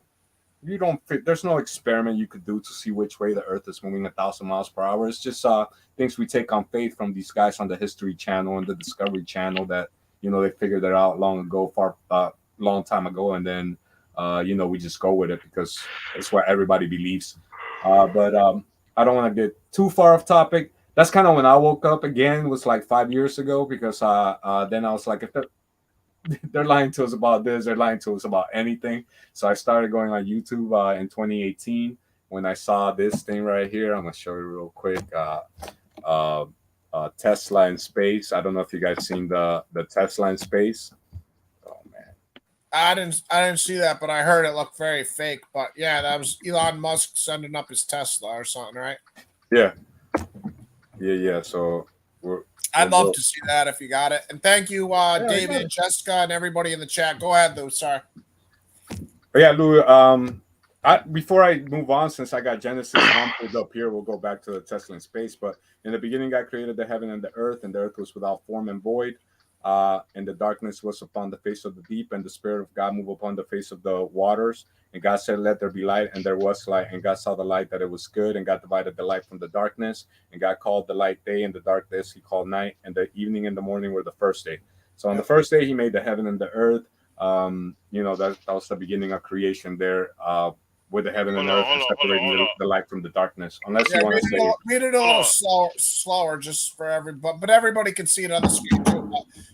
I can make it bigger. It says, "God, in the beginning, God created the heaven and the earth." And no, they can see it. They can see it as is. You don't have to change it. It was fine. It was fine. It was fine before. It was fine before. And the earth was without form and void, and the darkness was upon the face of the deep, and the Spirit of God moved upon the face of the waters. You can zoom back out, bro. It was fine. I could read it fine as it was. I mean, I got a 50-inch TV, so I don't know if it was just big because of that, but I could read it fine on the TV. But it seems like, yeah, in the beginning, God created the heaven and the earth, and then the earth was without form. So it seems like he created the earth in entirety, and I don't know. It doesn't say the days there exactly. Man, what the fuck? But yeah. Go ahead. He said he called. Yeah, because the verse he read that says he after he created the light, the night. I think what is it, verse 4, and said, "Let there be light." The light from darkness, and the darkness called night, and there was evening and morning. And there was morning. Oh shoot! Wow. And there was morning the first day. Yeah. You're speaking about morning. In order to have a day, you gotta have night and day well, you know what I mean by night and day, to have a day. In the beginning correct. was nothing. Yeah, but it was all done in one day, is my viewpoint. Do you Huh? think the whole creation of everything, or just the Earth, was one day, Iger? Right here, one day, the first day. I just read it. I can read it again. For what? The Earth or everything? Yeah, yeah, go ahead. For the Earth or for everything?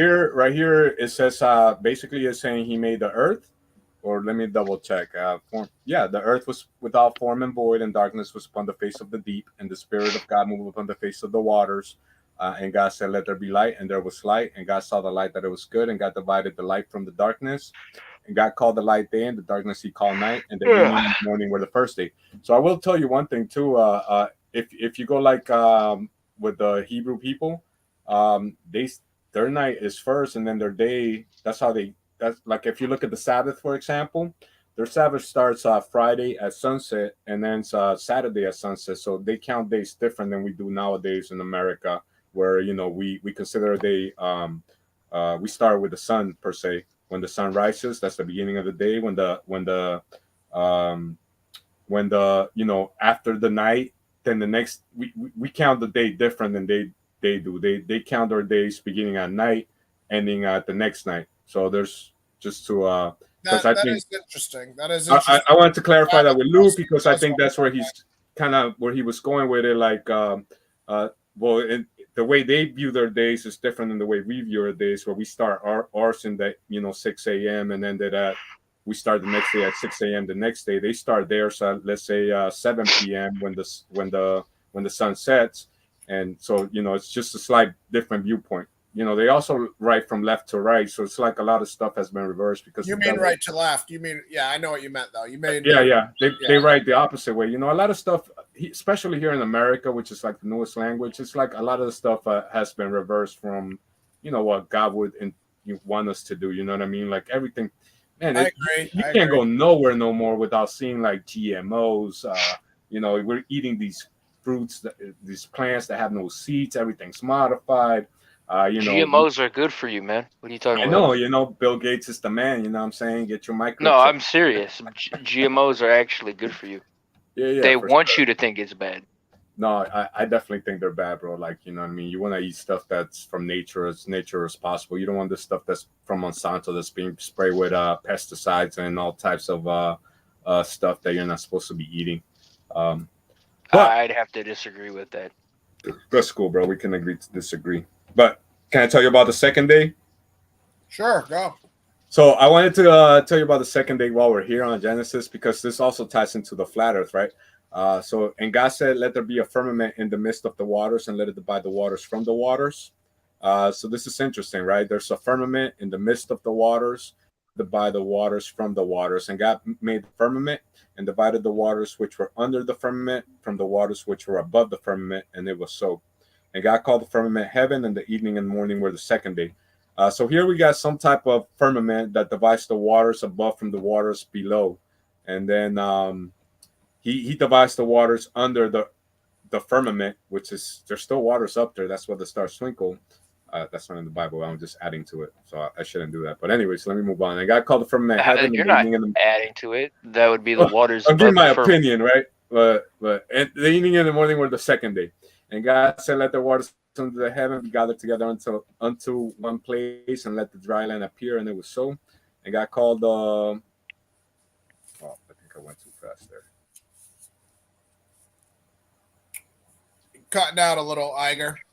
And God said, "Let the water." Yeah, I paused. I kind of like lost my. Oh, okay. I didn't know if you were cutting out. So yeah. Well, all right. And God let the waters under the heaven be gathered onto one place, and let the dry land appear. And it was so. And God called the dry land earth, and the gathering together of the waters called he seas. And God saw that it was good. And God said, "Let the earth bring forth grass, the herb yielding seed, and the fruit tree yielding fruit after his kind, whose seed is in itself upon the earth." And it was so.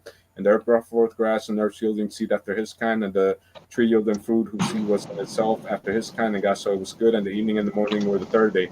So on the first day, God makes light and darkness. Second day, he makes the firmament, divides the waters above from the waters below. Third day, he makes the trees and the plants and the weeds. And then on the fourth day, it's not till the fourth day where he makes the sun, moon, and stars. So I could read that real quick.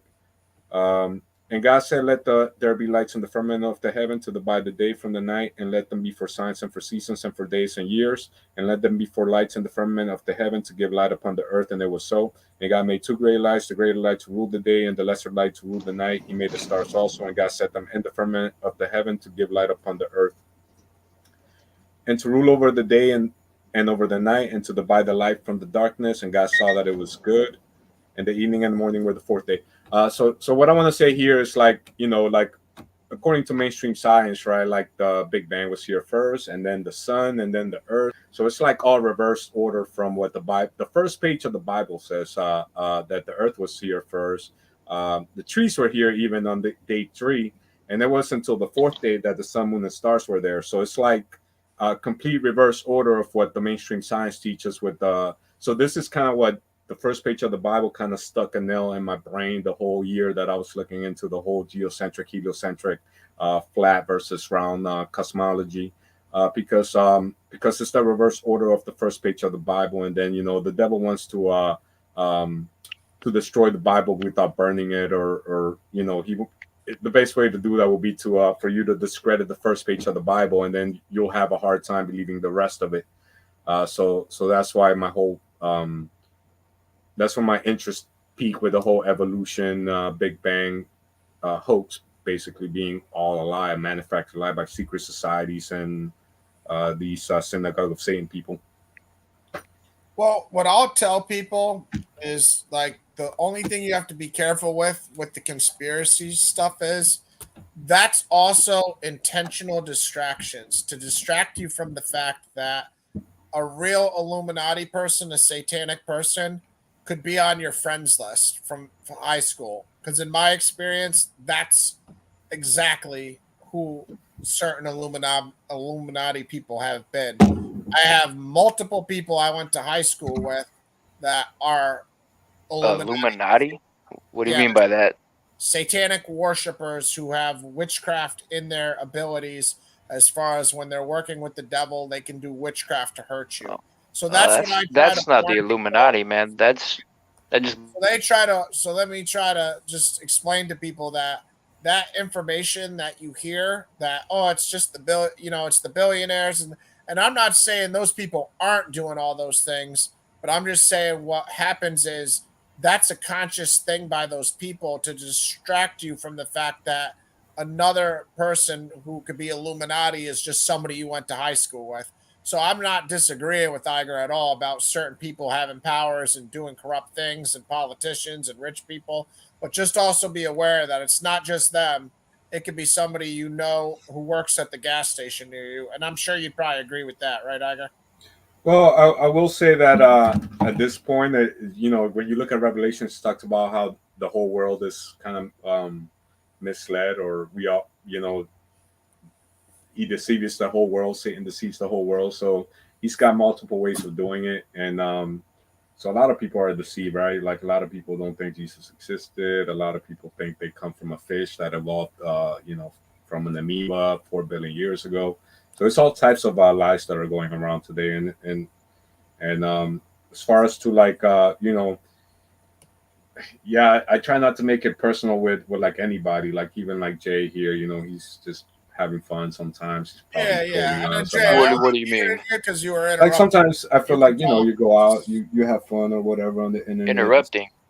No, No, you were just jumping in when I was trying to make an important point, boy. That's Well, what I mean, you're claiming that low individuals Yes, are 100%. marked under a society called the Yes, Illuminati, when yes, but 100%. They are. That's uh 100% factual. Yes, that's why I but muted you, because you were trying to interrupt when I was making well, something. no, because that doesn't make sense. Low level It people. actually does. Well, no, I think you're getting the terminology wrong behind No, that. It would probably be like a Mason or something. Like the no. Illuminati, it's a group from the 1800s, or if they're still All right. around, Well, maybe. listen, Um, that group you're mentioning probably are Freemasons and don't fall no, under the well, they are. No, Illuminati. they fall under the formation of the Illuminati was a bunch of Masons I'm gonna talk who about kind Peter of Westphal or formed. Westhoff or whatever, Adam Westhoff or whatever. Yeah, they were Masons. And so they formed their own lodge. So that's what the Illuminati would Let be. me ask you a But question. Can your neighbor that's poor worship Satan? Yeah. Could be, yeah, but that'd just So be why wouldn't they that'd be a be able to Satanist. get into the Illuminati? That what do you call the? What's your definition of Illuminati? Well, that would be bloodlines and rich people and cults. So No, whatever you want to label it. It's anyone that worships the devil. That's what the Illuminati is. Okay, well, I've never heard that term used like that before. So Well, that's I mean, because you didn't understand it because you believe the misinformation that I was trying to warn people is misinformation. They want you to think that these Satan worshippers are just rich, powerful people, but no, it's also the guy who works at the gas station that can hurt you. possibility. Yep, exactly. COINTELPRO, gang stalkers. They have affiliation with that,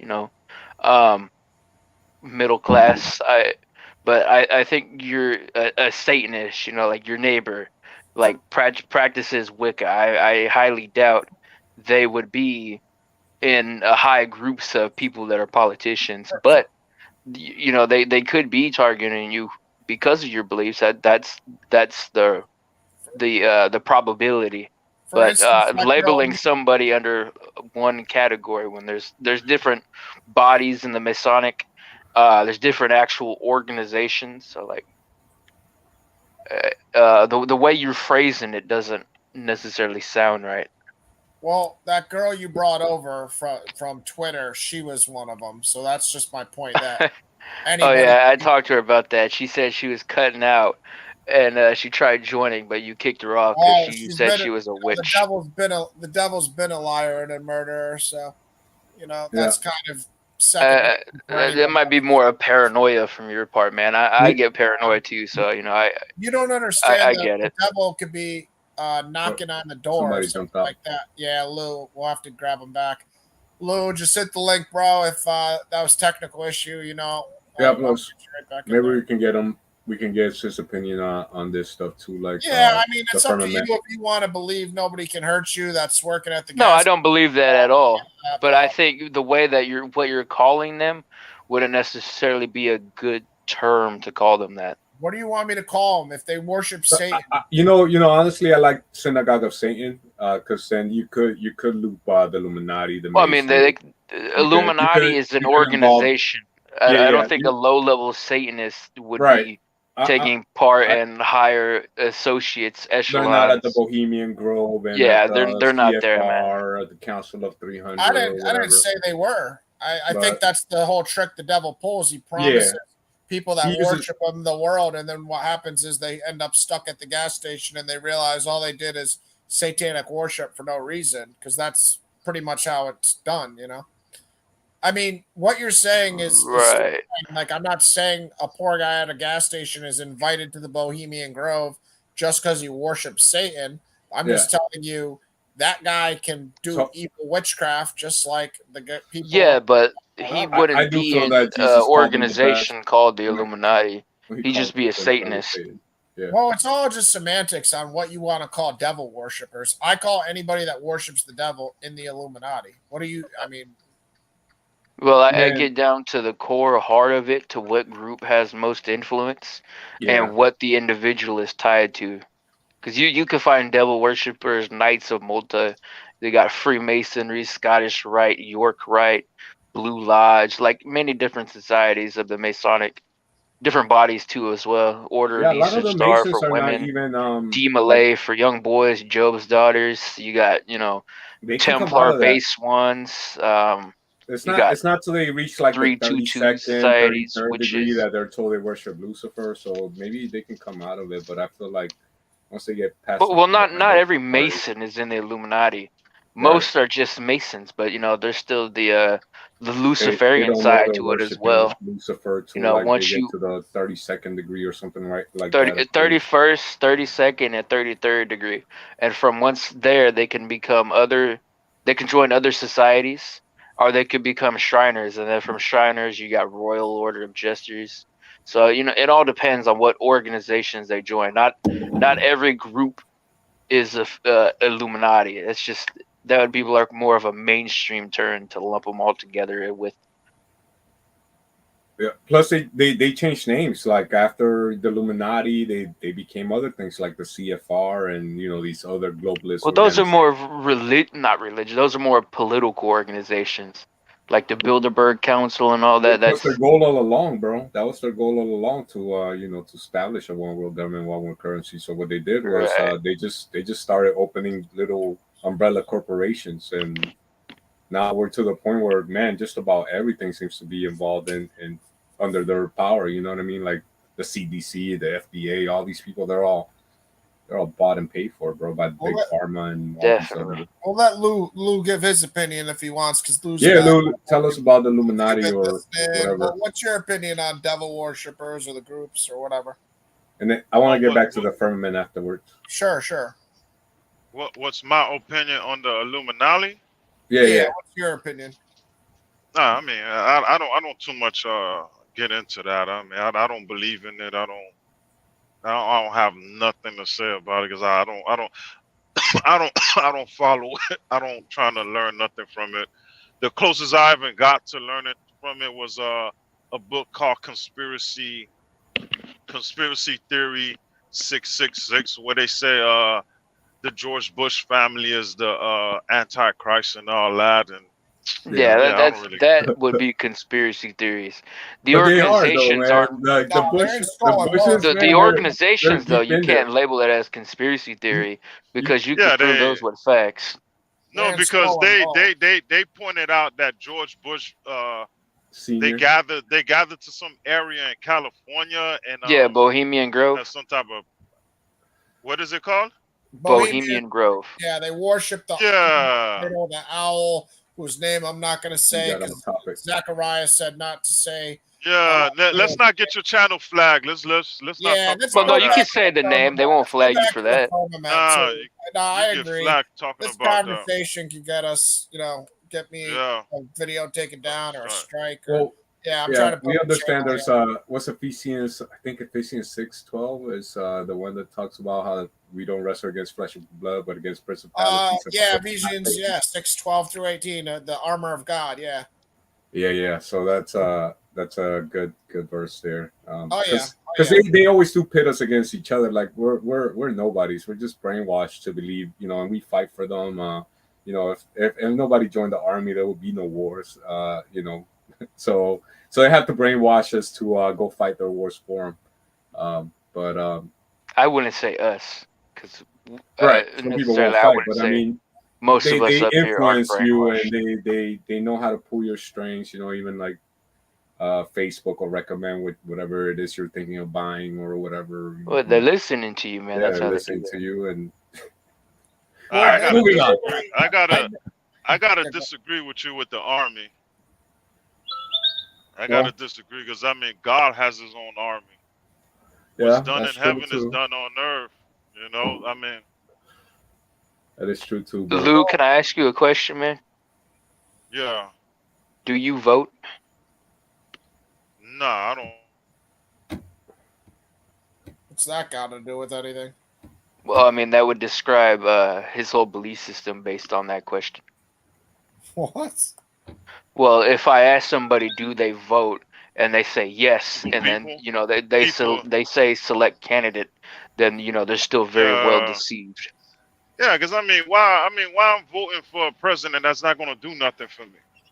Every president that gets into office, they mostly worried about. I'll be back in like 1 minute. Cool. Everybody else except single people. Well, there's that, yes. People is like, what have you done for me lately? There's that, but most presidents have a connection back to many different organizations that are very ungodly. I don't get into that talk right there. I don't want you two to be flagging his Yeah, we'll move on. But that right there. All I can say is 2 Liter J, be careful around that girl Danae, man. She's not a innocent little girl like she's trying to tell you. She might try to hurt you one day too, and you might not even understand. Can you fill me in with the story? Yeah, would that be a possibility? okay, let me put it this way. The devil is called the prince of air in the Bible for a reason because he uses sound to communicate with people. And you can hurt people with sound. So she made evil, wicked sounds that can hurt people and put them into a satanic state. And then I knew she was doing it, and I should have stopped her sooner, but I let her go on too far, and she made insane noises, and it was very obvious. So I still What have what videos. would those insane noises be? Would it sound like she's trying to have microphone issues or anything? Nah, man, trust me, Because you don't that's always a understand the possibility as fundamental. well. If I want you to, if you want to notice, if you want to learn about it, watch the documentary about Just Papa send me the Wolf. stream she was on so I could watch Yeah, it for it's myself. 12 hours. I don't know I can't You email. just send a link and then I'll see where she joins in at, and I'll listen from I there. deleted the video.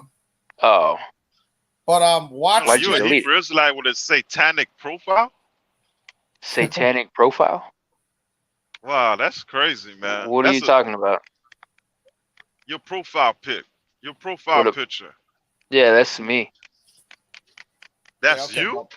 No, he's just. Well, it's a overlay of a font I put checkerboard and skull I don't mean to. He's I font. got don't mean to mad cut you off. filters on it. He does. It's not on Go him. He's ahead. got Go ahead. filters on it.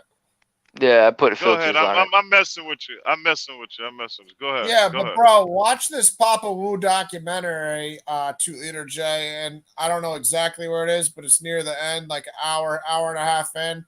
They'll show you exactly something. They'll say the word devil, and then you'll see something they do, and yeah. Oh no, I agree with you. I totally do. I know there's people that do influence through sounds, and they Okay. can portray, not portray. They can Got Iger back. certain keywords can cause certain circumstances to go on, whether that be through sounds or frequencies or anything regarding that.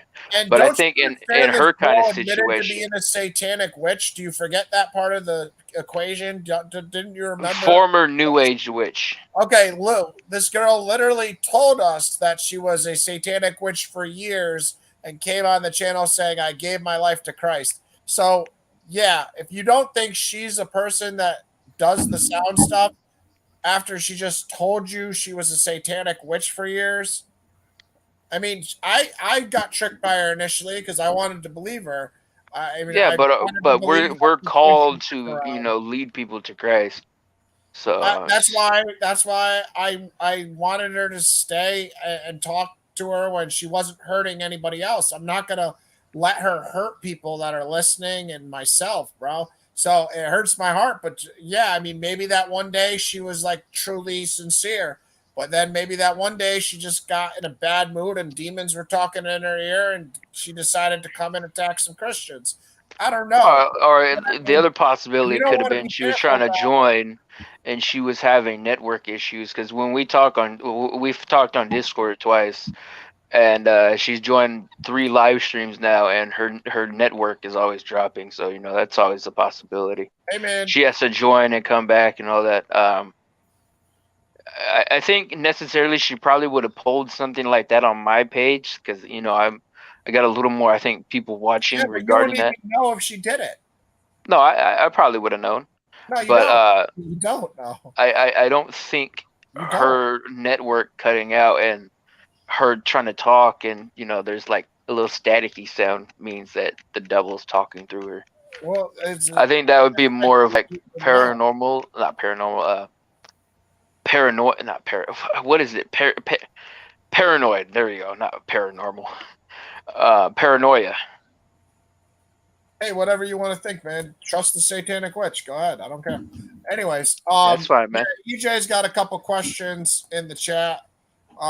She's just asking if people could see her question. So if you guys do, see Yeah. her, Let me see. Is there anything related to me? Let me check. I see. I don't know if Questions from the EJ, audience. yeah, I don't know if EJ, if you want to ask your question Matt again, Ryan. but I see one about a Venn diagram lookalike. I think she was asking you that, Iger, about the globe or the shape of the Earth. What's don't the know. question? Well, one question here is something about a Venn diagram. I don't even know what a Venn diagram is, but I think it Me was neither. to you about the shape of the Earth. Let's Just see go what ahead it and is. ask your question again, EJ. If everybody can see your question, if they're looking at the comments, I can see the comments. Everybody can see the comments. So, yeah, just go ahead and What keep time is it? asking questions if you want. Van dry. And if the Oh. people see them, 11:30. they will ask. They will Hold on, answer. hold on. I got a question for EJ. I had cut off about the creation. Oh, Okay, you mean in the Iger? You're beginning. asking Iger? Yeah, Liger. My bad. Iger. Iger with the Liger. I. Yeah. There's no L. It's Iger. Liger. He's not a tiger lion hybrid. He's Iger. Oh, Yeah, that's what IGR. that's what I thought. I was like, Liger. Wait a minute. Yeah. Oh, Iger. Okay. Yeah. Iger, where are Okay. you from, by the way? I know you said you're from Florida now, but you have some sort of California, accent. I think. Where No, you- I'm Latin American, bro. I'm from one of those countries in the Okay, yeah, you don't have to get into below it if you don't Mexico. want. I was just wondering where your accent was from. Yeah, But I lived in Florida, bro, for 30 years. So you're in America. Yeah, you I've just been had a watching little these rockets curve into the Bermuda Triangle since I was a little kid. And I Oh, used to think it was because the Earth was spinning, but it turns out they're just going into the Bermuda Triangle. But go ahead, Lou. What's your question, bro? Yeah, with the creation, right? Okay, God said He created the earth in the beginning. He created the heaven and earth. Do you believe? I ain't gonna say believe. Are you saying that when He say in the beginning, that's the first day? Yes, sir. So Now, the first day. when would the first day be if it's not in the beginning? I would just say the Okay, beginning's the starting point. I've never is seen the it. starting? Yeah, because I would. Where Yeah, would you just start like a I first would. day at? Where would you start? Where would you start a first day at if it's not in the beginning? Like, why would the Bible? Why would God say, the first day, right in the same paragraph as in the beginning, and then first day? Where else would you put a first day? Because In the beginning. okay. Which is The which reason. is so what is the first day he's talking about then? If he's not talking about the Okay. first day. Isn't it Okay. the Earth was created on the The- first day? I'd have to reread that. Nah, the thing is, when He says the first day, a day is composed of night and darkness and light. Yeah. That's what I'm going by. Since He created darkness and light, He called it the first day. But with in the beginning is when it is the beginning of time. There's a difference between time and day. Because if we're gonna go by what you believe in, then when did time start? In the first day. Oh, I got a question for me in the chat. Can I address it, Ryan? Sure. Okay. That's why I hold to like a 6-day creation, but I could make some space there for like Jay said, 1,000 days is like a day to God. Well, yeah, that would make the But most sense But regarding then for that. me, like after day 4, it wouldn't make any sense because then the sun and moon are already there, and then and all you're doing The there is reason- just, adding space for evolution and the Big No, Bang. it's not. It's not. No, it's not that I'm adding space for evolution. I'm against evolution. I mean, technically, evolution don't realize they are supporting the Bible because they say everything comes from light. What's that verse you were reading again, Ryan? John 1 verse 14, where He says John He's 1 the light. John 1 verse 4. 1 Verse 4. 4. He said John 1 4. where He In said him He's was the light. life, and In that, Him. in Him was life, and that life was the light of all mankind. So in Him was life, and that life was the light of all mankind. And you do know Big Bang Theory says that's how we started. That's how everything started, right? Through light. Yeah. I think those would be two different things to go off of. Okay, but let's not go too far because it's gonna get a little too far. But when the reason You should be why reading I say from that, Genesis, not John. No, I'm just showing you how what skeptics, when skeptics speaks about the Big Bang Theory, even though it came from a Catholic, they don't know Big Bang Theory is supporting creation. Well, You know what I the mean? Catholics are not, and I was Catholic most of my life, but now I'm just non-denominational. But the Catholics, man, they're the one of the biggest tools for the synagogue of Satan, bro. The Vatican. Yeah, but yeah, I'm So not gonna get in. man, if you Yeah, look at I us, don't wanna drift too far, but here I let's might just just summarize. stick. Yeah, Uh, because I don't want you to have me. I don't want you thinking that because the six. Okay, me and Ryan were talking about this earlier with the creation. You know what I mean? yeah, that is the title of the I was stream. like yeah, because I was like with the 6,000 years, I'll believe it.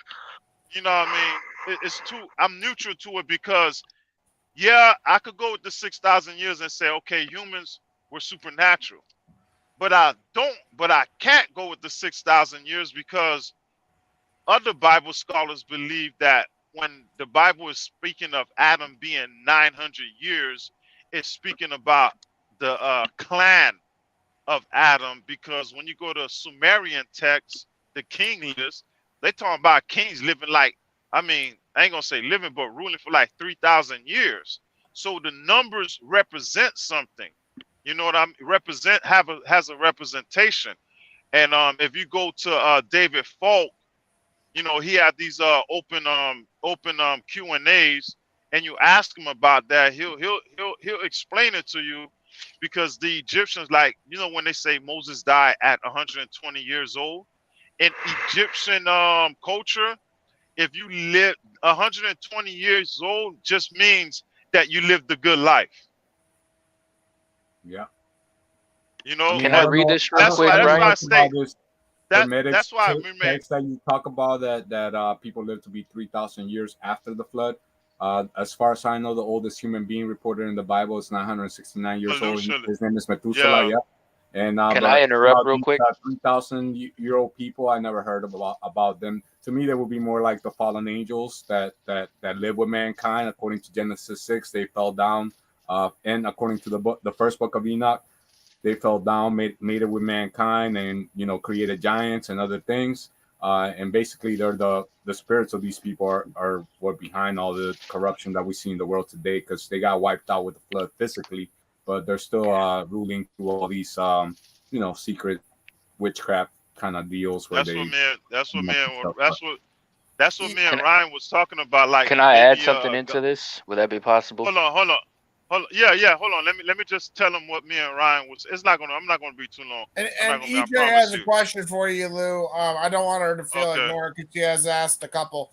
Please explain what you mean by Big Bang supporting your biblical interpretation. So if you could just expound upon that also a little bit, if you can. So why do you say the Big Bang supports your biblical interpretation? Go ahead, though. Sorry. I'll explain that at another session, because it's gonna Okay. lead to it's gonna lead us to somewhere else. You know what I mean? Debate, But debate time. what me and Ryan what me and Ryan was talking about earlier was like, that's why we believe it was supernatural humans. God had to get rid of them.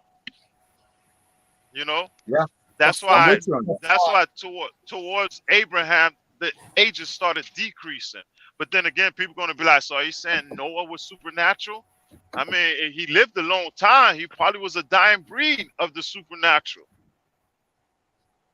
You know? So He was the last. yeah, He but was the go. last. He was the last one before after the flood, bro. Like after the Yeah. flood, the environment changed. Most creationists speculate that the oxygen level was different before the flood. It was more condensed. So we have even hyperbolic chambers, they call them today, where if you get hurt, they put you in this pressurized oxygen chamber, and it makes your body heal quicker. So athletes use them to this day. So it's like when if you lived in a pressurized environment, especially if you hold to this Domer theory, where if you had a flood and maybe it dropped some from the firmament or it got higher, but the pressure changed inside of it. The trees used to grow bigger, the plants used to grow bigger, everything used to be bigger. That's why they find these big bones in the dirt. They come up with all these dinosaurs, but in reality, they were just bigger animals and bigger people. All right. Yeah. Go ahead, Jay. I know you want to talk, bro. Okay, yeah, you guys ramble on a little bit too much regarding that.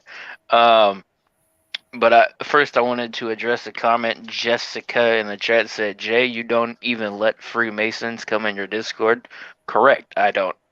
Former Masons I do. But no, not current active Masons. That's why I banned them. Just to say that. But regarding what you were saying, Lou, what is your main? Are you saying you believe in the Big Bang Theory and that's why you're trying to back it, or what's your point of like defending it? Okay, with the Big Bang Theory, right? I believe the Big Bang Theory go hand in hand with creation because Yeah, say for that's example, just you're going off of just hear them me saying out. "Let there be light," right? And that be the Big Bang Theory. No, hear me out. Hear me out. The reason I believe in the Big Bang Theory, but not the way they believe in it, but more of a God, more of a creation way, because okay, God said, "Let there be light." I know light didn't just poof appear. He had to have something to create the light. Or when he said, "Let there be trees and all that," I know it didn't just poof magically appear and there was trees. Then we got to believe in magic. Yeah, You know what I mean? That's why with the Big Bang, that's why. Because that's well, why I got a response to that as well. Do you I'll let believe? you go first, Are Jay. you a flat earther, but or hold what on. are you? No, this ain't got to do with no flat earthers. It's just when God is telling these stuff to be created, something had to create it. I mean, unless you want to go with the model, Yeah, like God God say, made it. "Let there be light," That's who and the sun created it. just, yeah. Unless you want to go with the model that God said, "Let there be light," and then the sun just poof magically appear. Well, Like you God, can't as if use God is magically appear when there's an a almighty creator. That would be okay. diminishing him. How did he create Can the you bring sun? my He base? brought it into existence. That's what he did. How? Um, How did he He's the create? I mean, he's the yeah. guy. You know, he's the guy. What do you mean It, how? It would be a it, god. He it, created it. did he create it with his hands? his voice, bro. Just like the Bible says, You, when God spoke everything into existence. Think about this. His hands. I mean, Well, could listen to this, possibly, Jay and or he could have Lou. just thought you of it don't and it know. came into existence. Can you share? Can you Then share my you. screen? Hold on. I think Then you got You already said calling the works of God as magic is kind of a little you got blasphemy to. regarding that. No, you don't, How? Listen because to this. it's Okay, not how did he magic. create the sun? How did he create the sun? He Hey, created it. no, let me How? That's tell how. you. He spoke it How? into existence. He simply spoke How it do into you? existence. Think Yeah, about How do that's you? this. actually a verse. Bring that up real quick. I don't have the verse, but No, check this out. let him explain how you speak something into existence. All right. Well, So you're coming from the perspective of a man creating a universe. You don't realize is that it's a god. How can you compare a man's creation, perspective to an almighty creator? I think you're very retarded for doing that. You should kind of Okay, diminish yeah, your I'm ways retarded. and Yeah, I'm approach that retarded. very differently. Hey, keep Yeah, it respectful. So just get you out of here, Oh bro. no, I'd Yeah, be it's respectful, cool. very It's cool. respectful. It's cool. It's cool. I It's know cool. Luke Yeah, can I'm take retarded. it, but I'm not Yeah, going to tolerate it. So but just be respectful. I would like to answer the question. ex- Lou. You would yeah, never No, go do I'm ahead. that. just Answer I'm it. just saying as it is because Can I it's get a 60 very seconds? dumb Can I way hear to you approach it. Hey, let me get 60 seconds real quick. So if you out? look Go at ahead. what Calling if the you look at what creation I'm of showing right now, God as Jay, magic. if you look at what I'm showing right now, this is like if you look through a telescope or you get a P900 or P1000 camera, this is what the stars actually look like. So everything turns out to be a frequency, even light's a frequency. Correct. So this is how God can speak. Have you seen my flat Earth videos? I've got about 2 documentaries done on them so far. I have not, but You should check those out. I incorporated what you're No, showing me. let him explain. Let him explain it. if you want to put them on the private chat, bro, I'd love to check them out. Just go on the page, man. You'll find them. Recent uploads. Okay. All right. Those bro, are stars, though. These are stars. This is what if you go outside right now, Stars are and frequency. yeah, they're a frequency. There's Static, actually experiments that I'm going to show here in a minute where it's called solar luminescence, and they actually replicated this in a jar, and all they do is run a frequency, and they can start us. They can. It's called star in a jar, but the scientific name is solar luminescence, and yeah, man. So that's how God spoke everything into existence. So everything. Okay, okay. With that, with what you just said, right? Perfect. That's perfect. Now, God Especially if you put formed water into the God. mix. If you put water Okay, into the mix and you run the frequency through water, you can start to create solid matter. All okay, right, go okay. ahead. That's perfect. That's perfect. God formed man from the dust, right? You Correct. got it. What? That's what the Bible says. Okay, what did he form the stars out of? Sound. Here, matter of fact, I'm gonna share this video. Hey, if you guys like what Iger's Lou, I think you're approaching stuff you're not very well familiar with. You might need a little more research regarding it. Just saying. Iger. Let me ask him. How did God form the stars? Since I don't know what I'm talking about. How did he form them? He put them in existence. That's what he did. Out of what? Out of what? He formed man water. out of dust. He formed stars out of water? Yeah. Out of water and sound. Frequency, light, sound. Bruh. So Yeah, it's gonna now get you crazy move for you in a into the minute. big now you He move needs into some the more Big Bang. research, man. Nah. Now you moving into the Big Bang theory because it's kind of odd because that's what they think. Certain stuff No, in the not really. universe is formed out of. They You say it's just formed out said of matter. He formed stars out of. I didn't say what did they say form out of matter? Stars, if you go back to the heliocentric model, stars, Earth, cosmos, all that's formed out of Okay. matter. Can I What put type of I'm gonna matter? teach you I something. forget what they I'm say. gonna teach you something. I'm gonna teach you something right no. now. I God, doubt it. which came first, water or the sun? Water. Water came before the sun, right? Yeah. Okay. If water came before the sun, what was formed out of water? You said the stars, right? What? That's what you said, right? The Yeah, sun's it's, a star too, right? You The sun's you a star said too. It's an effect. It's an effect that happens with the water and the sound. no. meet He together. said. Hold on. Can I No, share it's this just video that he real quick? said water. Hold on. I'm gonna let you share it. He says Yeah. water. He says stars is formed out of water, right? Big Bang Theory people believe first they believe the sun came before water. Now new research shows water came before the sun. And it's new research that's in the first page of the Bible. The first chapter. Yeah, The first but what I'm showing him is what I'm showing him. Who? Me? Yeah, you said sun. You said the stars is formed out of water. Yeah, Correct. they were. Well, hold on. Let me share this So video you real agree? quick. So you agree with Big Bang Theory? Not we at don't all. agree No. with the Big Bang because that's by a Jesuit priest named George Lemaitre back in the days of Einstein, who's another puppet. But I'm gonna let this video play real quick. No. Einstein's not a puppet. Come on. Yeah. He was, bro. Einstein feared God, man.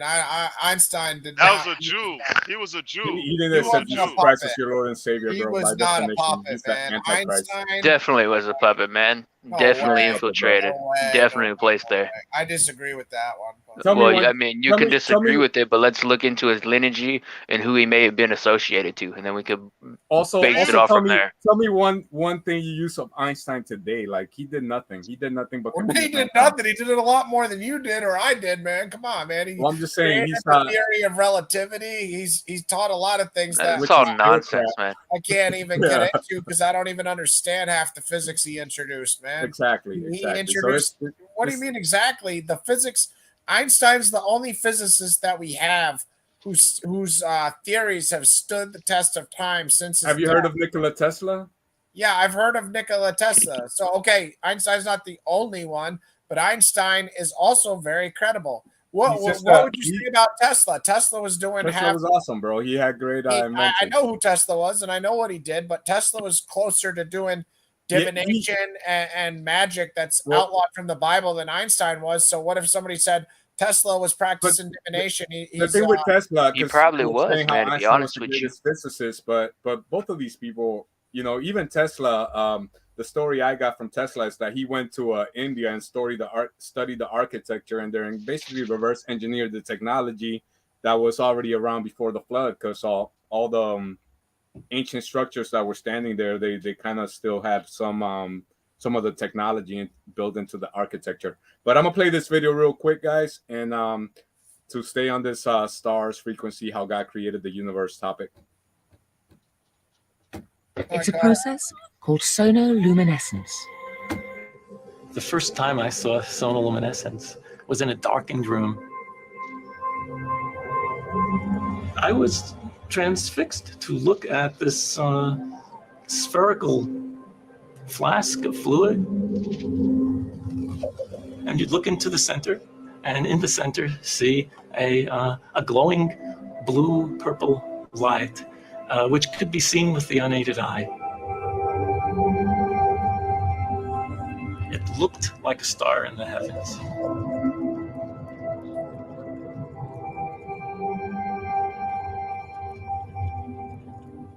Seth Putterman called it the star in a jar, a tiny spot of bright light contained in a flask of liquid.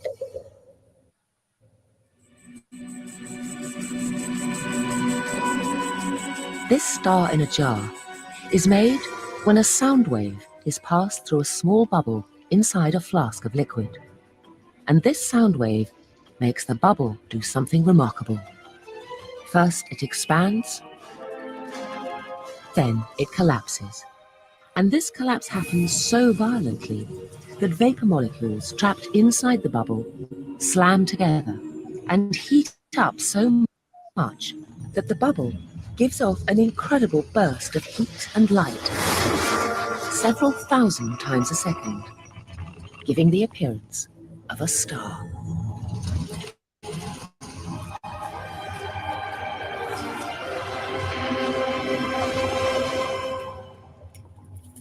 That's mad cool. Yeah, so I kind of wanted to share that because it's not just some crazy conspiracy theory. It's something that's accepted by science now.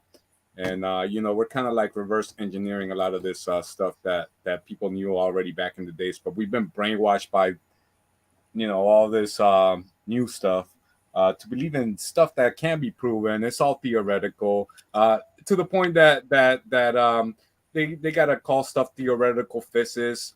You know, when they're talking about the stars and the universe, these people are just best guessing the best way. And you know, if it contradicts the Bible, they love it. If it goes for the Bible, then you know they gotta figure out a way to sound smart and get you to dismiss it as absolute truth. So I became like literally more literal to the Bible than ever after coming to this conclusion that the Bible's absolutely true. And it didn't lie, bro. It didn't skip. It doesn't make room for all these theories and so many theories tied to the Hebrew. Yeah, I agree, man. Check out my documentaries, man. I included this in there. Be something Bro, to watch. I'll take him out for real. He said the stars is formed out of water. God had to tell the water to form the stars, right? All he had to do was throw a high frequency. Again, Lou, you're coming from the perspective of a man creating something. You got to realize that this is a God creating something. How did the waters form the stars? He just threw a beat out there. He just told him to do it, and it was placed. He threw a sound out there, and he threw a sound. Yeah, a sound. Frequencies. A frequency. He just threw a frequency out there, and that's it. That's what the sun is too. Lou, you don't know what you're talking about. I just said leave that there, man. You're trying to understand it, but you have no research on it. Okay, hold on. This is interesting. He threw a frequency to the water, right? That's communication, right? Yes. Possibly. If you hit a note on a piano, is that communication? If the frequency, if he threw a frequency to the water, that's communication, right? Correct. Where are you going? What's your point? Okay. What's the point? If if God communicated to the water heard God and formed a star, right? Or stars, right? I guess. The stars we're talking about is the stars that can't be counted. So the water had to literally so the water had to literally form stars that cannot be counted, right? Yes. What? I'm lost. There's more No, stars in the you sky said- than the seashore, according to the Bible. You said stars are formed from water. Does it matter though? To be honest with you, like that's your whole basis behind that. No, bruh. Like, no, bruh. You're no, kind bruh, of right? like tongue tying in a kind of situation ain't you no have no tongue tying. research on. No, ain't no tongue tying because you stuck with God the stars is formed from water. You should check these more videos out, man. That's like your whole basis to what you're trying to come off of. You don't know what you're talking about.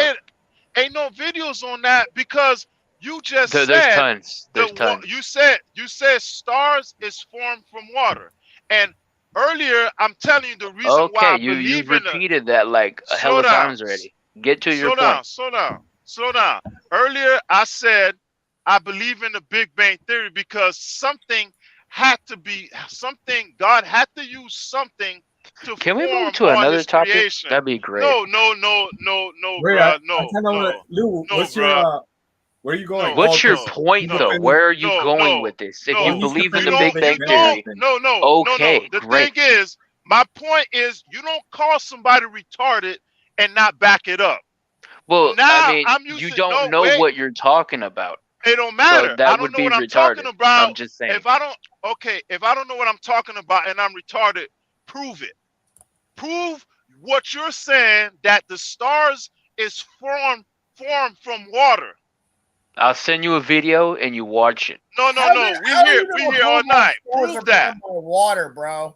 Who created that. the star? Who did Okay, that well, out of see, water? here's the thing. Through frequency and sound, they were formed. If you look at them, Is that not communication? It would be communication. What does it have to do with anything? And did I not tell you the reason why I believe in the Big Bang Theory is because in order for God to create whatever he created, he had to have something to create it, right? And you said earlier, he just uses words.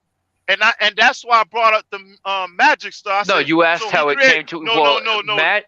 Yeah, and I said, who how is did it this come guy? to existence? He's like fucking a moron, man. This no, is stupid. No. You call me retarded, and you're gonna have to prove I'm retarded. Oh, that's why I brought the magic trick up. You can't call God's existence and his miracles magic. That's diminishing him and putting him on a man's perspective. I did not call God creation. No, I didn't. I asked you, how did God made the sun or star? Did it just magically appear? You said no, because he put it into existence. It's a God creating stuff. No, you didn't say that until the brother brought the video. Till he brought up the frequency. Well, that wasn't the topic at hand, so that's why I said it don't matter that wasn't a topic. I asked you a question. I said, how did God create the sun or the stars? Did it just magically appear? You said he created by his words. He put it into it. No, I didn't say that. I said he created it. And then Iger provided the verse that says that, and then I remember that verse, and I go off of that. And before he said the frequency, right? What was your answer when I asked you? Nigga, let me answer. Hold on, man. Shit, let me get to it, man. You're asking all these different questions. Let me explain it. Okay, you said, how can a retarded person ask all these questions? You call me retarded, right? Prove it. Yes, I did. Well, if you let me do it, I can. Louis, you supposed to and saw a guy make a star in his backyard. He's supposed to be Albert Einstein, and he's crying about me asking him questions. Never claimed that. It was a YouTube. You call me retarded, prove I'm retarded. I got a YouTube video as my proof. You definitely said that. You didn't say watch a YouTube video, bro? I did at the end of it. Okay. I said I'll send him my videos on it. There you go. It would save a lot of time because he's not very informed. He just What did want I to just view. lie on? Didn't I accurately Play your video, Jay. I want to see your video. Send it. Go on my Get it right page, now. man, You can share and it. look Go ahead. at light formation, light reflection, flat Earth video. You'll see it. It has the Right. Pink Floyd What's her page? thumbnail in it. Again? Sacramento Truth Movement. Yeah, he's got 20 pages. He's in the comments talking shit too. He's Hey, No, I'm actually not. I Iger. got about 13. Hey, Iger, before he jumped on the platform, I'm playing I Grand told Theft Auto Ryan, right now, so that's I why I actually don't. can't comment talking shit. Well, who's That's why- Sacramento Truth Movement in the comments if that's your page? Oh, I and then- commented once replying to All right, so Rebel man, just be Nazarene. honest. That's Why you not can't talking be shit, honest, man? I mean, I spoke. That's to not Jay talking before, shit. I and just said they're uninformed. They don't know what they're talking about, and it's true. Iger, before, That's not talking shit. What is Not talking at all. shit? No, that's just a logical Saying cats standpoint. are uninformed. What's that mean then?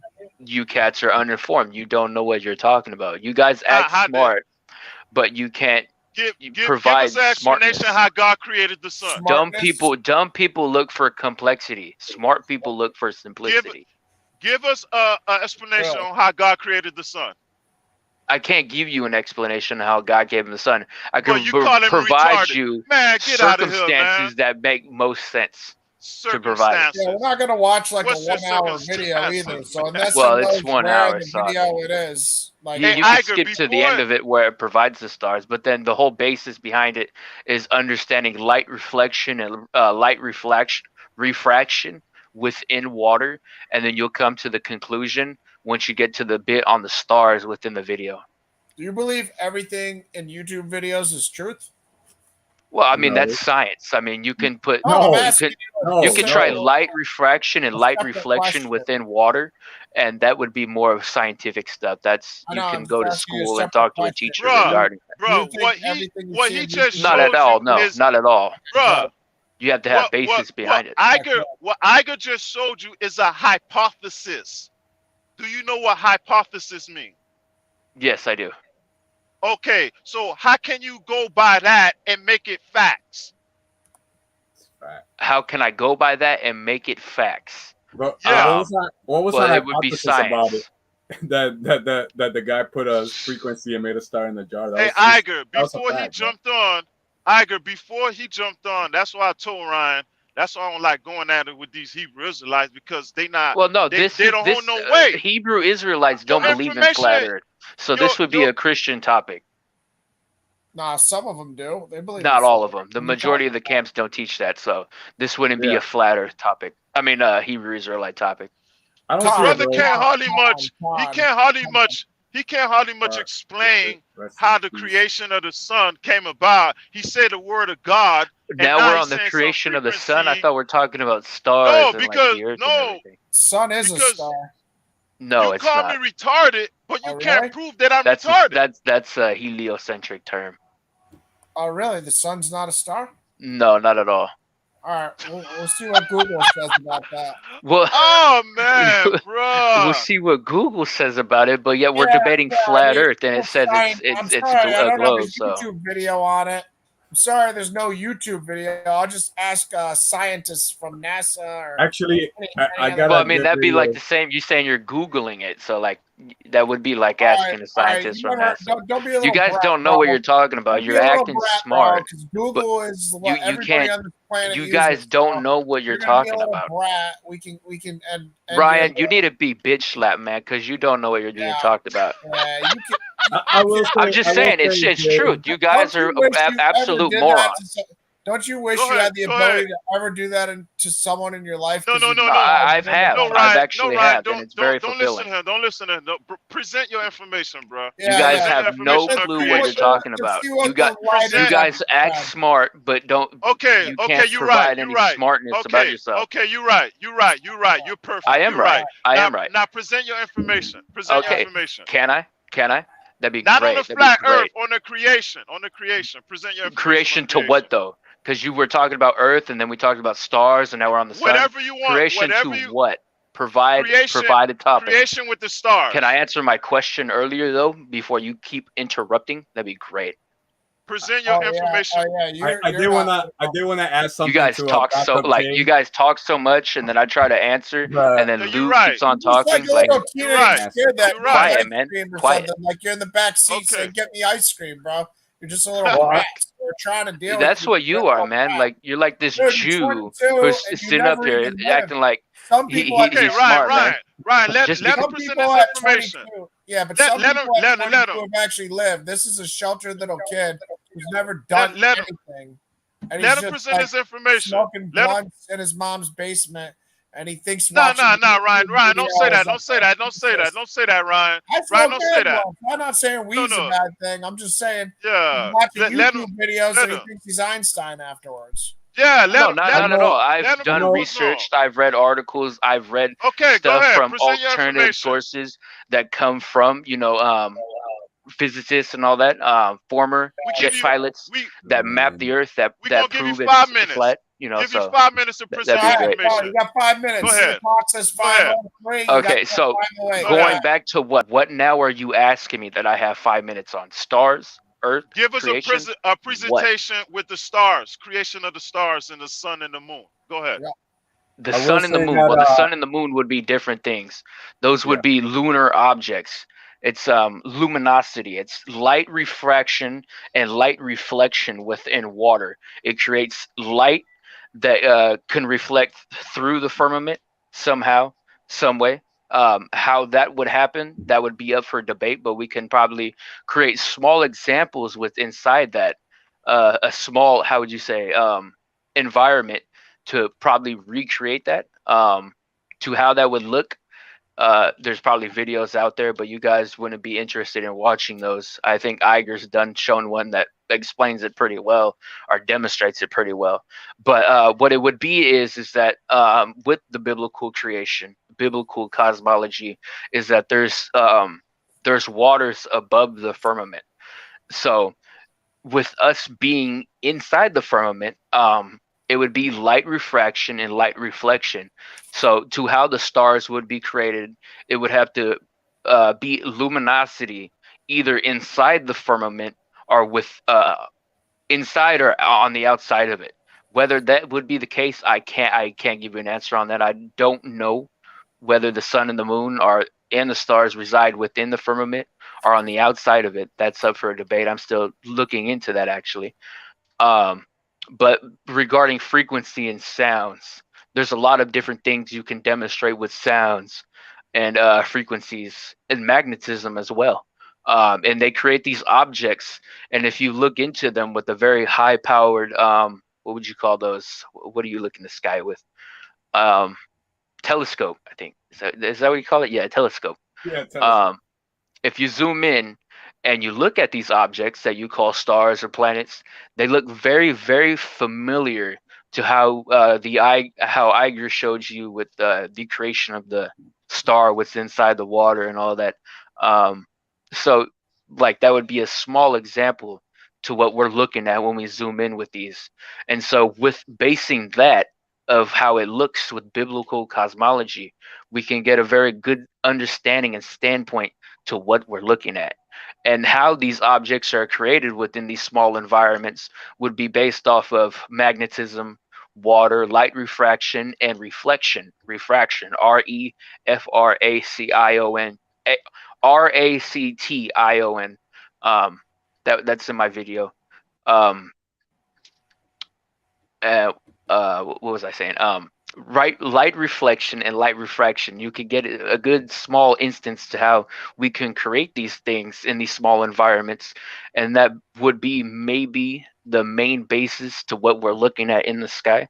And what those main materials we're creating these things are is magnetism, frequency. We can add water into that, but sometimes there are instances where water cannot be involved. If you do like you grab like a grain of rice or salt or something, you've probably seen those experiments where they have like a magnet and then they play like a sound frequency base, and then they change these different directions and make all these different shapes. Like you get like a snowflake, Star of David, all these different things, and they're always changing. But if you add water into the context, then it's very luminous to their form. But the main materials would be a sort of frequency, sound, bass,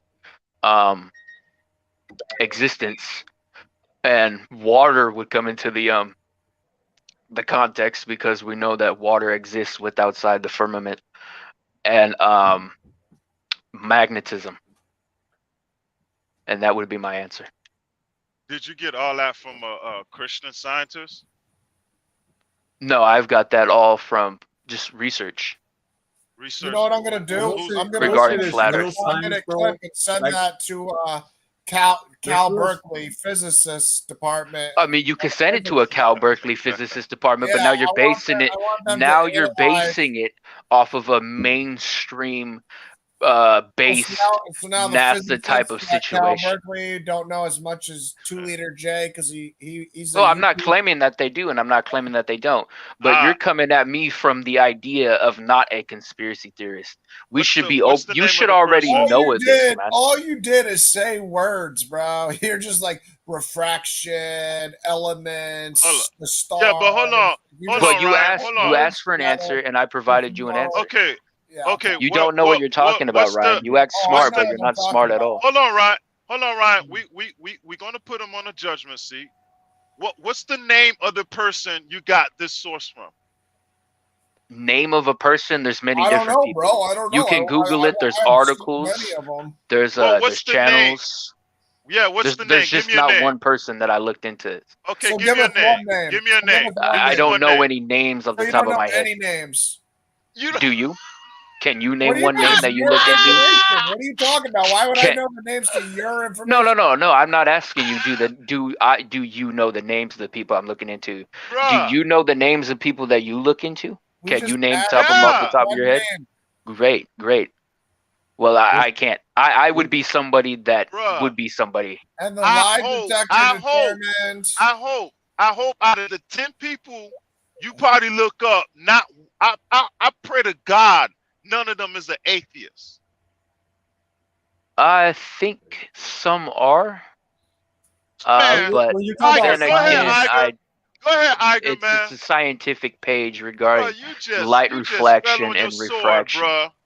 Atheists So they believe in might Big be Bang atheists, Theory. but They, not everyone does. Not everyone. You're that's lumping why everybody I say, into that's why I a say, category. I pray There's to God. individualism as well. I pray to God, one of them sources you read, not an atheist, because if you pull that atheist source, it's going to lead you straight to the Big Bang Theory and not the Bible. So everything you just said, it just automatically discredit. Hey, I just What? checked 2 Liter J's, scientific theory there, and I guess Maury Povich told me that he determined that was a lie. Man, I'm sorry, Iger. If you Iger, could come you're with up that here one- with some Not morons, Iger, man. sorry, What are you sorry, up here Iger, for, sorry. man? I'm sorry, 2 Liter J. If you could come up with that one name now, maybe we Yeah, can. Yeah, will- I can I will say, go through my list of videos that I've watched, and I'll Oh, give you okay. the name of the sources and the organizations that Are you gonna that give us talk the about name light of the reflection. scientists that did these experiments, or the guy whose That was, YouTube page you Please watch? do. man, that was Well, that I was a mean, good, you're coming up the top of me. I'm not ready presentation, for dude. debate, so like I would have to gather So So my why my would you info call as me well. retarded, bro? Why would you call Because me retarded? what you're saying and is your very information retarded. not even. Why would you call me retarded and your own information ain't even put together? You don't No, much my know who you reading. My information is well put together. I don't have the information off the Okay, top of my what's the hand name of of the- lists of give- names and everything. Okay, go pull it up right now. Give us one name, just one. Okay, let me see. You just want to check your information. Well, light This man refraction. reading information. He don't much know who information he reading. Light refraction. Light refraction and light reflection. It's that- basic what does that science. You do? can look it up. Just saying 2 words. That did Ain't nothing. no looking up, bruh. Man, Well, I mean, I will say, it's hey, I will say, man, basic. that was a good elements in presentation, science. bro. That was a good presentation, even though you didn't have any visuals. But you did a good job trying to explain. Because even you according don't to know the what Bible, light reflection and even refraction according means. to the Bible, Look it doesn't up. say You were that- trying to Google something it a moment separates ago. the Google that. sun. I know what it means, but you're just saying words. The thing, Jay, is Moron. that I don't know, man. Oh yeah, we we got can these we people can bet angry at money and you, take an and IQ then test, they're not gonna and I listen to you. guarantee Great. you won't end But, up with $1 in that your was pocket a good afterwards. summary, I guess. Great. Your Edomite chemistry Yeah. that And it's is like the mainstream doesn't bother me, man. Yeah. It's become a And pissing that's contest why at this point. you could So explain what you can't get everyone, nowhere the if it's a world, pissing contest. anyone means in the Bible, because you can read the Bible so well. Do you want to start going back to some scriptures? No, I can't read the Bible so Prove well, you don't but know I anything think about I the know quite Bible? We can quite do a that lot. too. We can do that I too. studied the Bible. I studied the occult. I've studied pseudoscience for many years. I've started when I was about 14. You know, Vigilant Christian Cool. introduced me to a lot of stuff, but that Did was you just start like going planting the pubic hair seeds. yet? Because it doesn't sound like you did that yet. Did you start going? Yeah, I'm pubic hair? 22, man. 22. Well, I'm just asking. It doesn't sound like you have that yet. So I just You wanted want to say? You want me to send you a picture of my nuts? Is that what you're asking? No, I I was can't. asking if you grew pubic hair because you sound like Yeah. you haven't hit puberty yet. But let me And you ask sound this. like you're a homosexual. Oh yeah. Hey, Well, let Iger, man. Man, oh, we're dealing with a 22-year-old man. Iger, yeah, go ahead yeah. and He's give us a he's about to be presentation, on the man. sidelines. He's Yeah, about to be on the man. That's fine. sidelines. That's fine. I just want This man don't much know. You're attacking young people. I mean, I just want you're a grown man Too young, man. attacking Give a us- youth. Give us a You name should have a of better example to yourself, 2-liter man. tool. Because I'm a silly Edomite. I need you, Mr. Hebrew I know. I Israelite, call names to for break this people down for me. who call people names. Mark 16:15. He said to them, and this is Jesus speaking. He said to them, "Go into all the world and preach the gospel to all creation. Whoever believes and is baptized will be saved, but whoever Well, does see, now not this is a whole different topic. You Oh went from stars to no! creation You were talking to the about Bible the Bible, so to I this just wanted now. to get a Hebrew Israelite's opinion because I'm a silly Edomite. What is the world in Mark 16:15? That is the Israelites. I done gave you an answer to that earlier. What is all creation? That would be the Israelites. I done gave you an answer to that earlier. You asked this already. That is the end of the story, ladies and gentlemen. That's what you get when you deal with a retarded Hebrew Israelite. That's what you are, man. Retards because they ain't that dumb. I'm sorry No, to they insult are. retards because they ain't that dumb. I agree. This is the kind of situation. See you later, buddy. He's out of here. I had enough of his little immature games. I'm not going to sit here and play with him. If you're going to lie about the Bible, go lie on your channel. Go hang out with your buddy ETT or whoever you hang out with. I don't know. ETT is a little more reasonable than that guy. But yeah, we endured his ignorance and arrogance and asshole teenage behavior, and now it got to the point where it's getting me off my where I should be at mentally. So I just got to get rid of the 2-liter tool. But you know what I mean? Because I started to get out of character and out of line. So, but yeah, I can't deal with people that are going to lie that much. I mean, if you're going to really just say, go into all, when Jesus says, he said to them, go into all the world and preach the gospel to all creation. If you're going to just keep saying that is Israel, the world is Israel, all creation is Israel, there's no word that God could ever use to say everybody. And I can't deal with that. So we let him sound, say what he wanted. Go ahead, Iger. Go ahead, Lou.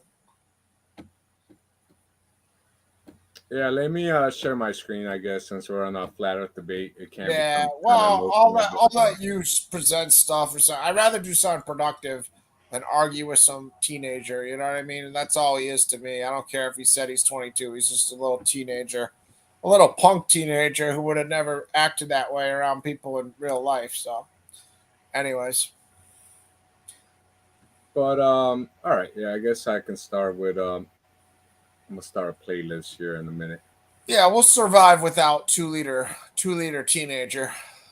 Because the thing is too, when it turns into like a argument like that and just calling each other names, then we're not gonna learn anything from each other. It's just gonna be like calling each other names, right? Oh, that's what I mean. I got out of line too. I'm gonna say I wasn't perfect there. I started getting immature like he was coming at me. It made me, which I should never blame anyone else. It's my own behavior, and I'm responsible for it. But after a while, like I said, you just, I don't know. It's hard to always take the high road. That's all I'll say. But I made errors. But I don't need to deal with them on my channel. You know what I mean? He can come back if he wants, but he's I mean, yeah, like the whole, sometimes he comes on and just starts telling people they're going to hell, and I'm I think everybody can be saved, bro. According to scripture. So yeah, man. So I'm not with the Hebrew Israelite movement like that, and but I he's a flat earther, so I'm kind of on board with him on that point, but I'm not on board with the whole if you're white, you're gonna be my slave or whatever it is. Well, that didn't even bother me, honestly. What bothered me is just when people are just illogical and want to lie on the scriptures. Like he can say that to me, but like don't just say everything's Israel. If a verse says the world and all creation, like if you're not going to say that means the world and all creation, then what are we doing? You know what I mean? You can't just say everything's Israel. So I really didn't even care that he called me an Edomite and all that. As long as you would go through the scriptures like halfway reasonable, I would have dealt with it, Yeah, and I enjoy his flat earth presentation. He knows what he's talking about with the whole regarding that. So I'm kind of with him on that. But moving on, bro. I don't know what do you guys want to talk about now? No, I don't care. And I don't even know where to start. Yeah, I agree. Man. I let him go off for mad long. It's not like I was like. My bad, Ryan and I. Nah, my headset need to be charged, so I'm gonna put it on charge. But I'm gonna jump back in. I'm gonna jump back in. But I agree, man. I understand where you're coming from with creation. I'm not gonna debate. I just want to hear you out or whatever. Yeah, and because you that. explain it. You explain it in how the Bible said. Let's reason with each other. Yeah. I'm just asking you these questions just to get an understanding why you because you're not building your doctrine off a glass house, you know what I mean? You're building off bricks. So I'm gonna ask you questions about it, Yeah. I'm not asking it to debate you, but I'm gonna give the guy props. He did have a good presentation, but what he's not understanding, you don't come in with these informations and not know who you're getting the information from. Well, he came in like attacking people already, right? So that I'm used to. I'm used to that. It don't matter. But by the end of the day, I should have kicked him when he called Lou a name. Like honestly, because if anybody comes in, I can let him disrespect me, but I don't really want him disrespecting you guys on my panel. So honestly, I should have booed him when he did that. But you know what I mean?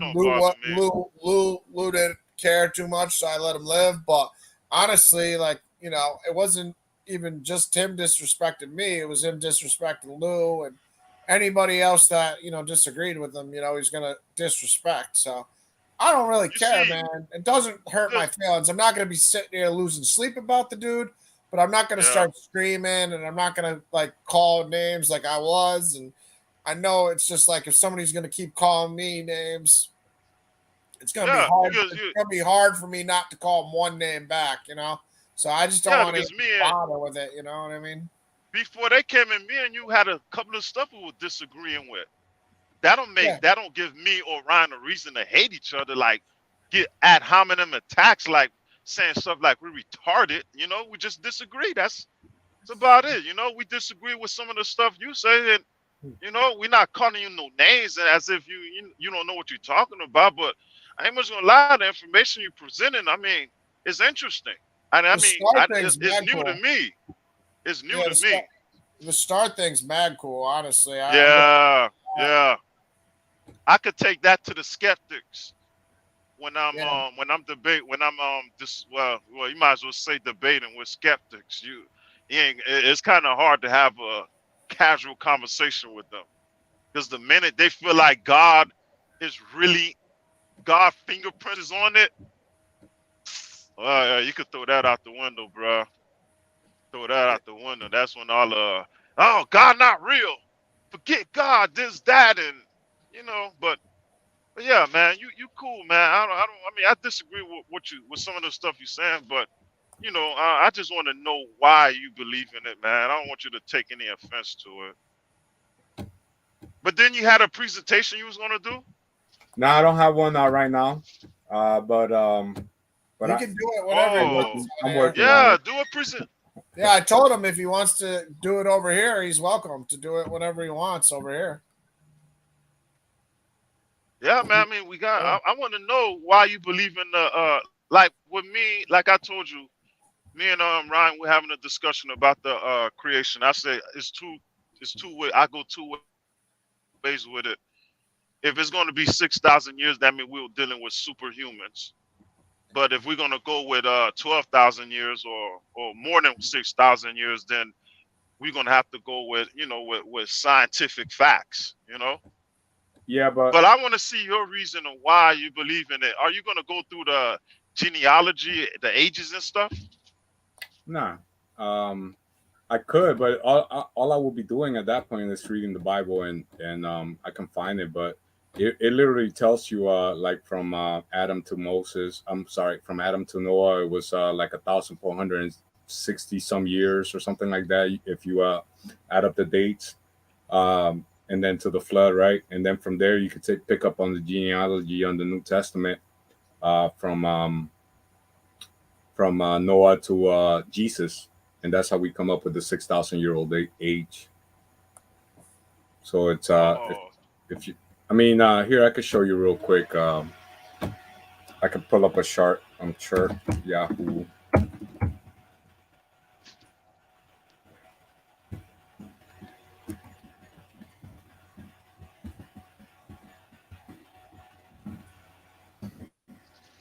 yeah, that guy there, man. I mean, I don't mind. I don't mind the your personal belief, but when you go to calling somebody retarded and can't back it up, bruh,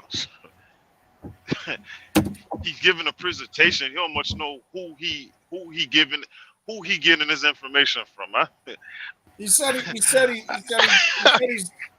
be scared to even say something like that to somebody in person too. So it's like, bro, you know, you're just saying you're a troll and you're not even like about that. Why are you going there, man? Like, what is the internet just a place to get that That's out why. of your system? That's know why I what I had to mean? stop you, Ryan, man, because I knew man, I know Ryan gonna get out of character. Let me jump in. Let me Yeah. jump This is in, man. Ryan I don't want Apologetics. I don't want to get to like to. getting. I was getting on the thermometer, checking his temperature a little more than I should on Ryan Yeah. Apologetics, you know. But yeah, if you fold on the internet, then you really something, man. I don't even know what to tell you there. You fold like a lawn chair on the internet. Damn, bro. At least 22 years old. most people at least front on the internet. He didn't even want to front on the internet. He was at least I'll give him credit there because he at least kept it real that he knows he ain't nothing like that. But yeah, what's this Iger longevity chart, Adam to Joseph? I was This getting is into that was the title of this. I just started with Abraham though because it was hard for me to get. I'm not on board with your 6,000 year creation, but it's really hard to know exact dates. You know, even Abraham, it's hard to have an exact date on. But yeah, I started with just Abraham, so that's it's kind of hard to see the writing on the chart. Honestly, we can't read it. can try to zoom in, see what happens. Yeah, I can see longevity chart Adam to Joseph, but it's This hard is to not read. this is not one I'm familiar with, but it's just kind of like the first one that pulled up, right? But Cool. if you read Genesis, it tells you when it says something along the line that Adam was 130 years old Yeah. when Seth was born, and then Seth was 105 years old when Enos was born. So this is how we follow the timeline, just because it goes into great detail in the Bible. So that's how we come up with the 6,000-year-old Earth. And again, this is not something I got saved on my channel or anything, but it's a real interesting topic because I came across it about 4 years ago. So this is how you come up with the 6,000-year-old Earth if you follow the creation genealogy from Adam all the way to Joseph, and that's how we come up with about 6,000 See, I years. think even some ancient, like, I don't know about the Sphinx, but I know there's that one scientist who argues the Sphinx is older than 6,000. He says that's like 10,000 because of water erosion or something. But yeah, I don't know, man. I don't know. I think we have Yeah. some like human civilization buildings and stuff that are arguably over than 6,000. But beyond that, I just think there's, a lot of animal fossils and stuff like that I don't know, certain I'm not an expert in them, but certain things that just prove to me that you know, something's existed, you know, a seashell or a rock or something like that has existed for longer than 6,000 years. You know what I mean? I don't know. But Yeah. it's some people that says carbon dating is not all that right. You know what I Correct. mean? I'm one But of them.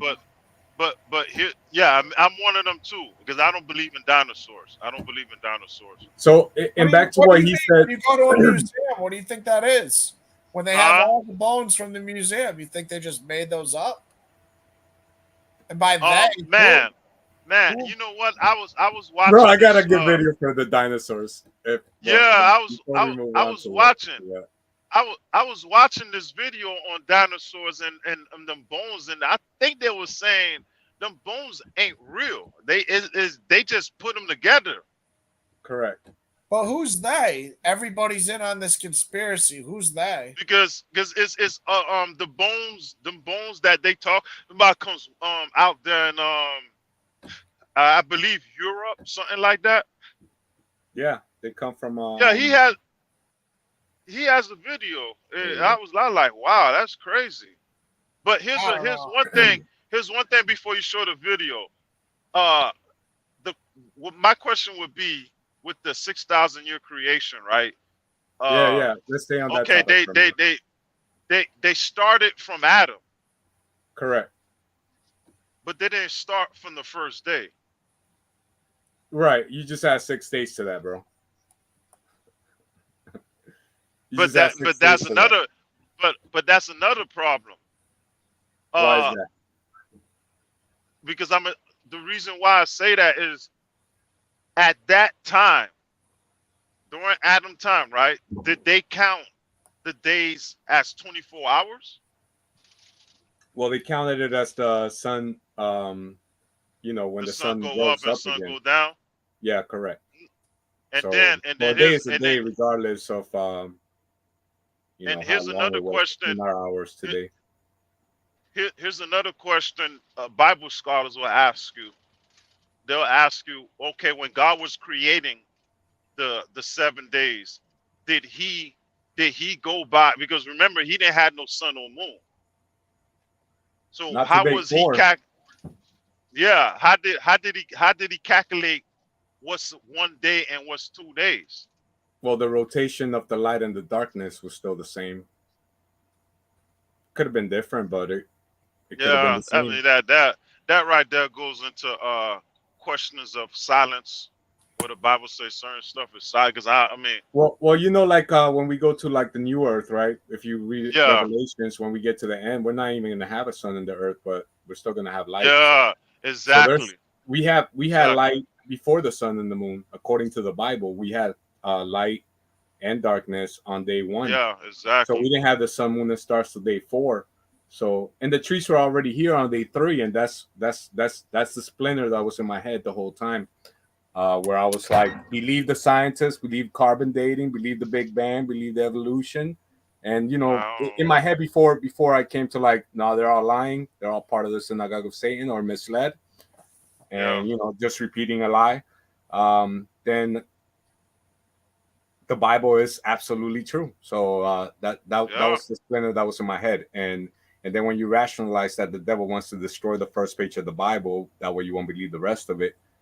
For some reason, he's not allowed to destroy the Bible. He just, you know, most people nowadays even don't believe in the Bible. They think it's like, man, people because believe like in with God, and Adam, they say, but the Bible was made up. It's like, what? Where do you get your information about God from? You know, where do you get your information from Jesus from? It's all from the inside, but they don't have anything to reference because they don't believe in anything. So most people nowadays are like that. Well, not most people. A lot of people are like that.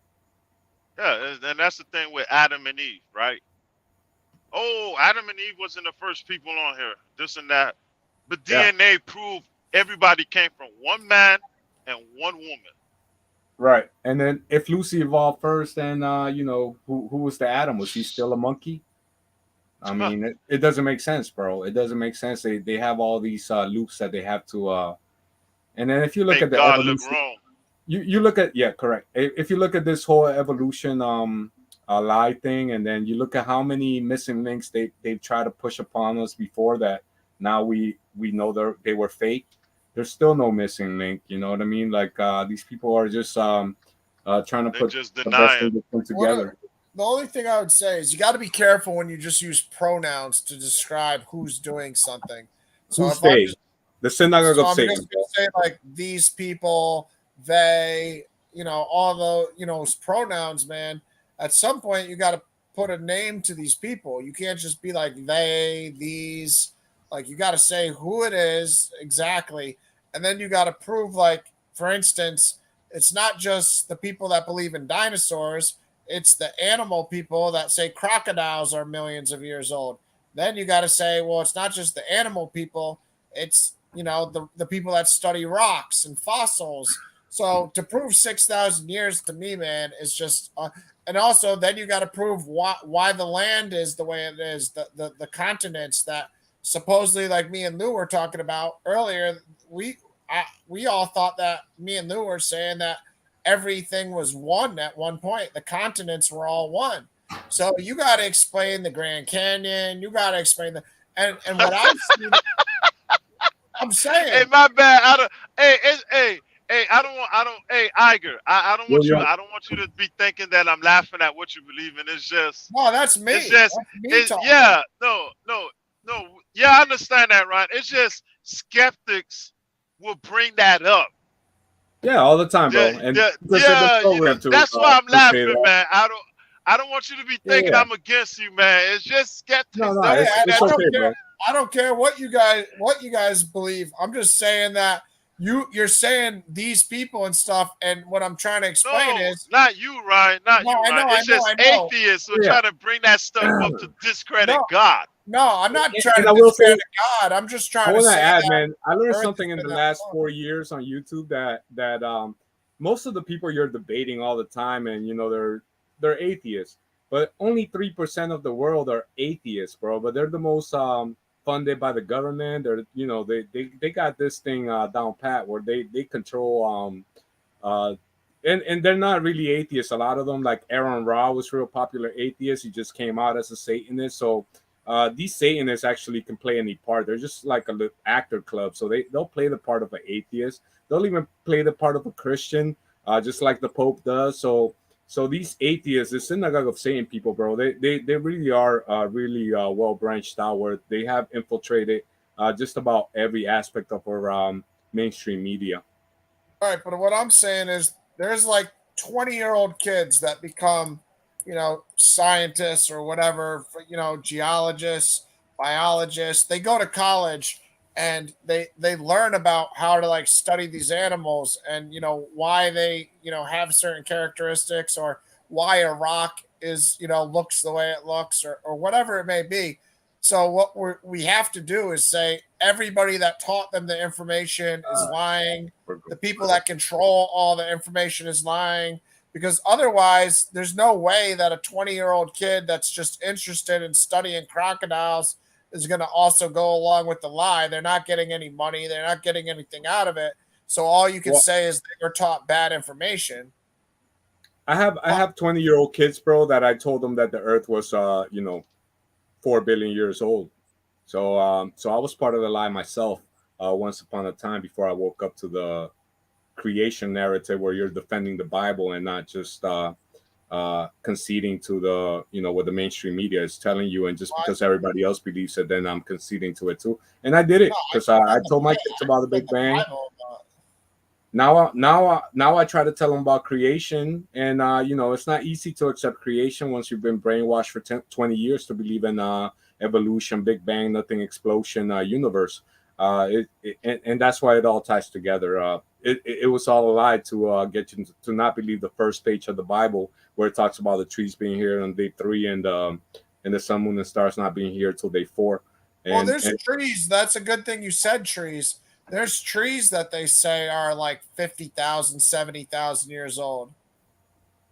Yeah, and they say that, but they could have been giant trees before the flood, so about 4,500 years ago. And then to try to make sense of it, when you got something giant like that, Just to give you a quick example, something that nobody debates, you can look up giant petrified mushrooms, and they'll tell you these things are real. They won't concede to the giant tree stumps, but they'll concede to the giant petrified mushrooms. And they'll just say, yeah, that's what the dinosaurs ate back in the days of the dinosaurs. And they don't debate that. I mean, you can look at this picture here, and there's a guy right here. You probably stack them up 5-6 times, and you get to this giant petrified mushrooms. And I'm just pulling this image up What from about Google. these mushrooms? What's the relevance of these mushrooms? Because if you believe in the flood, Noah's flood, that there's even a verse in the New Testament that says if you don't believe in the flood, there's, I don't have the exact verse, but I want to say Second Timothy or something around there. But yeah, it talks about in the end times, people won't believe in even the flood. They won't believe in it. They just think it's some type of fairy tale that the Bible just stuck in there just to show I don't know what. But yeah, there was a world. What does the mushroom have to do with all that? There was a big there was a world where things used to be bigger, and it wasn't that long ago. It was only about, according to young earth creation, it's about 4,500 years ago. All right, well, let me show this. So what I like about the mushroom is nobody debates the mushrooms, bro, because they concede to them being there, but they don't concede to giant humans. They don't concede to giant horses, giant eagles, giant armadillos. Actually, they do concede to giant armadillos. They found a giant armadillo as big as all right, but big in Utah these trees, whatever this is, Pando, a colony of quaking aspen, whatever. You can just Google, oldest trees on Earth. They say these trees are 14,000 to 80,000 years old. So, like I said, there's a lot of people involved in these studies. So, all right, we lost Tiger. Hopefully, it's just technical issue. He comes back. But there's a lot of people involved in these studies, man. It's like when you say they are doing this, and it's always them, the powers that be, the Illuminati, all these things. Like, you're saying everybody's in on it. You know what I mean? That's my problem with it. It's like at some point, like everybody's not in on the lie, man. Like the trees that they say are 14,000 to 80,000 years old because they range in age. Some of these trees are 70,000, some are 14,000. Like they have it's not, I don't study trees for 11, but there are people that do it, and either everything they were taught is a lie and controlled by these evil, powerful people. Can you Google the oldest tree on Earth right now? What? Excuse me? Google the oldest tree on Earth. I think that's it right there. No, yeah, I think these are. And how old is it? I mean, redwoods they range from 14,000 to 80,000. And where is this located at? Utah. Oh, wow. Nah, you're going to have to Google oldest tree in the world, because then again, we're going to have a big problem with the flood. No, we're Oldest not. tree on the Earth. That's what I Googled. No, my bad. Then we're going to have a big problem with the local flood. Well, the local flood honestly would work with all these things. But yeah, I mean, look at all these trees, and you can go through and look at it yourself. But I mean, there are trees that are thousands of years old, and I'm just saying the main thing I have. It's just, remember I told you that I'm how I believe in the local flood. Yeah, that makes more sense with the trees being old. Because God destroyed everything with the flood.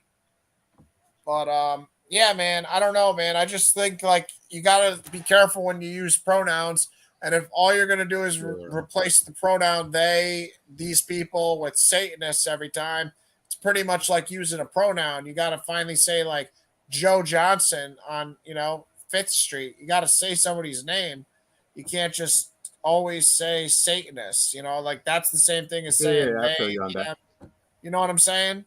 Yeah, I gotta call it the whatever organization, 3-4 letter organization is in charge of overseeing this topic. Just say skeptics. Say skeptics. Just say skeptics. So let me share my screen one more time.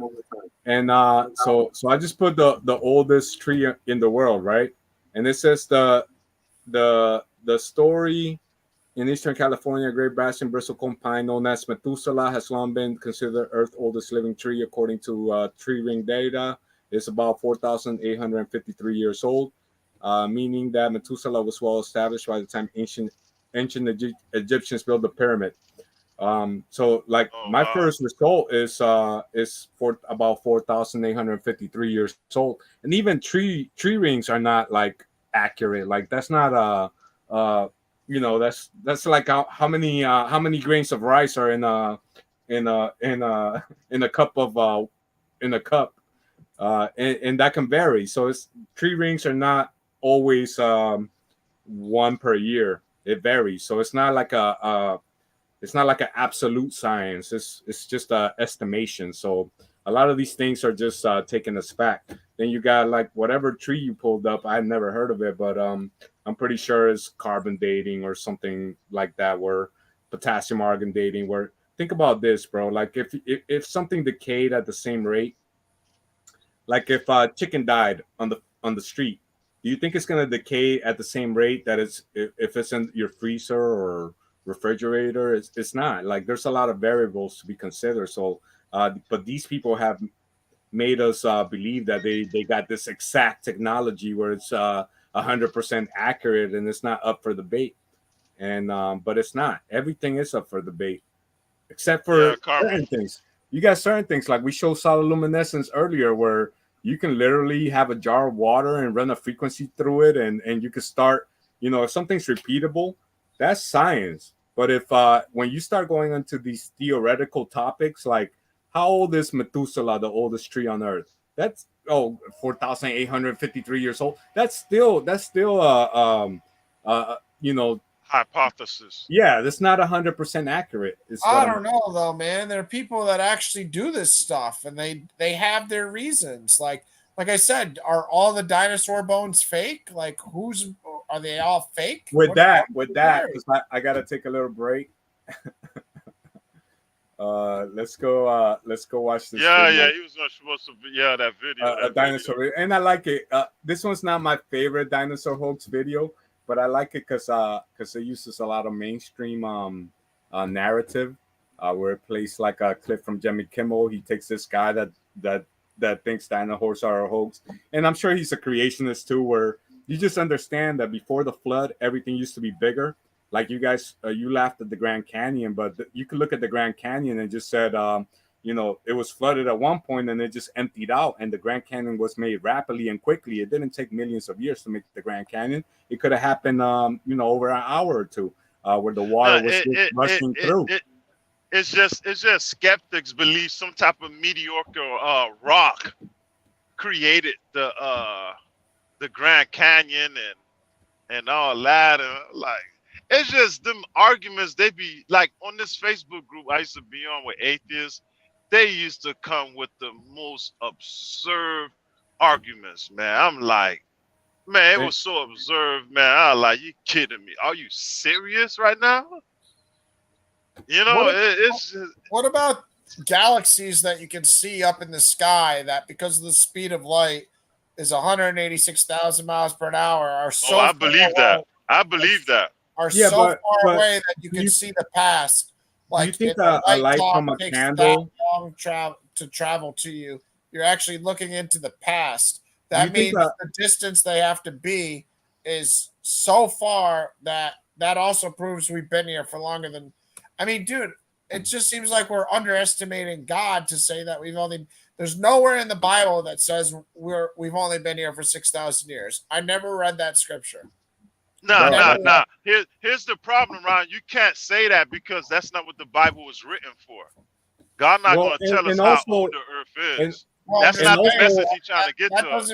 that doesn't mean that you're going by the Bible because you say the Bible says we're 6,000 years old. The Bible doesn't say a date. Nah, it don't. well, don't. it does say, like I showed earlier, that I just pulled up, just Google up the age of the Earth according to the Bible, and there's many people that just simply added up the genealogy of, because it Yeah, I literally know gives you the can add the genealogy from Adam genealogy, and then it will all from the way to Adam only Jesus. be 6,000 years. I get you can do You that. get that? And it's on the Bible. But Like, you don't understand. Man wasn't created on the sixth day, like you're saying. that's what the Bible says. That's not what I'm saying. All right. On the first page, the Bible literally says man was created on the All right. sixth day, bro. Let me reread that because I probably did just misspeak there. But what Go I'm ahead, saying read it. is, well, Read it. all Read right, the first page of the Bible. The first. I couple know it's paragraphs. going to say the sixth day because he created everything in 7 days. So it's obviously not on the sixth year. So I already know I made a mistake saying that. But what I'm saying is the genealogy. I don't subscribe to that. I don't subscribe to the Adam lived 900 years and then this guy lived that year. And Well, that's on the Bible too, bro. Would you like me to pull up that Bible verse? No, I understand what It's there. I've done it myself from Adam to Abraham. I understand the amount of years because I've taken the years and done it myself. Hey But, Ryan, I'm gonna let my headset charge.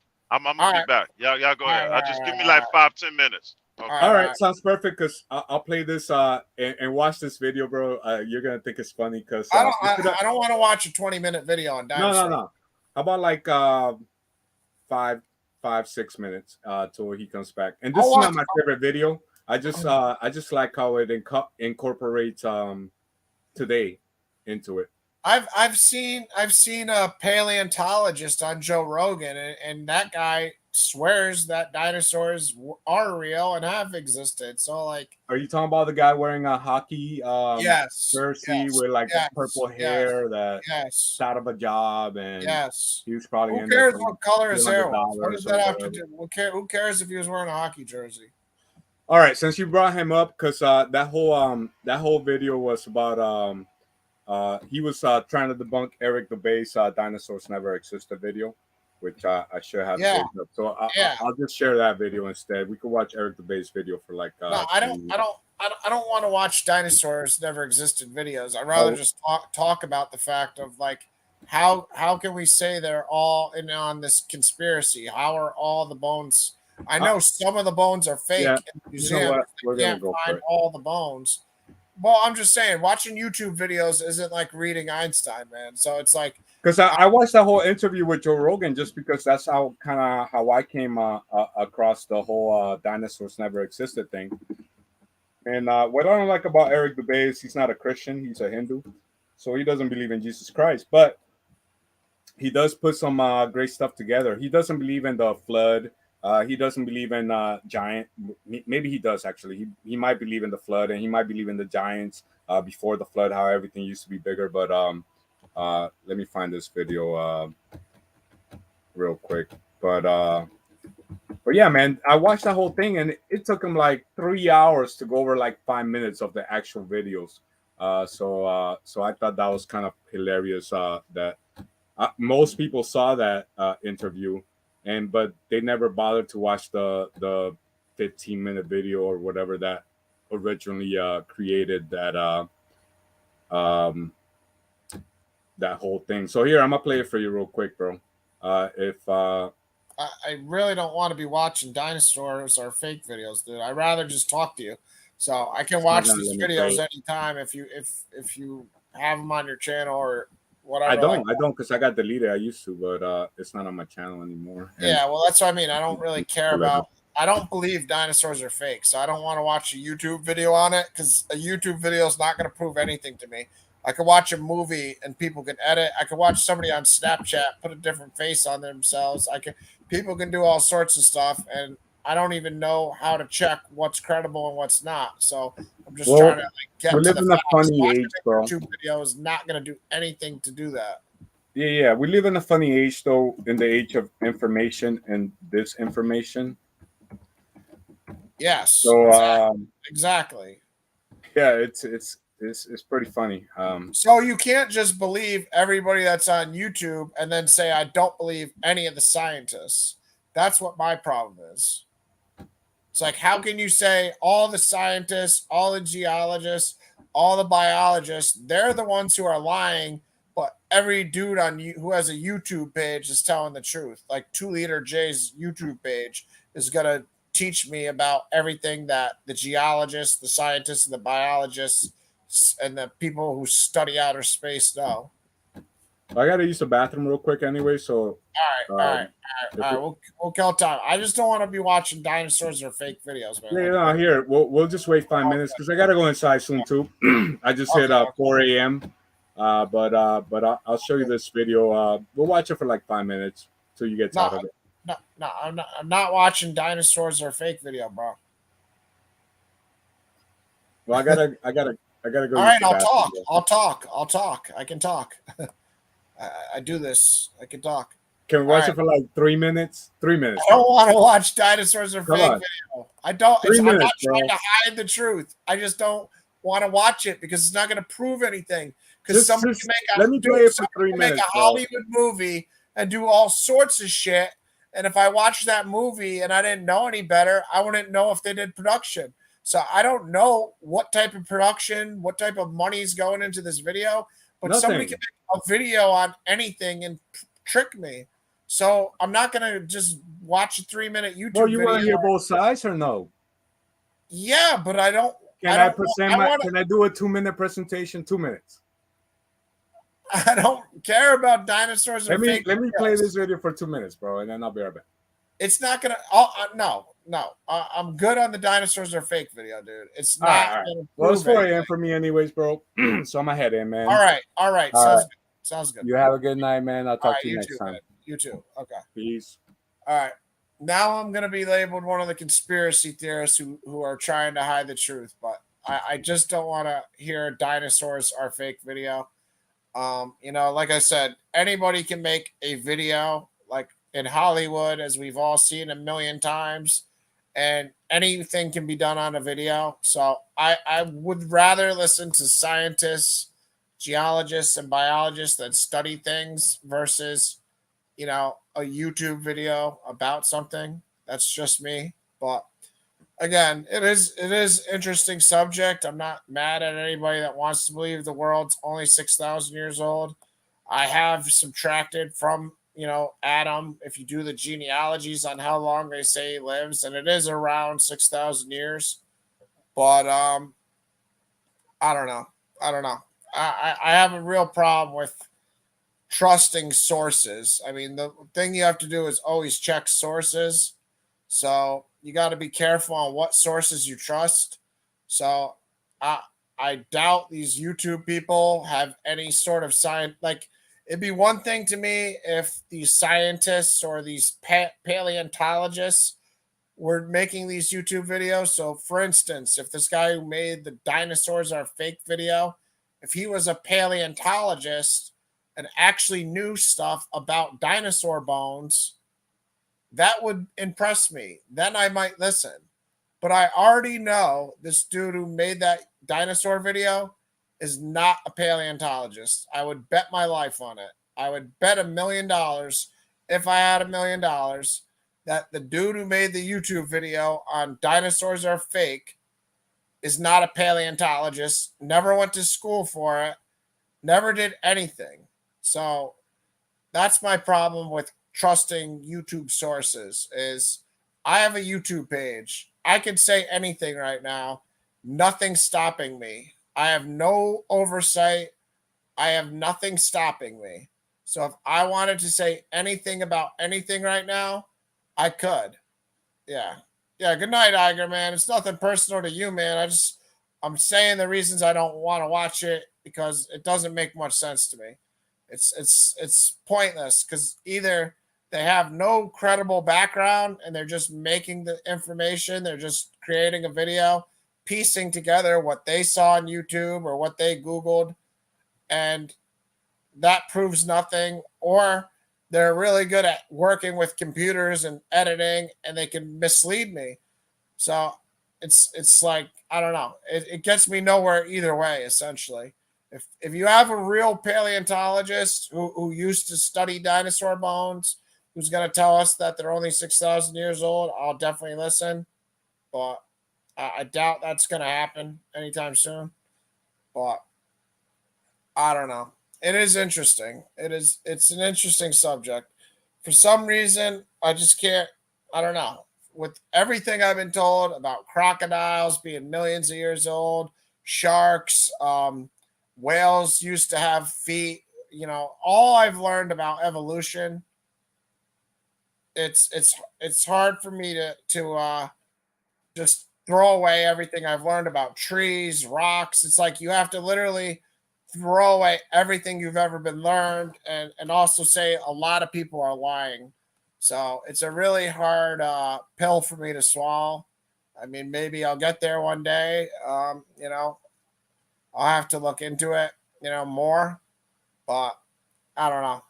It's hard, and it doesn't, like, I am a Bible believer more than anything, so it's not like I'm trying to discount what the Bible says. So it's interesting for me. When I read the Bible, I think Adam was created, and Adam was in the heavenly realm. So I see Adam and Eve, because they were in the where the tree of life was, and the tree of knowledge of good and evil. And then a cherubim's guarding it with a sword, a flaming sword. So, like, when I said man wasn't made on the sixth day or whatever, I was wrong on that. And I caught myself immediately saying, well, wait a minute, God created everything in 7 days. But I don't believe the Garden of Eden is on earth. So I believe that, the Garden of Eden is in the heavenly realms. And that makes a lot more sense to me, because I don't see anywhere on earth where there's a cherubim with a flaming sword guarding the tree of life. If anybody knows where the tree of life is with a cherubim guarding it with a flaming sword on earth, if anybody's ever discovered that, please let me know. Well, I don't know where that is. So I think that's in the heavenly realms. That's just my opinion on where the Garden of Eden is.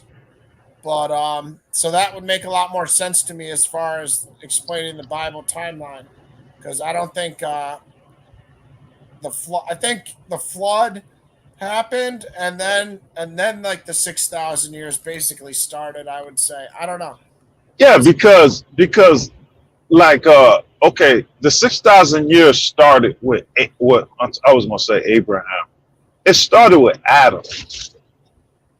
Then you got five days before that. What was considered? I mean, I don't use that analogy. 1,000 days is like a day to the Lord, and a day is like 1,000 years. I mean, you could, because if people are going to use that analogy, then why can't the millennium reign mean 1 day? Yeah, I don't use that either. Honestly, maybe it's 6,000 years since Adam was sent down to Earth. Like, I can ride with that, but I can't ride with the 6,000 years since God created everything. Like, there's too many scientists, biologists, living trees, living creatures. It just doesn't make sense to me. I mean, all these people have to be lying, man. There's bones. There is carbon dating. I don't know anything about all that stuff as far as what's to what, but I don't see how everybody can be lying. They all have to be taught. I mean, God, I believe God's in control of the earth, so I don't see how everybody can be getting taught lies. And like I said, the Garden of Eden, to me, when I've read the Bible, I've never put the Garden of Eden on physical earth. I don't know about you, Lou, but I've never put it on physical earth. Have you? On the Garden of Eden? Yeah, I've never, when I've read the Bible, thought the Garden of Eden was on physical earth. I put it on, okay.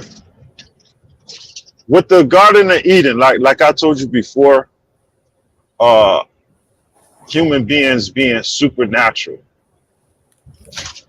I mean, in order for Garden, I mean, Adam had to be supernatural. I'm not saying supernatural to where fire come out his mouth and this and that. It's just, I feel like his lungs and reproduction system and his blood was totally different from ours. You know what I mean? With the Garden of Eden, I believe it was on earth because Adam was supernatural, so Adam would fit well with the Garden of Eden being supernatural, being a supernatural person. But then where's the where's the tree of knowledge of good and evil? And where's the tree of life? It's on earth somewhere. Where is it? You know.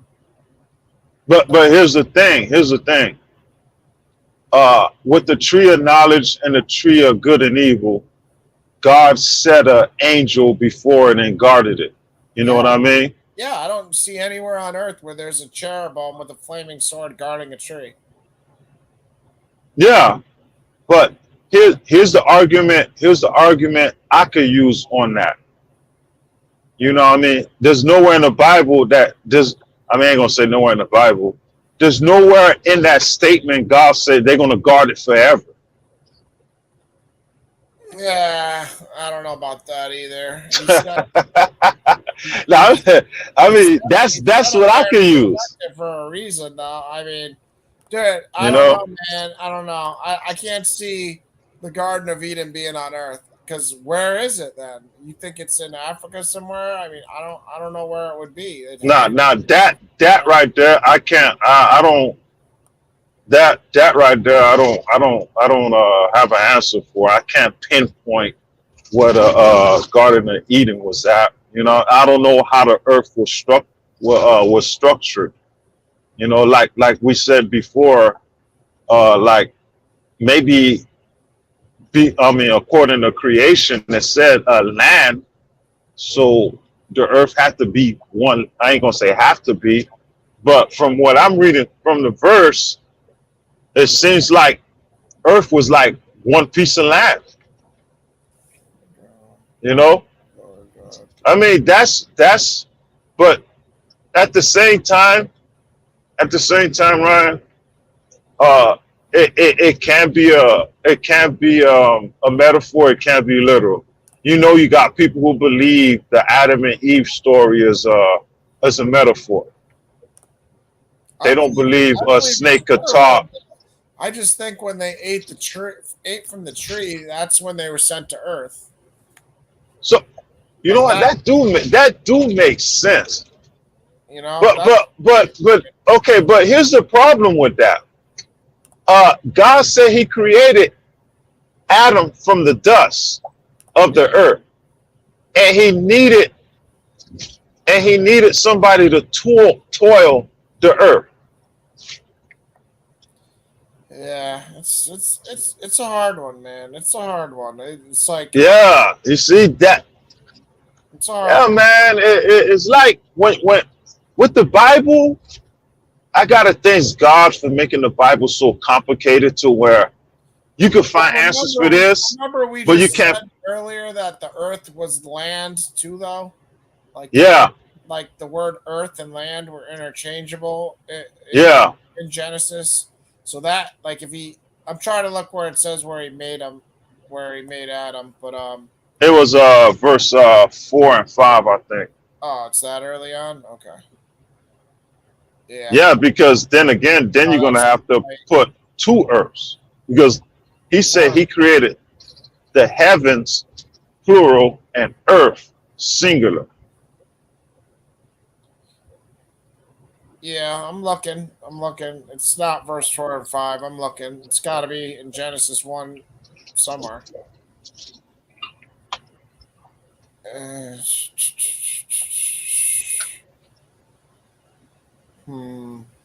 But I mean, again, if you gotta be careful reading things literally, because it says in verse 120, and God said that the waters swarm with swarms of living creatures, and that birds fly above the earth across the expanse of the heavens. Does that mean that God's literally saying the birds are flying in outer space or the heavens? It's really hard, man. It's really hard. Like to say we all can. That's when linguistics kick in. Yeah, and you know what I mean. Let birds fly above the earth across the expanse of the heavens. You know, like that's why that's flying. You know, where are they flying? Are they on Earth or are they in the heavens? You know. Yeah, that's what linguistic kicks in. You know, or yeah, that's when linguistic kicks in. When he say heavens, I mean, you can ask the question: which heavens? The sky, the galaxy, or beyond the galaxy? All right. Well, here it is here, and it does have the word earth, but like I said, we saw earth and land interchangeable. So again, that's an argument for my theory that Garden of Eden was in heaven. So we could say earth means land too, but it could also just Yeah. be earth. I don't want to be changing the text around too much, but this is in the ESV, so I can check it in the KJV too. Then Yeah. God said, "Let us make," because it will vary translation to translation for sure. Then God said, "Let us make man in our own image, after our likeness, and let them have dominion over the fish of the sea, and over the birds of the heavens, and over the livestock, and over all the earth, and over every creeping thing that creeps on the earth." All right, so it does that definitely does say on earth. He said, Yeah. but he didn't say he's on earth yet. You know. That is an important thing to understand because it doesn't say he's on earth yet.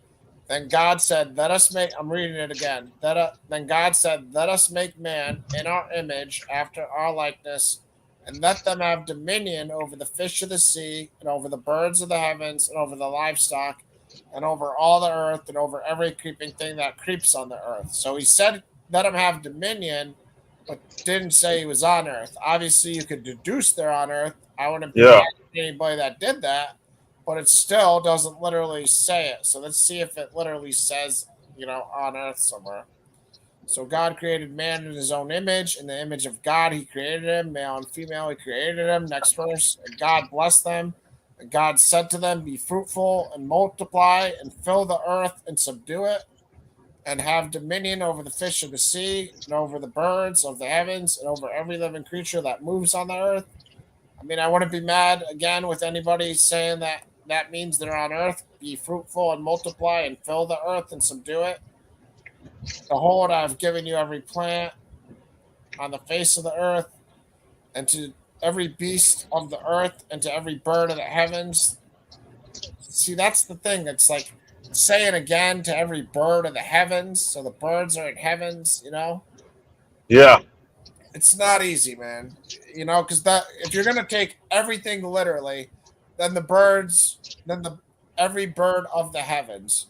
So if you're gonna take everything literally, you have to argue that the birds are in heaven, or heavens. So, Okay.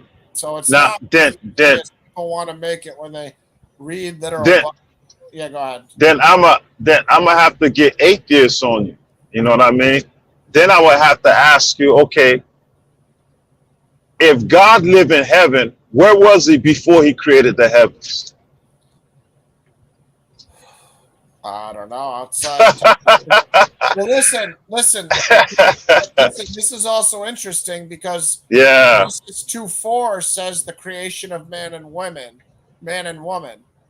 So that's what's interesting too. Man was created on the sixth day and said to have dominion over everything.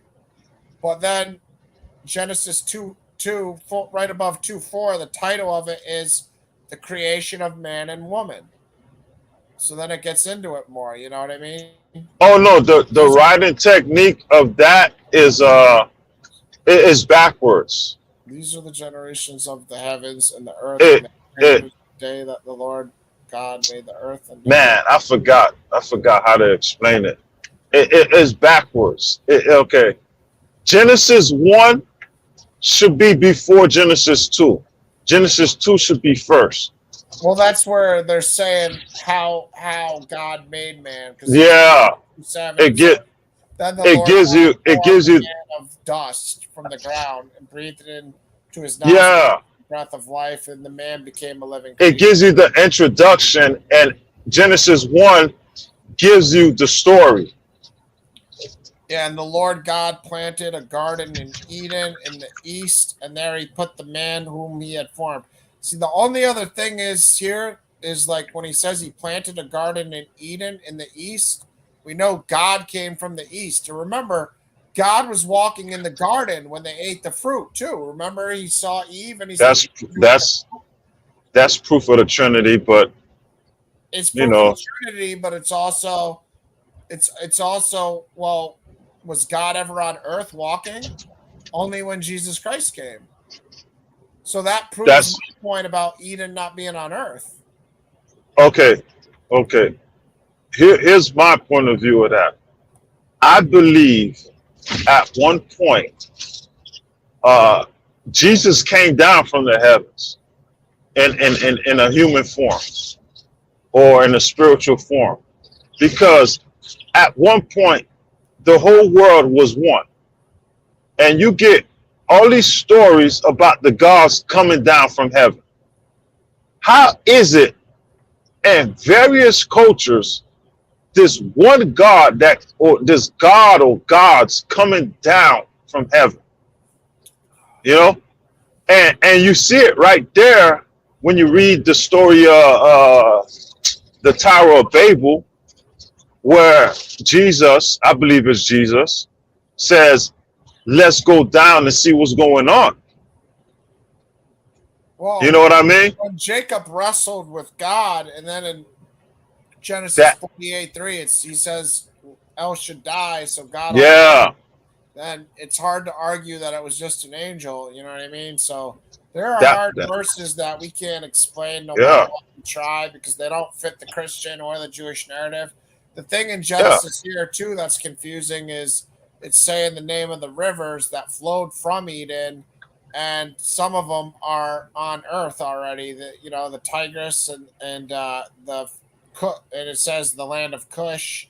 So there, it's saying things that would lead to Garden of Eden being on Earth.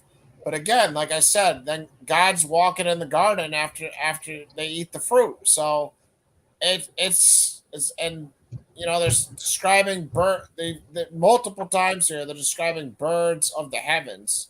So it's like you gotta find a find a line between taking everything literally and understanding some of it's metaphorical and also not discounting what the text is saying. It's not easy.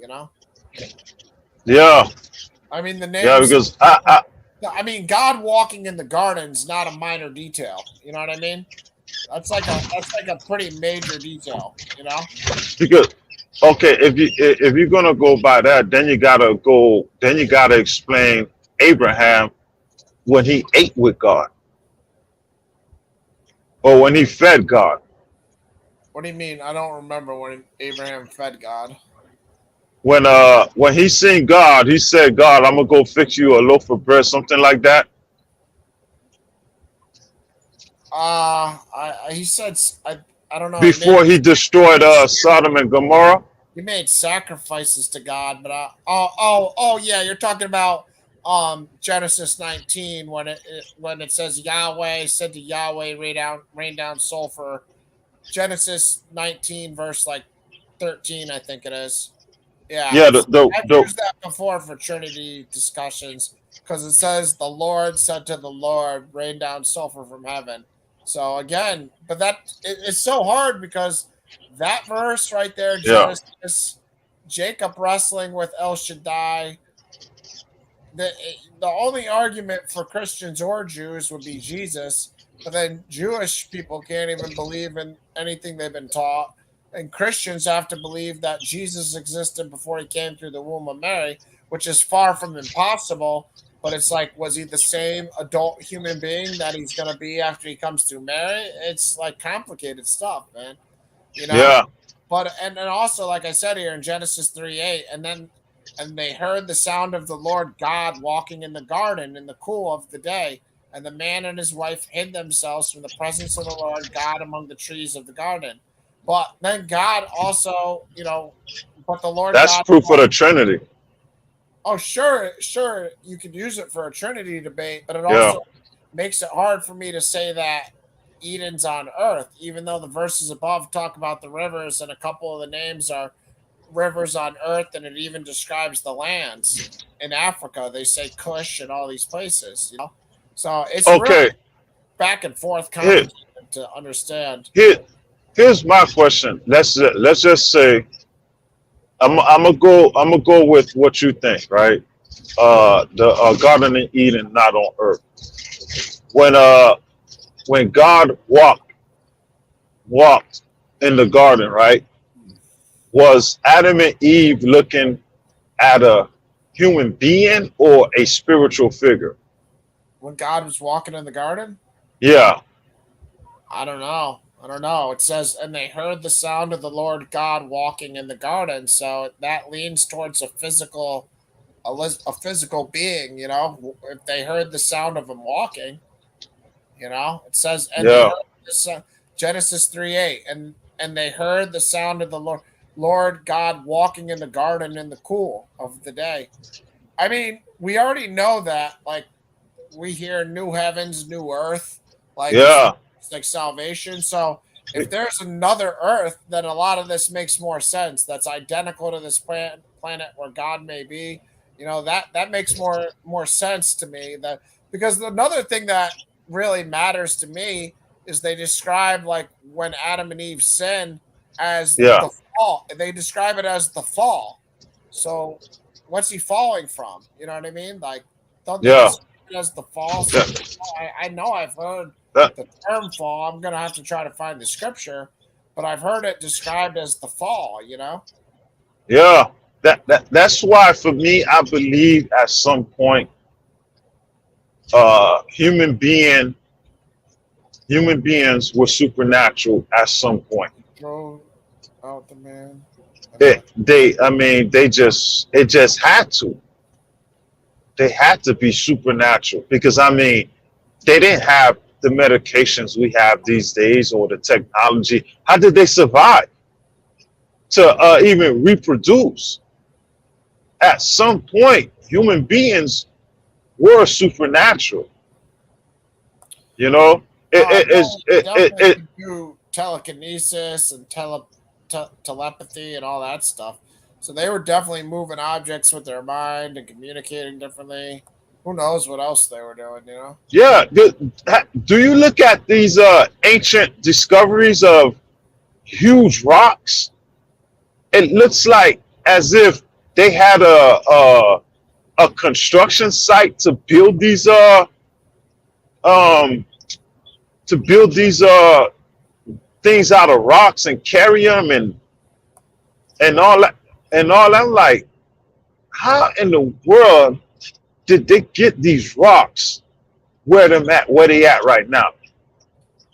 Yeah. Oh, yeah. I mean that's what I was talking about. Those statues and Yeah, like how? Easter Islands. Like the locals say they did telepathy and they made the statues walk. And there's a lot of crazy stuff, man.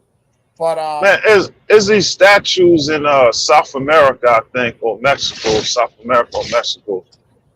Uh, the archaeologists' theory or hypothesis is, well, I ain't gonna say that. These people walked the stones by the waters.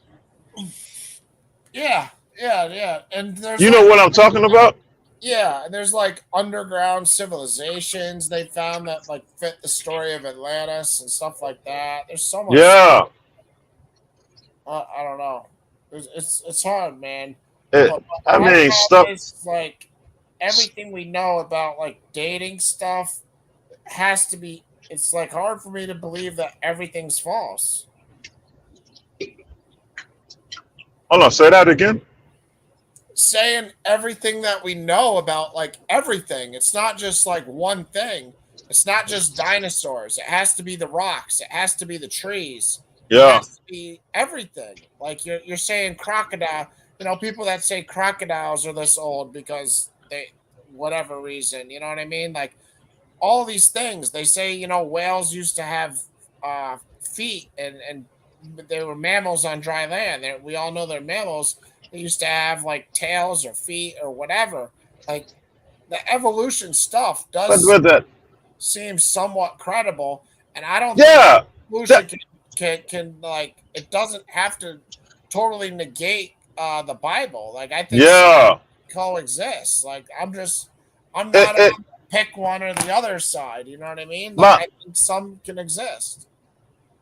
my problem with the dinosaurs and all that stuff with the waters, you know what I mean? I'm thinking like if I'm gonna believe that, then I gotta believe there were human beings were supernatural. I can't. I mean, I can't understand how a dinosaur could live with humans Oh, I don't think they did. I think dinosaurs were before humans. before humans. Yeah. Oh, okay. I don't think they coexisted. Not that okay. I could. I mean, I could think I of could stuff that's like I around could here see. though, like saber-toothed tigers and stuff, like extinct species that they somehow say are so old. Like, I don't know, man. There's woolly mammoths in museums. Like, they date these things. Like, you can go to a museum and see like woolly mammoths, like, you know, the skeletons and stuff. You know, it's like not all this stuff is cartoons. There's some real stuff. So it's But hard to throw it the all thing away that, you the know? the thing people who don't like with the dinosaur stuff, what they don't like with the fossil, they're like, okay, how can y'all find that but can't find other bones that came after it? I don't know what you mean. Okay, like it's layers. That's how they carbon dating. They carbon dating. I think they go by layers. I don't know. Nah, okay. I'm gonna show you. With dinosaurs, right? Let's just say dinosaurs was one of the creatures God created, right? Yeah. And then 2,000 years pass by, then you get another layer of animals. You know what I mean? And then 2,000 years pass by, you get another layer. You're gonna continue having layers. And what skeptics question about dinosaurs is, how is it you find dinosaur bones, but you can't find the bones or anything, you know what I mean, that came after dinosaurs? Well, they find stuff of other species besides dinosaurs. No, that, like, the skeptics that's against dinosaurs existing, that's what they go by. That's how they see it. They're like, with dinosaurs, if they existed, how come y'all not finding other fossils that came after dinosaurs? They do find other fossils of other Know what I mean? species. I don't know, man. I don't know. Yeah, that's Think about if the continents were all together. Like, you're gonna say that yeah. 1,000 years they all separated to this point? Yeah, Wouldn't it take longer than that? You know what I mean? Like, I don't know, man. I don't know how long it would take. Maybe it could happen in 6,000 years. I don't know. It's just speculation, you know? I don't know. Yeah, that's why when it comes up to how old creation is, I don't believe. I mean, with the 6,000 years, I gotta believe in the supernatural. But 6,000 years or more, I mean, I gotta. Sounds low as shit, man. You know what I mean? Like, Yeah. it just sounds mad though. And if God was walking in the Garden of Eden, like, I don't know. I know it's so conflicting because you can make both arguments, you know? You could say the Garden of Eden was in the heavens and it's on like an earth that's similar to this one. And that's why they call it earth and the rivers are there. And that's what because there's other scriptures that also say like similar stuff. Like Zechariah 14 when it's talking about the Dead Sea, or Ezekiel when it's talking about the Dead Sea, you know? It's like you could go to Ezekiel, I think it's 47, where the river, where you know the story where the man's taking him to the river, and he's like, "See, son of man," it's like Yeah. it's like knee deep, then it's like waist deep, and then it's like chest deep, and then he's like, "See, it's too high for anybody to cross," and then he talks about the tree of life being on the other side of it, and you know stuff like that. It's like for me the stories like that are talking about heavens, and like Ezekiel when he gets like pulled into like the heavenly realm and then he gets sent back to earth, and Yeah. he's like, I was in like anger of spirit or whatever the words are, you know what I mean? Yeah. It was like it's in the very beginning of Ezekiel. But yeah, Ezekiel 47 is the chapter, the water flowing from the temple. I Yeah, just like I have to see the heavenly realm and earth like intersecting and almost there being like two earths and one's in the heavens and one's where we're at or something. It's just but then I don't want to be short-sighted and say that God's heaven is just the earth somewhere else. Like it's hard, man. It's hard. that's why. That's why I try to make it simple as possible for me. Yeah. I believe at one point all man worshiped God, and He came down from the heavens. You know what I mean? Either that or Adam taught them about God. Because okay, go to Genesis 3 verse 26.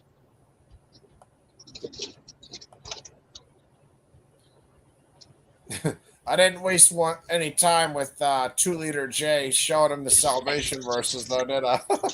Nah, I took him. I was like, oh man, he must be new. Because Yeah. a normal Israelite, a normal Hebrew Israelite will have their precept package ready for you. Yeah. Rabbi Lewis or somebody would have came back and Yeah, at least they would have gave you tried. scriptures. They would have at least tried, but yeah, it's got to be a different chapter because chapter 3 only has 24 verses, so it's either 24. Yeah, read 24. 24. He drove Yeah, should, out the man, and at the east of the garden Eden, he placed the cherubim and a flaming sword. Turned away every. nah. It might be on 4. On 4. All right, yeah, because there's only The 20. story of Cain and Abel. Yeah. Cain and Abel's chapter 4. All right, so verse 26. Yeah. All right, this is the last verse in chapter 4. To Seth also a son was born, and he called his name Enosh. At that time, people began to call upon the name of the Lord. Okay, yeah. You see that verse right there where people started calling upon the name of the Lord. Yeah, at that time, people began to call upon the name of the Lord. So yeah, it shows that At some point. They weren't called on the name of the Lord before that, yeah, or really. Yeah, at some point, man, everybody was worshiping one God, and it was one government, one rule, one. I mean, everybody was one. One language, one everything. One language, all that. Before the Tower of Babel, one. Yeah. Language. Yeah. It's hard, man. It's hard. Like I've done the years from Adam to Abraham, and that's where people get the 6,000 years from. But again, they're not accounting for God walking in the Garden of Eden. They're not accounting for a cherubim guarding a tree of life. Yeah, how long he was guarding that tree? Well, is the tree of life really on Earth to people? Like when I read the tree of life, I don't think it's on Earth. Yeah. I think it's in the heavenly realms. You know what I mean? Like it just doesn't even seem realistic to me that there's an angel on Earth guarding the tree of life, especially if it's in the middle of Africa or somewhere populated like that.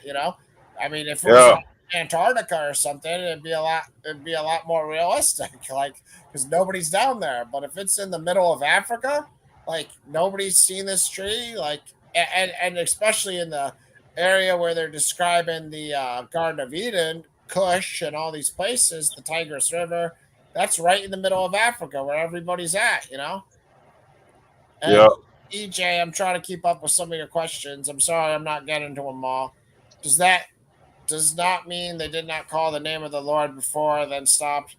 Yeah, that's true. They could have been calling on the name of the Lord before then, but it just says they began. Yeah, say they began.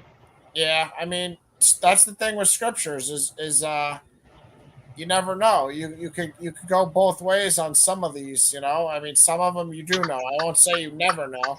You definitely do know on some scriptures, but like Genesis especially is probably the hardest chapter in the Bible. Like we don't know how to explain a lot of Genesis. Noah, Jacob wrestling God, just a lot of Genesis. I mean, like you said, Hebrew only have 10,000 words. So these people only have 10,000 words to work with. Yeah. So, I don't know I how mean, many words are in English, but 10,000 seems low. yeah, they didn't have the resource that we have. You know, and they couldn't be well equipped how we is now. These people lived off imaginations. Like, say for example, if you put yourself in the time of Abraham, right? You seen a giraffe. Wouldn't you describe that giraffe as something tremendous? Like, Yeah, something from the heavens. A tall yeah, holy cow, bro.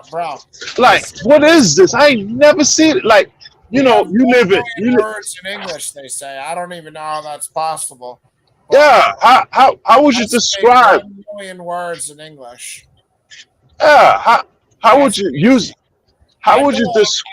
I don't. I'm sorry. I know I don't use 1 million words, but Yeah. apparently, in like if you're in like those spelling bee contests and stuff, I bet you use a lot more of them. But I guess Yeah. 1 million words in English, supposedly.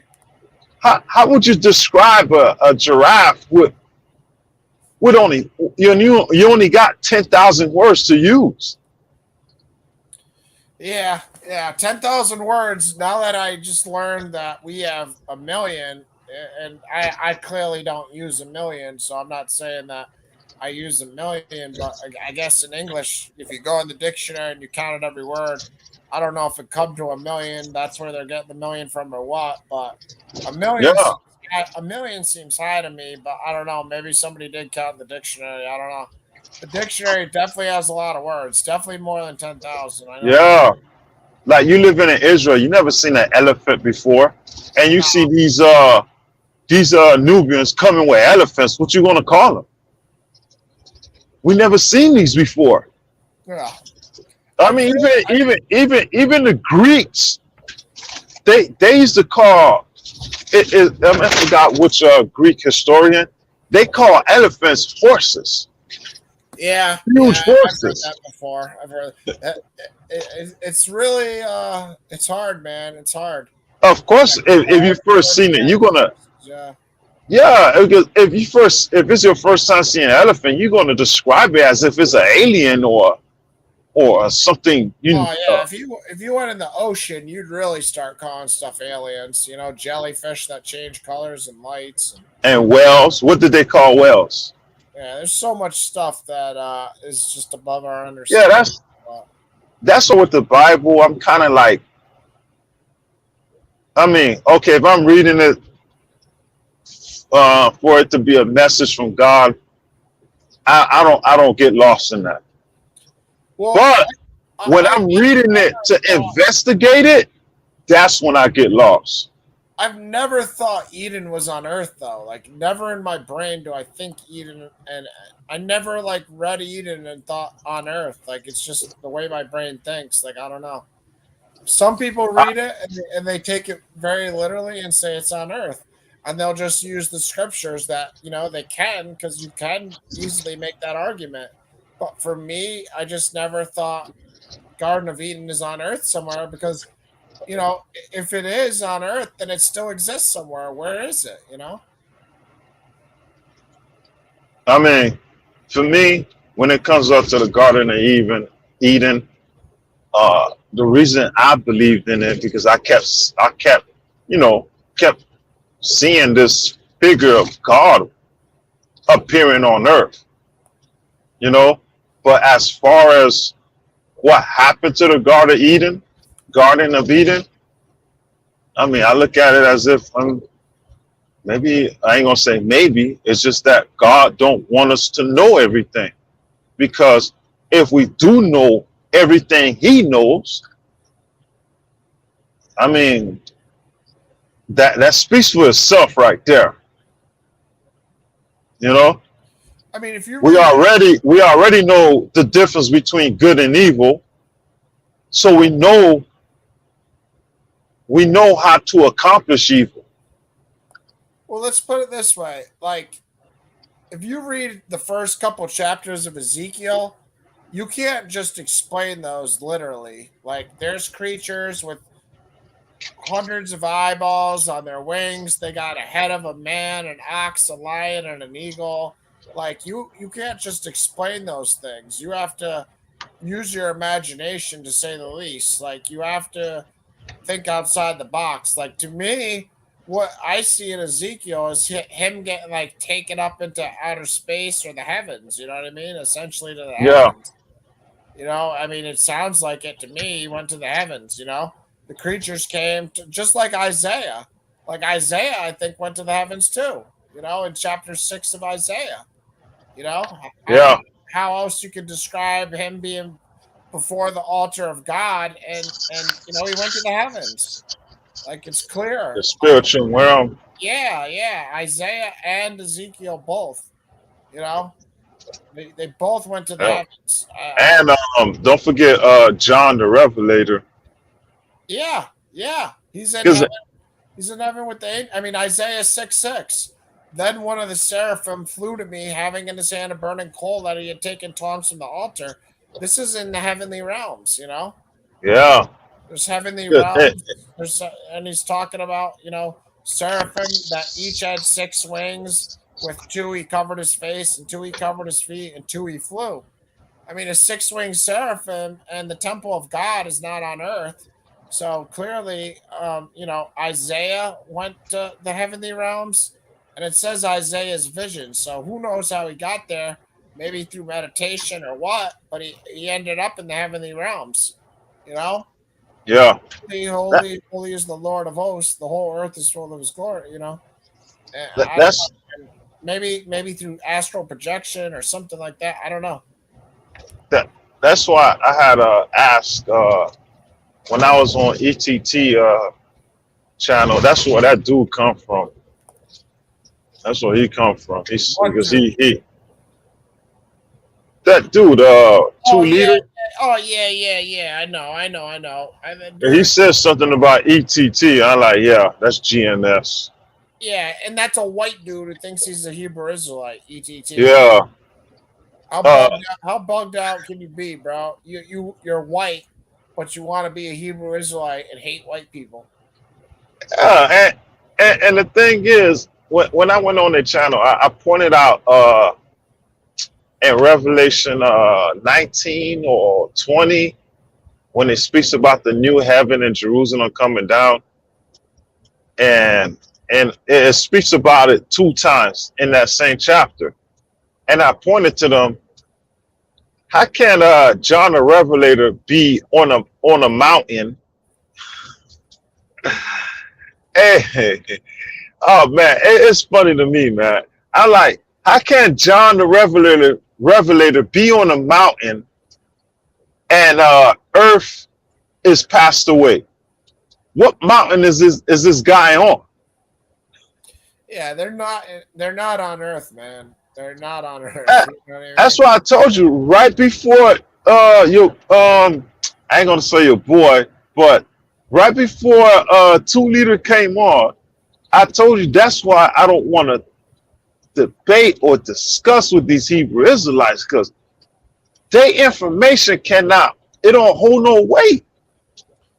Nah, it don't hold no weight, bro. I think you spoke that into existence too, because then what do we get right after you said that? Like within 5 minutes, a fake Hebrew Israelite. But that dude, he ain't even he just says shalom and all that stuff, but he doesn't even like try to be, you know, whatever, man. They're weird. I mean, it's smoking trees. He's still doing whatever he wants. He's not even. I don't know why. It's like he's just playing with like calling himself a Hebrew Israelite because it sounds cool, because he thinks they're cool or something. You know, he's a weirdo, bro. Yeah. Hebrew Israelites. I mean, don't get me wrong. Hebrew Israelites are weird themselves, but that kid's extra weird because he's like just halfway playing with it, trying to be like Shalom and call himself a Hebrew Israelite and call me an Edomite and all this dumb shit, and then he's just living his life, you know. Yeah. He's not doing anything to try to be a Hebrew Israelite as far as he's like 22 years old, man. I mean, at 22, me and you at 22 wasn't even on that trying to be arbitrary and stuff. We just route. Yeah. Like he thinking like we wasn't there before. I know where I was, but I wasn't trying to even front like I was on any religious mission. Yeah. You know, I wasn't trying to be mature at 22. I was trying to get girls, get high, and get money. That's Yeah. what I was trying to do those three things. I'm trying to give a dude. I'm trying to give him a pass because of his age. Yeah, me too. But like, disrespect was just out of I could only, I don't, dude. Like I could let him stay on the channel all day and talk shit, but it's just like at some point when we start having to talk over each other and scream everything, and then I start calling him names, and you know what I mean? Like, yeah, I see it like affecting my positive journey that I'm trying to be on. You know, because there's only so much. Like if you're in an argument with your girl or anybody, and they just keep calling you asshole, you know, 100 times. Like you might call her a bitch back one time. You know what I mean? Like it might happen. It's hard the more they say it and the louder they say it, especially when she's saying more and more names, for you to always just take the high road, you know? Yeah. That's kind for of me, you know? For me, I take that as they trying to run. They want you to get mad. Yeah. And want you to just not make them look, and they will prefer doing that than for you to make them look wrong.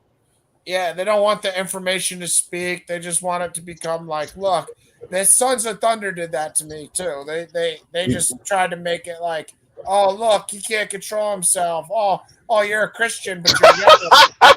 You know what I mean? Like, meanwhile, they're doing the same stuff, but then they're like, oh look, you're a Christian, but you're yelling. You know, so it's like, all right, man. You know, like you can do anything you want, but the second I yell, I'm not a Christian, you know, whatever, man. Yeah. I understand. Like, it is a game they play.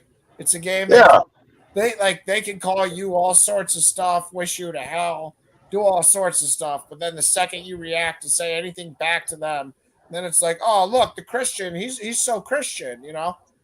It's like they can play with the dirt, but the second you try to throw a speck back at them, it's like, oh yeah, look at the Christian. They don't know how to control themselves. Yeah, that's why when I was talking to Gabar, that's his name, right? Yeah, Gabar. Gabar. That's why when I was talking to him, I knew they planned. They trying to use the ad hominem attack for me to get mad, and then they're gonna confront me getting mad, and they want to kick me out. I say, nah, if y'all gonna kick me out, y'all gonna kick me out because y'all can't defend y'all information. You know what I mean? Yeah, I just woke up and I'm subscribed to that channel, and then I see you on there, and then that guy, the yes man, who's not even on camera, starts lying. like, bro, where do you make up these lies? Like, how do you just make up a lie? He doesn't know anything about how I got there, but he just creates a lie out of nowhere. Oh, yeah. Who tagged him? How do you tag somebody when you're talking on like, what are you talking about? This ain't Facebook, or Instagram, or Twitter, bro. How do you tag somebody? And you see, Gabar didn't confront him for assuming, right? No, not at all. But it's so funny they got the yes man off camera. They always do that. They always have to have somebody read the Bible for them or something just to like show their rank or their power. It's so pathetic. Yeah. I was like, how the hell I could tag this man? I'm on live. How? It's YouTube. How do you tag people on YouTube? You can't do it. There's no way to tag somebody on YouTube that I know of. Yeah, man. And then you know, I got him into the the STD stuff, right? He trying to tell me, oh, they make sure they didn't have no. How they make sure they had disease? Oh, they did these rituals. Man, come on, bro. You think these rituals actually work? These people walked around with transmitted diseases with practicing polygamy. Yeah, they just freestyle when they don't have an answer. They'll just freestyle. And, make something up. Yeah. Use a verse that use the closest verse to them that they think describes what I'm talking about, and just pull it out. I just can't take when you show them salvation verses and then every time they say, "Oh, that's Israel. That's Israel. That's Israel." So the world's Israel, all mankind's Israel, everyone's Israel, anyone's Israel. It's just like everything's Israel. All mankind's Israel. Every creature's Israel. It's like One time, insane. Like that's why I put him on the spot. I was like, okay, so what word could God use to say the world? Or yeah, you had him on that one. yeah, because he can't say it because God's using I, those words. I wanted to say something when he get an answer. I'm like, nah, he young, man. He sound young. I don't. Let me not put him out there. Man. I don't want to put him out. What's dangerous is it shows that these Hebrew Israelite camps, they definitely appeal. Like, dude, I didn't know this either, but somebody said it the other day. Hassad Sakari is only like 23 too. So that means he's been doing that stuff for like, since he was 17, 18 years old, because he's been at it for like 5-6 years. I had no clue. Man. I thought Hassad was like, at least 30 or 28 or something, Oh man, Vocab Malone destroyed him. After Vocab Malone cooked them up in that discussion. Oh, that little discussion. Yeah. You seen it? Yeah, when they're like in a hotel and yeah. Ever since after that, Guerrilla Hebrew don't want none of them talking to Vocab Malone. Yeah, no, they all hide from everybody. Yeah, I'm like, dog, this is sad. I'm like, don't get me wrong, Guerrilla Hebrew and I ain't gonna say Deacon, man, because he got a short fuse. When he see your information is adding up, he wanna start getting frustrated and then jump into another question and then another question and another question, not addressing the fact that he's wrong. He's just trying to find the I got you. Okay, I got you. Bye. Have a nice day. He'll kick you out the platform. But with Guerrilla Hebrew, he's more educated in his pseudo information. You know what I mean? They both blocked me just because I called in on their shows and made them look dumb on certain issues. So they blocked me. You know how they always say like smoke room, no Christian will come in here and all that. Yeah, I came in there and they both blocked me because I made them look dumb on both of them. Yeah, that's what they do. That's what they do to make themselves look great. They can't go toe to toe. And when they get in a debate, with like when Guerrilla Hebrew debate, right? He debates, but the thing about it is, or somebody he knows is just doing it like not.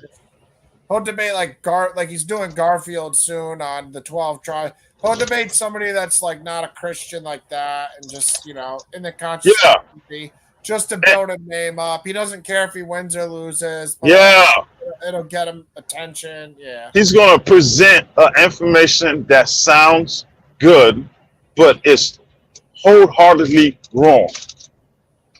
You know what I mean? Like you said, he don't care whether he win or lose. He's just trying to present Sakari. He's trying to promote Sakari. Yeah, we're the camp where you could still punch somebody in the face or do whatever. You can have as many wives as you want. IUIC only has one wife. Oh, you can have 20 wives with Sakari, Oh, sex is marriage. Oh, you want that white girl? You can still have that white girl because she's a concubine. Like, Sakari, it's a business, man. He's selling $75 Jerusalem slides. Of course he wants you to come in, Like, you can do whatever you want. Just say all praises before you do it, Yeah, they changed their whole doctrine about Ruth being a Moabite. Why? What do they say? They said They used to believe she was a Israelite, but now they changed it and say she a Moabite. We ain't gonna say now. Sometime I think 2-3 years ago, something like that, they changed it and say, oh, Ruth is a Moabite. And they gave a good, I ain't gonna lie, they gave a good breakdown of it. They gave a good breakdown of it. I'm like, damn. Well, if she's a Moabite, then what's their argument? She doesn't have salvation? Yeah, they don't believe she has salvation. God Of course not. just gave her a chapter in the Bible with her name on it, but he said, "No, you're not making it to heaven." That's Damn fun, what- man. That's amazing. That's like amazing. You could say that. Like, don't you think like the nerve like you would take to say something like that would just baffle like the average human being? Like, how could you do that? Like, there's only 66 books in the Bible. You think one of them with a person's name on it, that person's not in heaven? Like, what? Like, But the thing is, Ryan, even if you put the Bible on the side and look at the people who say is going to go into slavery. You know what I mean? You literally going to look at them and say, yeah, they're going to go into slavery. Like, you don't have no feelings whatsoever. yeah, you think slavery is wrong, but yet you want people to go into slavery. It's just such obvious folly. It's like, what? Like, God taught you to do the exact opposite of that. Love thy neighbor like thyself. Peace, justice, mercy, compassion, all these qualities. Like, and you're gonna don't exalt yourself, humble yourself. You're cutting out. You cut out, so no, I can't hear. You're still cutting out.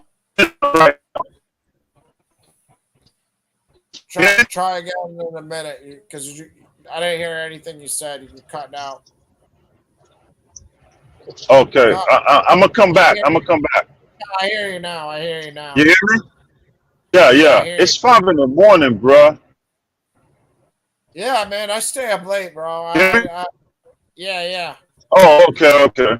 Yeah, we've had a good bill, man. We're going on 7 hours, and you came in early. I'm gonna wrap up soon, if that's I know you're driving, so it's good to keep talking to you because at least it keeps you engaged and it's safer for you driving. And plus, I just like building with you. You're a good dude. But when are you calling it a night driving?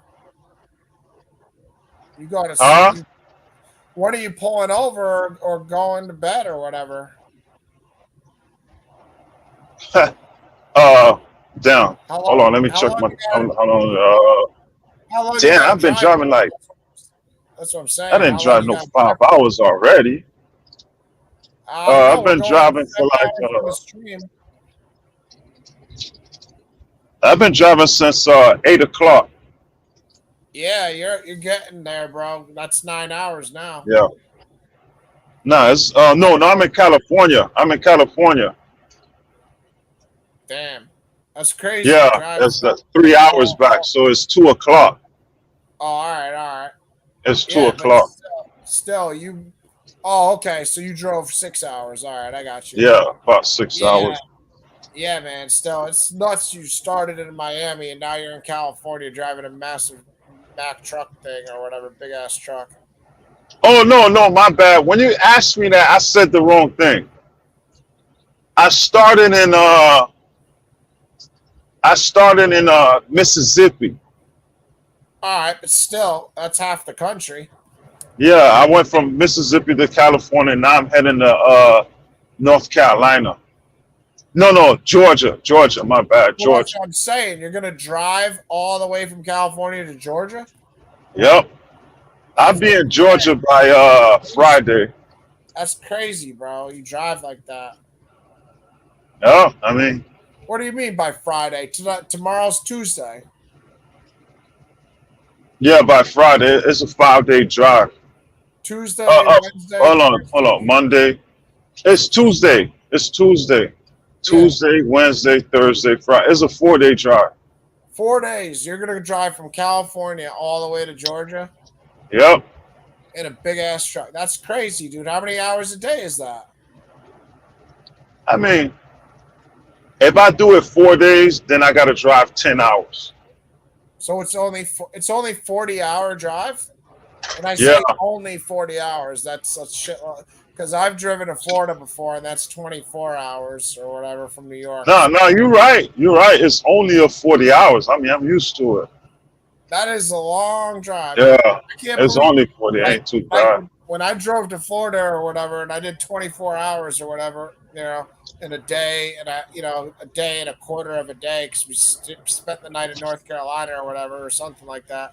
But yeah, man, that's a lot of driving, man. I don't know how you do it, man. You just keep doing it. You drive from here to to Georgia, and then you're not done. You're gonna just start driving again, Yeah, I mean, once you do it after a while, your body get immune to it, Yeah. and it really don't feel like nothing because you done listening to all type of music, done watch all type of YouTube videos, done thought about everything in life. I would have been smoking mad cigarettes if I was still smoking cigarettes. I don't know if you're probably not smoking anymore, but Nah, I do vape. Yeah, I would have been smoking I mad. vape. I would have been smoking mad cigarettes if I was a trucker. Yeah, that's why on my day off, when I take a day off, yeah, I go get me a bottle and and just chill on my day off. You never get to go home and just get a Yeah, I go home, but on my day off on the road. They give you like a month off or a week off ever or something. Like, how's that work? Nah, I asked them. I tell them I want to go home for 3-4 days. Yeah, that's not. But it's just that's not a long time though. Most people, bro, get like 2 days off every work week, Saturday and Sunday. And by the way, guys, that's the ones that go home. That's the ones that go home every week. Yeah, and by the way, guys, we're at 7 hours, so I'm gonna end the stream, and me and Lou will just say bye to each other on off the stream. But thank you for watching. Yeah. God bless everybody. I'll try to get some information together. Hopefully, guys like Lou, Jesse, people like that will come by tomorrow. We can build tomorrow on some subjects. So thank you for watching, and God bless everybody.